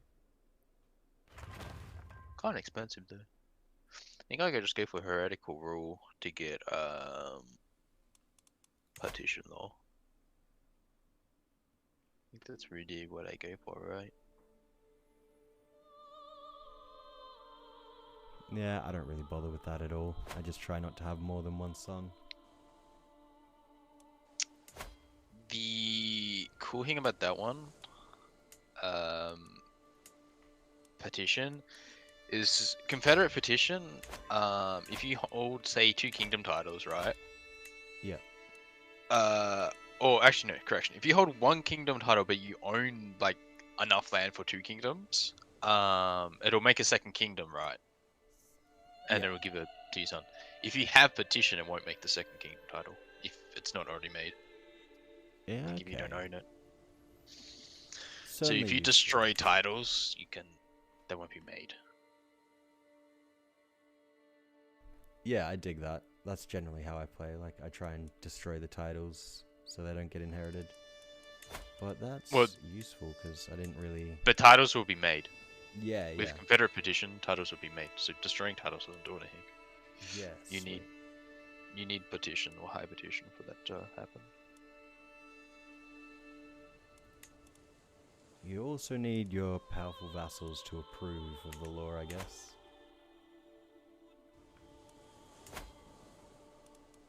I guess that's manageable. Yeah, everybody actually already approves, except one person. And they only don't approve because apparently I insulted them. And they want to see it on the council. Oh yeah, hey, I insulted my only vassal as well, or my only county vassal. High taxes, really? Let's fix that contract. Hate having modified contracts. Just let them be normal and fine. And I guess like I wanna mess with contracts a little bit more actually, because I wanna mess with creating republic vassals, and I think that'd be good to focus on whatever the contract is that just generates more cash for less troops. Yeah. Don't have them available now, but I can't say. It's like Scootage, I think. Might be a different one. Or Scuttage. I don't know how to say it really.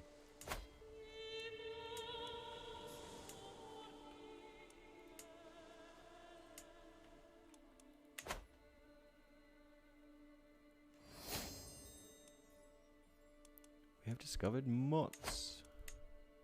What does that even do? Unlocks tribal era fortification buildings. Is that just so you can build castle structures? What's this one for? Sorry? For mots. Oh yeah, yeah. If you want to construct a new castle holding, then you need the mots innovation. Yeah.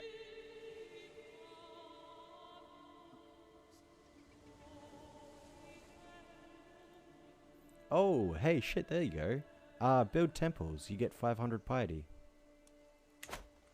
I can't remember. All my slots have been used. Madurai. You got 4 slots there. Can't build a temple? Oh, yeah, no.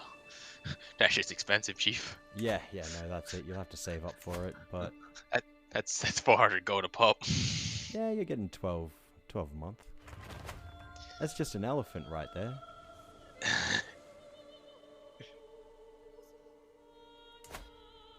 Yeah, but I still need to upgrade Jaffa. Jaffna.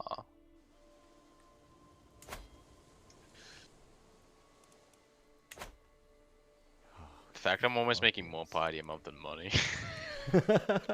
That's nuts. Yeah, you're at 7.3 and 12.4. I just passed 20 because now I got enough stewardship to give me 5 domain max. 21 gold a month.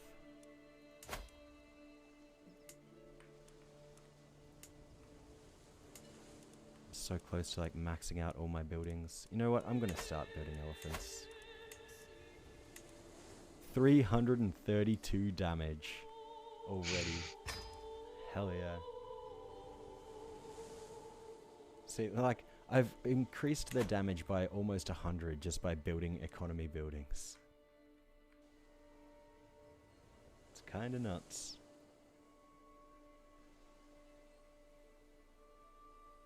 I was like, damn, I have a decision to take stewardship with the Sacred River. I'm like, that'd be great. And I looked at who owns it, and I'm like, never mind. Yeah, that might take a while to pick apart. Yep, I also have that option. That's +5 piety a month. Holy shit, dude. That's so much piety. Oh, damn, it is too, yeah. I don't know what you'd do +5 a month, but I'm sure there's something you could do with it. I guess you could push north, declare holy wars. Wait, no, Nangcho's is Buddhist. Never mind. You'd have to be able to reach the Muslims by that point if you wanted to use that piety. I mean, even if you want to do holy wars, like, holy wars aren't that expensive party-wise. +5 a month, dude, that's so much. Yeah, but if you're pushing Kingdom Holy Wars, then it could cost You a can only lot. do one, though. Oh yeah, so you'd be pushing duchies for the rest of the time.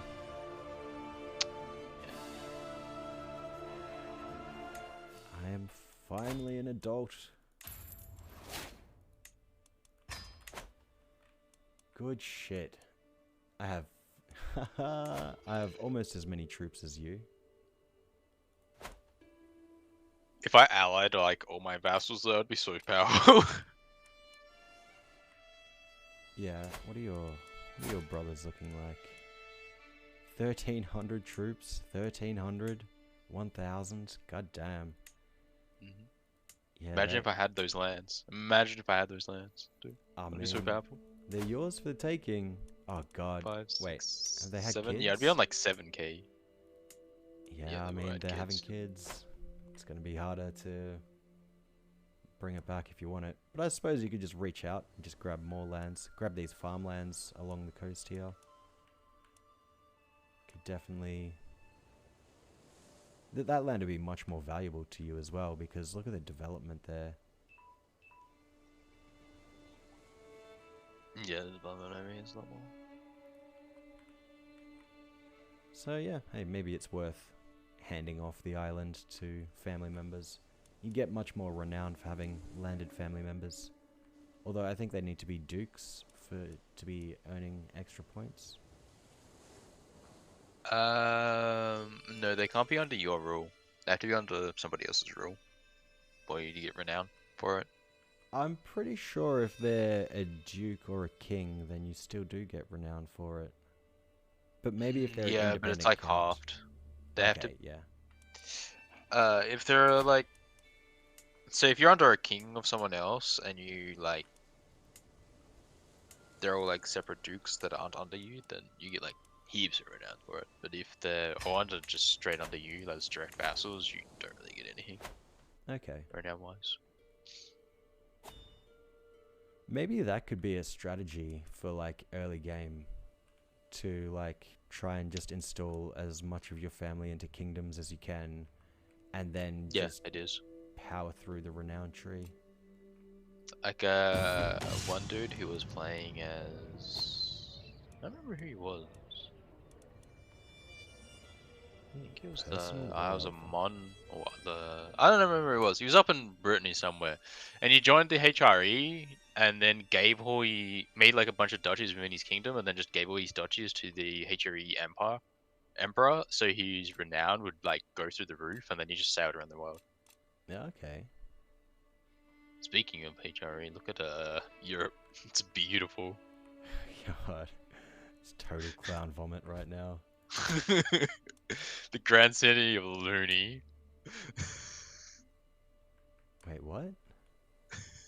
In Italy, the grand city of Looney. Oh my god. What the fuck is going on there? Oh yeah, because that's yeah, it's only a city holding in Looney. So yeah, that's a independent republic right there.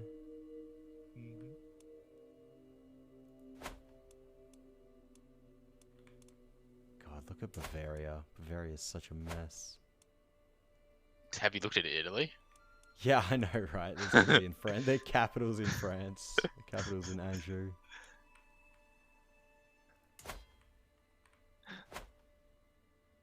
Italy just owns bits and pieces everywhere. It's a great mess. Aquitaine's like the only one that's like. Actually, no, I take that back. Aquitaine owns random parts of West Francia. Like, literally none of them hold like just a chunk together. It's just bits and pieces everywhere. Also, England got formed, but it wasn't by Wessex. They are Catholic and Anglo-Saxon though. And they're from the House of Wessex. Yeah, it's a family. So it must have been a civil war or something. So wait, then why'd they make the kingdom? The duchy must have broken out of the kingdom, surely. You know what I know the best part is? The kingdom isn't the dynasty head. Yeah, I know.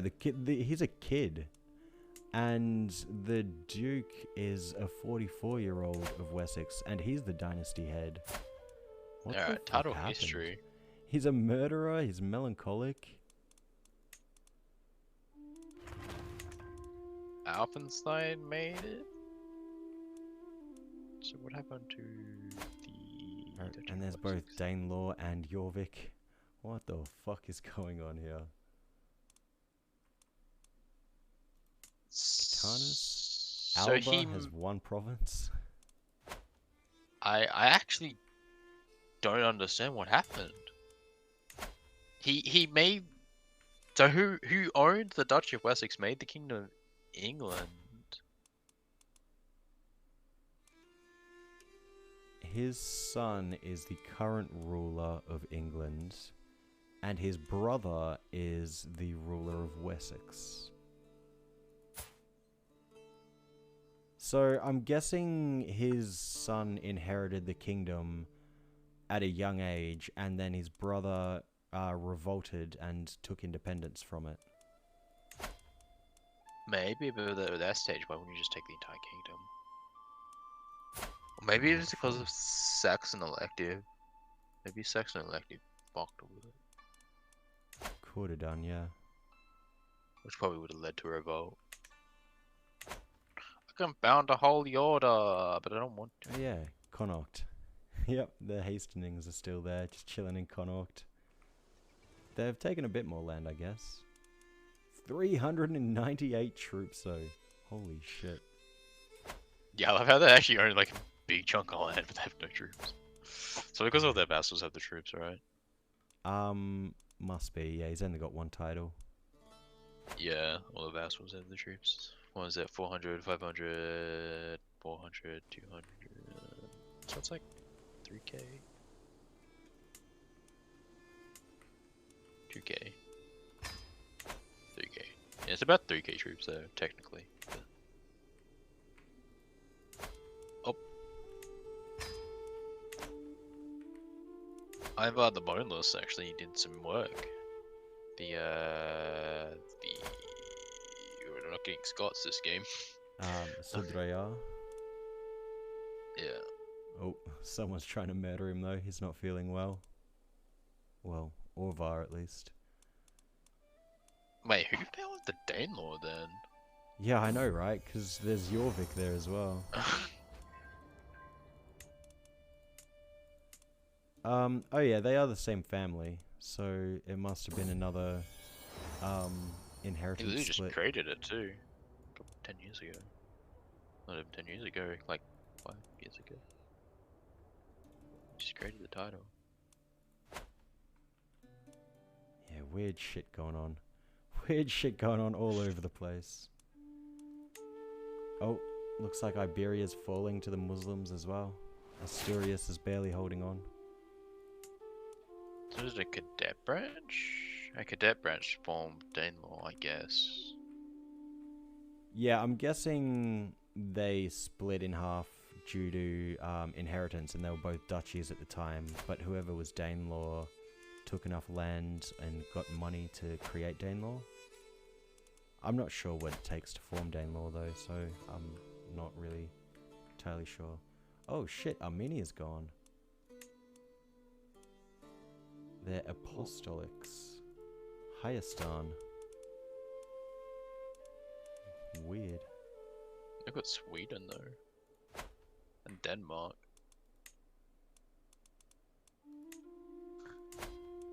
The Frankie owns fucking half of Denmark. Or Denmark's lands. Oh yeah, they do too. And Estonia. Random little bit of Estonia in there too. I didn't even see that. Novgorod is massive like always. I'm Really really not as- hoping Novgorod pushes out to the east again.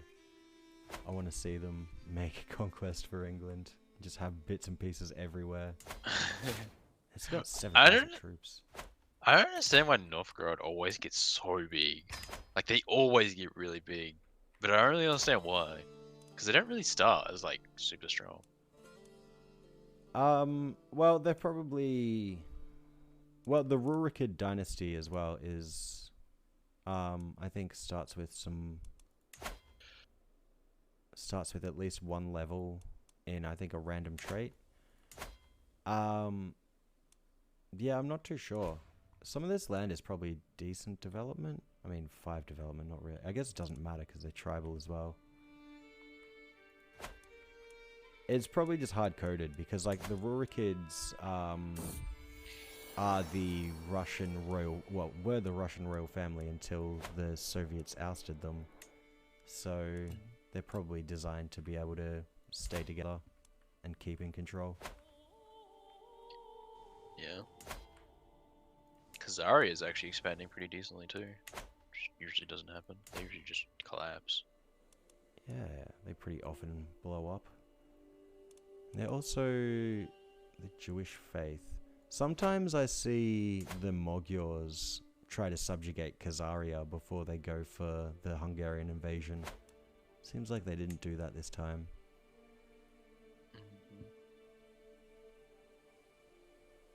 Wait, are the Mongols still even alive? No, they're not called the Mongol Confederation anymore. Unless they got wiped out. Oh yeah, it looks like they've been eaten. Galicia, Volhynia, and Moldavia have pushed into that land. Oh, Ungvar no, is... they're hungry. Never mind. Oh wait, yeah, no, I'm looking in the wrong spot. Yep. Yeah, it looks like they've Sounds actually small, taken yeah. Hungary.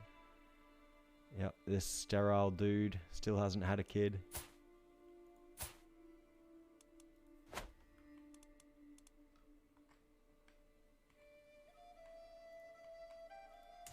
Alright, I should be making these churches, shouldn't I? Construct a new holding, a temple.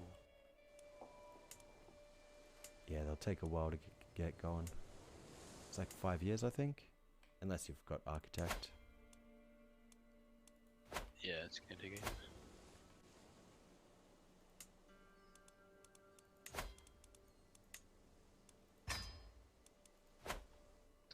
Yeah, I was too busy like looking at the rest of the word of how like screwed up it was. I totally wasn't paying attention. Yeah, no, I dig it. I mean, I it's was a nice little break, right? You go around, have a Oh. look at the world, and come back to like 600 gold in your pockets. I had 700, so yeah, even better. Nice. Yeah, all my pilgrimages are very long and all cost 250 gold. So bye bye, oh my god. Yep. Well. I mean, basically trading gold for piety, so might as well. 1600 though. You grinded that pretty quick. In like, yeah, 5 years, you've gotten 1,000. Yeah, I'm doing it 7-2. I'm almost Paragon of Virtue. Very nice.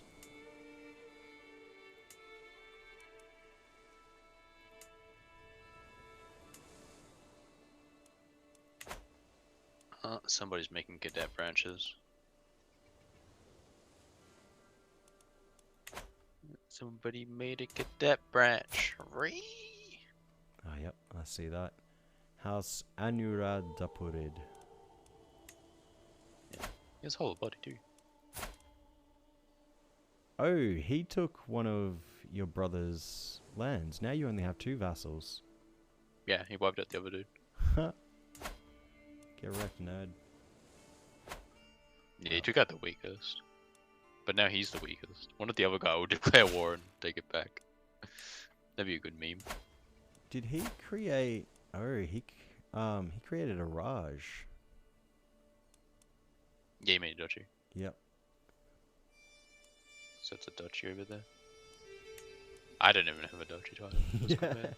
Yeah, I was gonna say like, if you end up taking that land from him, then that's gonna be your primary duchy until you do something about it.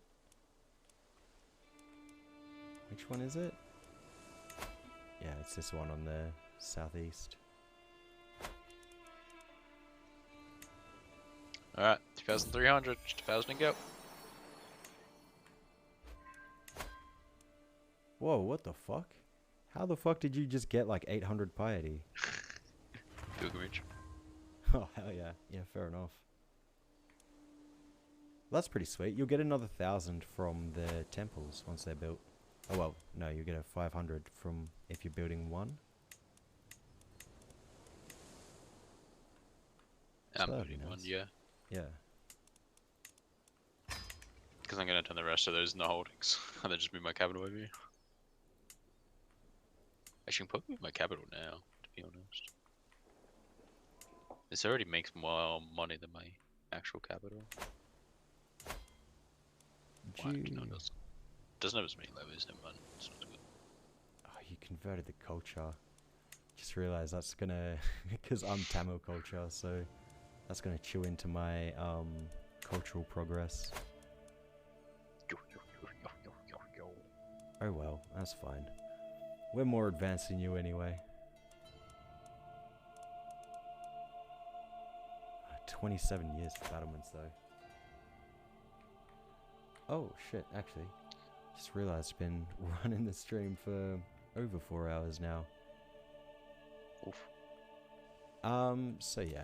I'll probably wrap it up. In fact, I'll find myself a wife real quick. And I'll give it like until the end of next year. So like anything that you wanted to do, just get it wrapped up now so you don't have to keep it in mind for next time. But we can continue this tomorrow as well. So like if you're around tomorrow, then absolutely come jump back in and we can continue this. My poor daughter has typhus. Oh shit.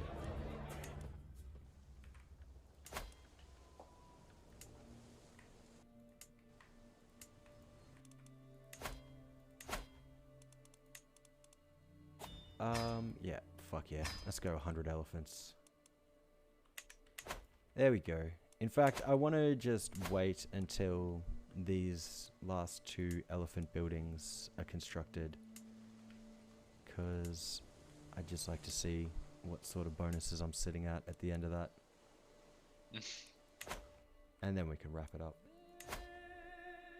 Yeah, this is fun. I always love playing in India. It's a great place to just build, like, you know, it's so easy to go tall around these parts. Yeah.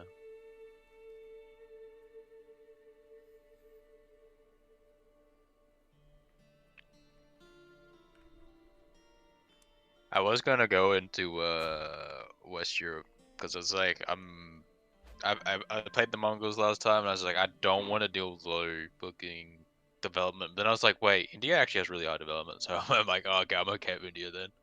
Yeah, Because yeah, totally. India has insane development, especially along that chunky boy river. Yep. Yep. And along the southern coast as well. Like, you know, Madurai is one of the highest dev places in I think it India. actually has the I'm pretty sure. highest. I think it has the highest dev.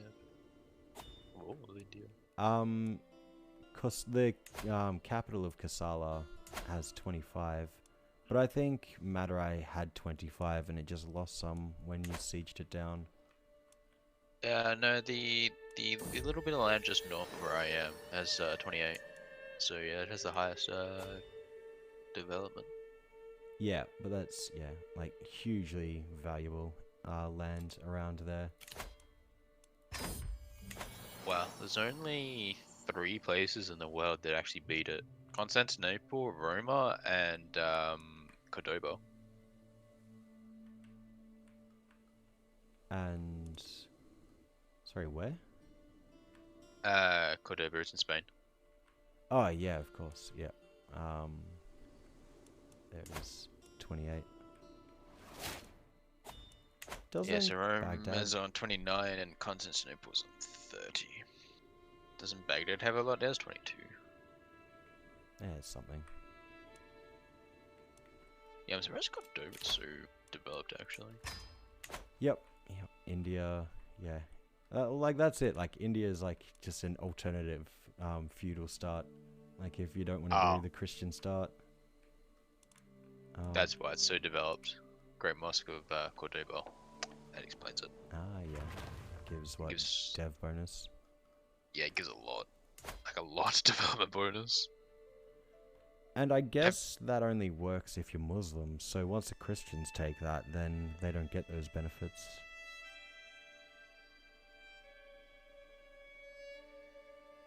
No, I think you still get it.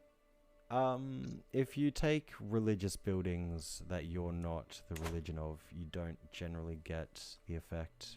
Maybe they could convert it to like maybe there's an option to flip it for the Catholics. Don't know.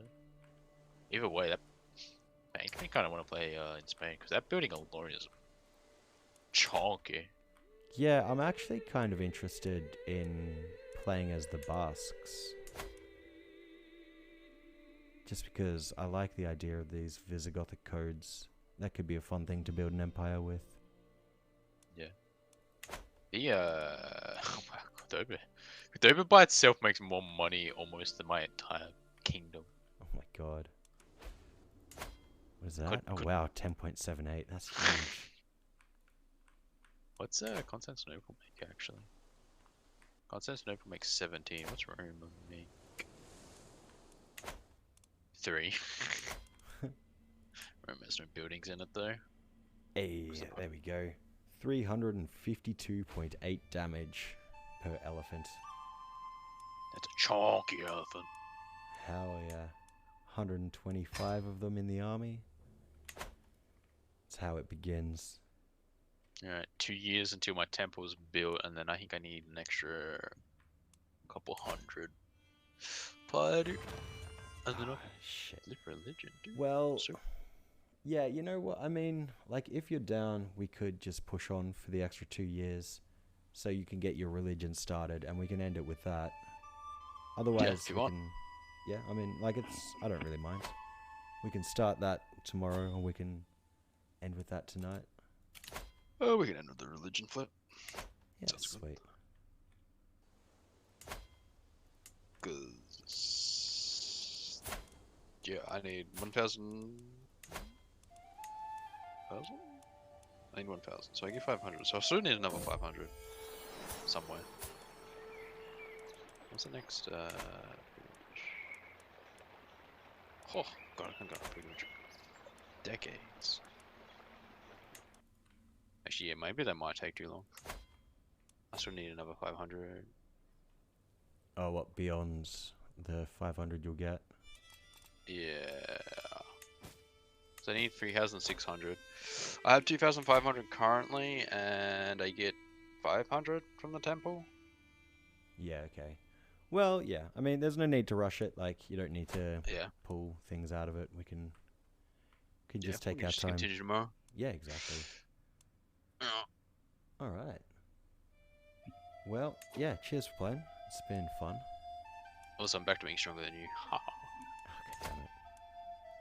I don't know where your troops went. You just magically went down to like 2k. Oh no, you're on 3k. Never mind. Yeah, I need to make a kingdom, and I don't know. I need to take some more land. There's more land up for the taking, but I just like, you know, this is all nice and consolidated right now. It feels good. But eventually I'll blow out and start taking kingdoms and empires. Eventually. But yeah, we can see how that goes tomorrow. So, yeah.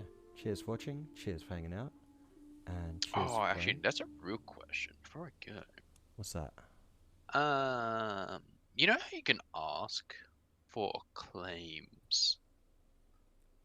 With the religious thing in the in the focus, sanction One loopholes. is it a tenant I can pass? Can I give you claims? Oh, where you like ask your, um, Head of faith yeah. for claims to a kingdom? I mean, actually, it'd be quick if I just look at Catholic, because I know Catholic has it. Become a monk, communion,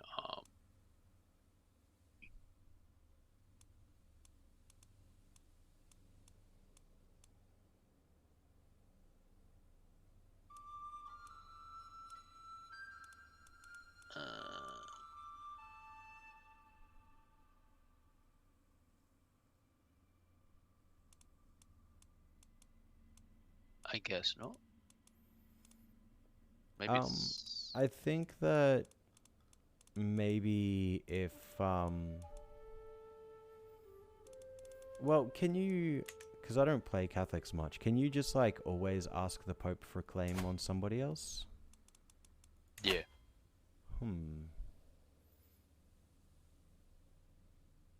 We don't have a head of faith for this religion, do we? Nope. No. So you can't let that hardly. Yeah, because you can normally ask a head of faith for a claim to a title. Yeah. I wonder if it's. Probably not armed pilgrimages. Well, no, because I'm looking at the Catholic the Catholic tenets, and nothing of theirs says anything about it.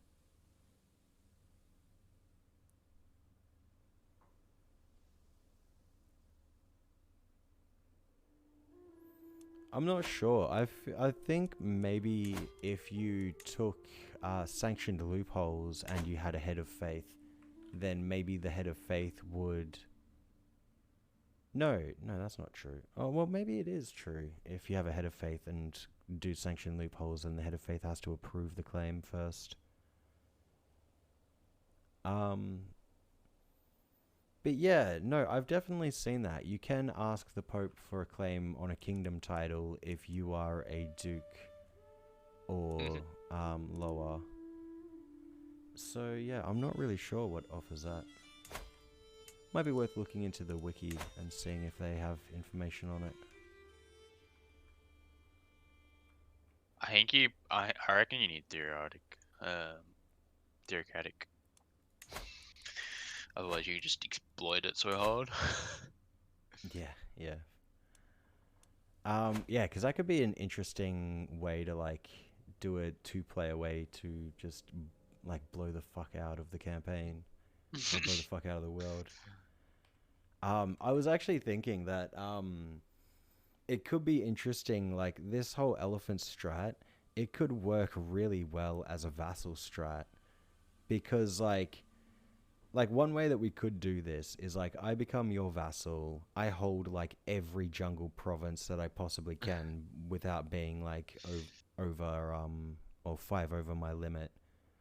And I just get the bonuses from elephants, and I just use my elephants to hit every army because like I don't need levies, and I don't really need, well, I mean, I guess I do need the money, but like as long as I have enough in pocket, then I can survive any losses. But yeah, like currently, so like I could hold like 10 holdings, and if they were all jungle, if they all had forestries, like elephant pens and shit like that, and if I had a bunch of jungle duchy capitals, then I could also hold a bunch of duchies and have the jousting grounds for those big boosts. And that would be a lot easier to manage as a vassal. Because you'd have nobody getting uppity at like holding too many duchies, or at least, you know, you'd have the protection of the overlord, as it were. Yeah. But that We could could try maybe, that. yeah, could maybe be a way we go. I'll consider it. I'm not Especially if sure. you can like convert to a religion, I mean, because then I can do because I'll be head of faith, I'll be able to do holy wars, so I can be able to do crusades. Yeah, true. And You know, crusades would be the best meme. yeah, totally. Crusade against the Muslims or something silly. Could take Jerusalem for ourselves. Oh, Then the shit. invasion, the Hindu invasion of Jerusalem. It's gonna happen. I'm telling ya. It's on the cards. They don't know what'll hit them. God, they've only got 2,700 troops. I could take the Abbasids right now. Yeah, but you gotta remember, Holy War pulls in all like their vassals. Yeah, yeah, like any Muslim who'd want to join in. Though to be fair, all their vassals are extremely weak. Yeah, Oh, there's a that lot one of isn't. turmoil. The Saffarids are struggling as well. The Tulanids are also losing. Oh, they're part of the Saffarids. Yeah, that's as well. Yeah, interesting. It looks like the Asharis are collapsing a bit. There's a lot of problems going on here. There's already a few things that are broken away. It'd be great if we could convert the big factions of the north of India over to the religion, and then just start crusades everywhere. That'd be the biggest meme.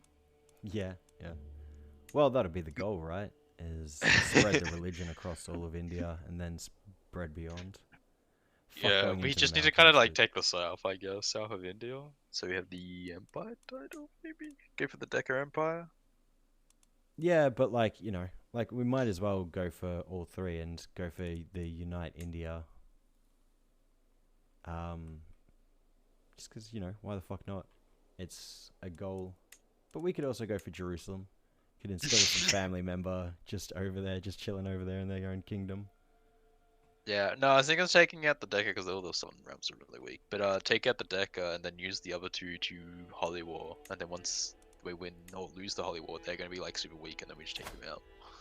We could also try and prop up the Habari or the Banu Sama so that they could maybe eat up more of northeast or northwestern India, because we can holy war against them, but we probably couldn't holy war against Pratihara. Because we consider them a stray, so I don't think we'll be able to holy war them even with the doctrine. Because like Catholics can't holy war Orthodox, right?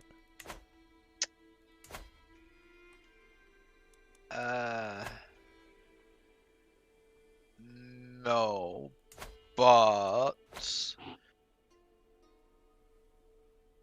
a custom made one I think can, because it gets called a hostile faith because it's a. Oh no, we get called a stray though, don't we? Yeah, because it'll be creating a new Hindu faith, and these other guys consider Hindu faiths a stray. I don't know then how it works with that then, because I know with Orthodox, if you make a new Orthodox, you get called hostile. Okay. Well, But I guess, yeah, it'd be interesting to see. Might not be able to holy war all of India, but it'll be something we can use once we break out of here. Yeah. But yeah, alright, I suppose I'll I wrap mean, up. we still get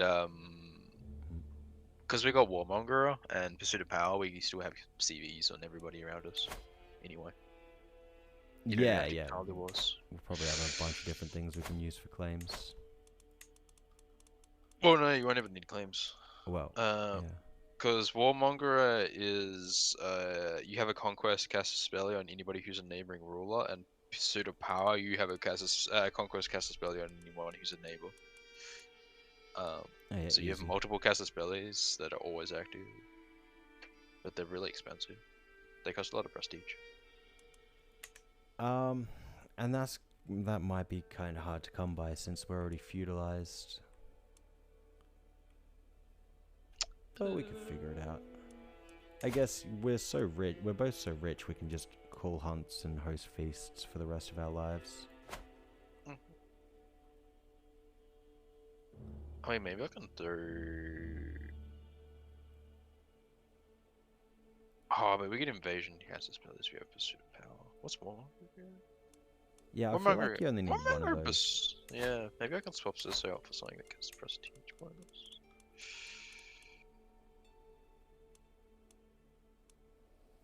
Yeah, I'm not sure. We can look at that a bit more, but I'm gonna wrap up the stream a bit here because been going for 4.5 hours. Yeah. So yeah, cheers everyone for watching, and cheers also Chibi Fenris for playing. Yeah. You know, this is much more fun with people, I think. Definitely.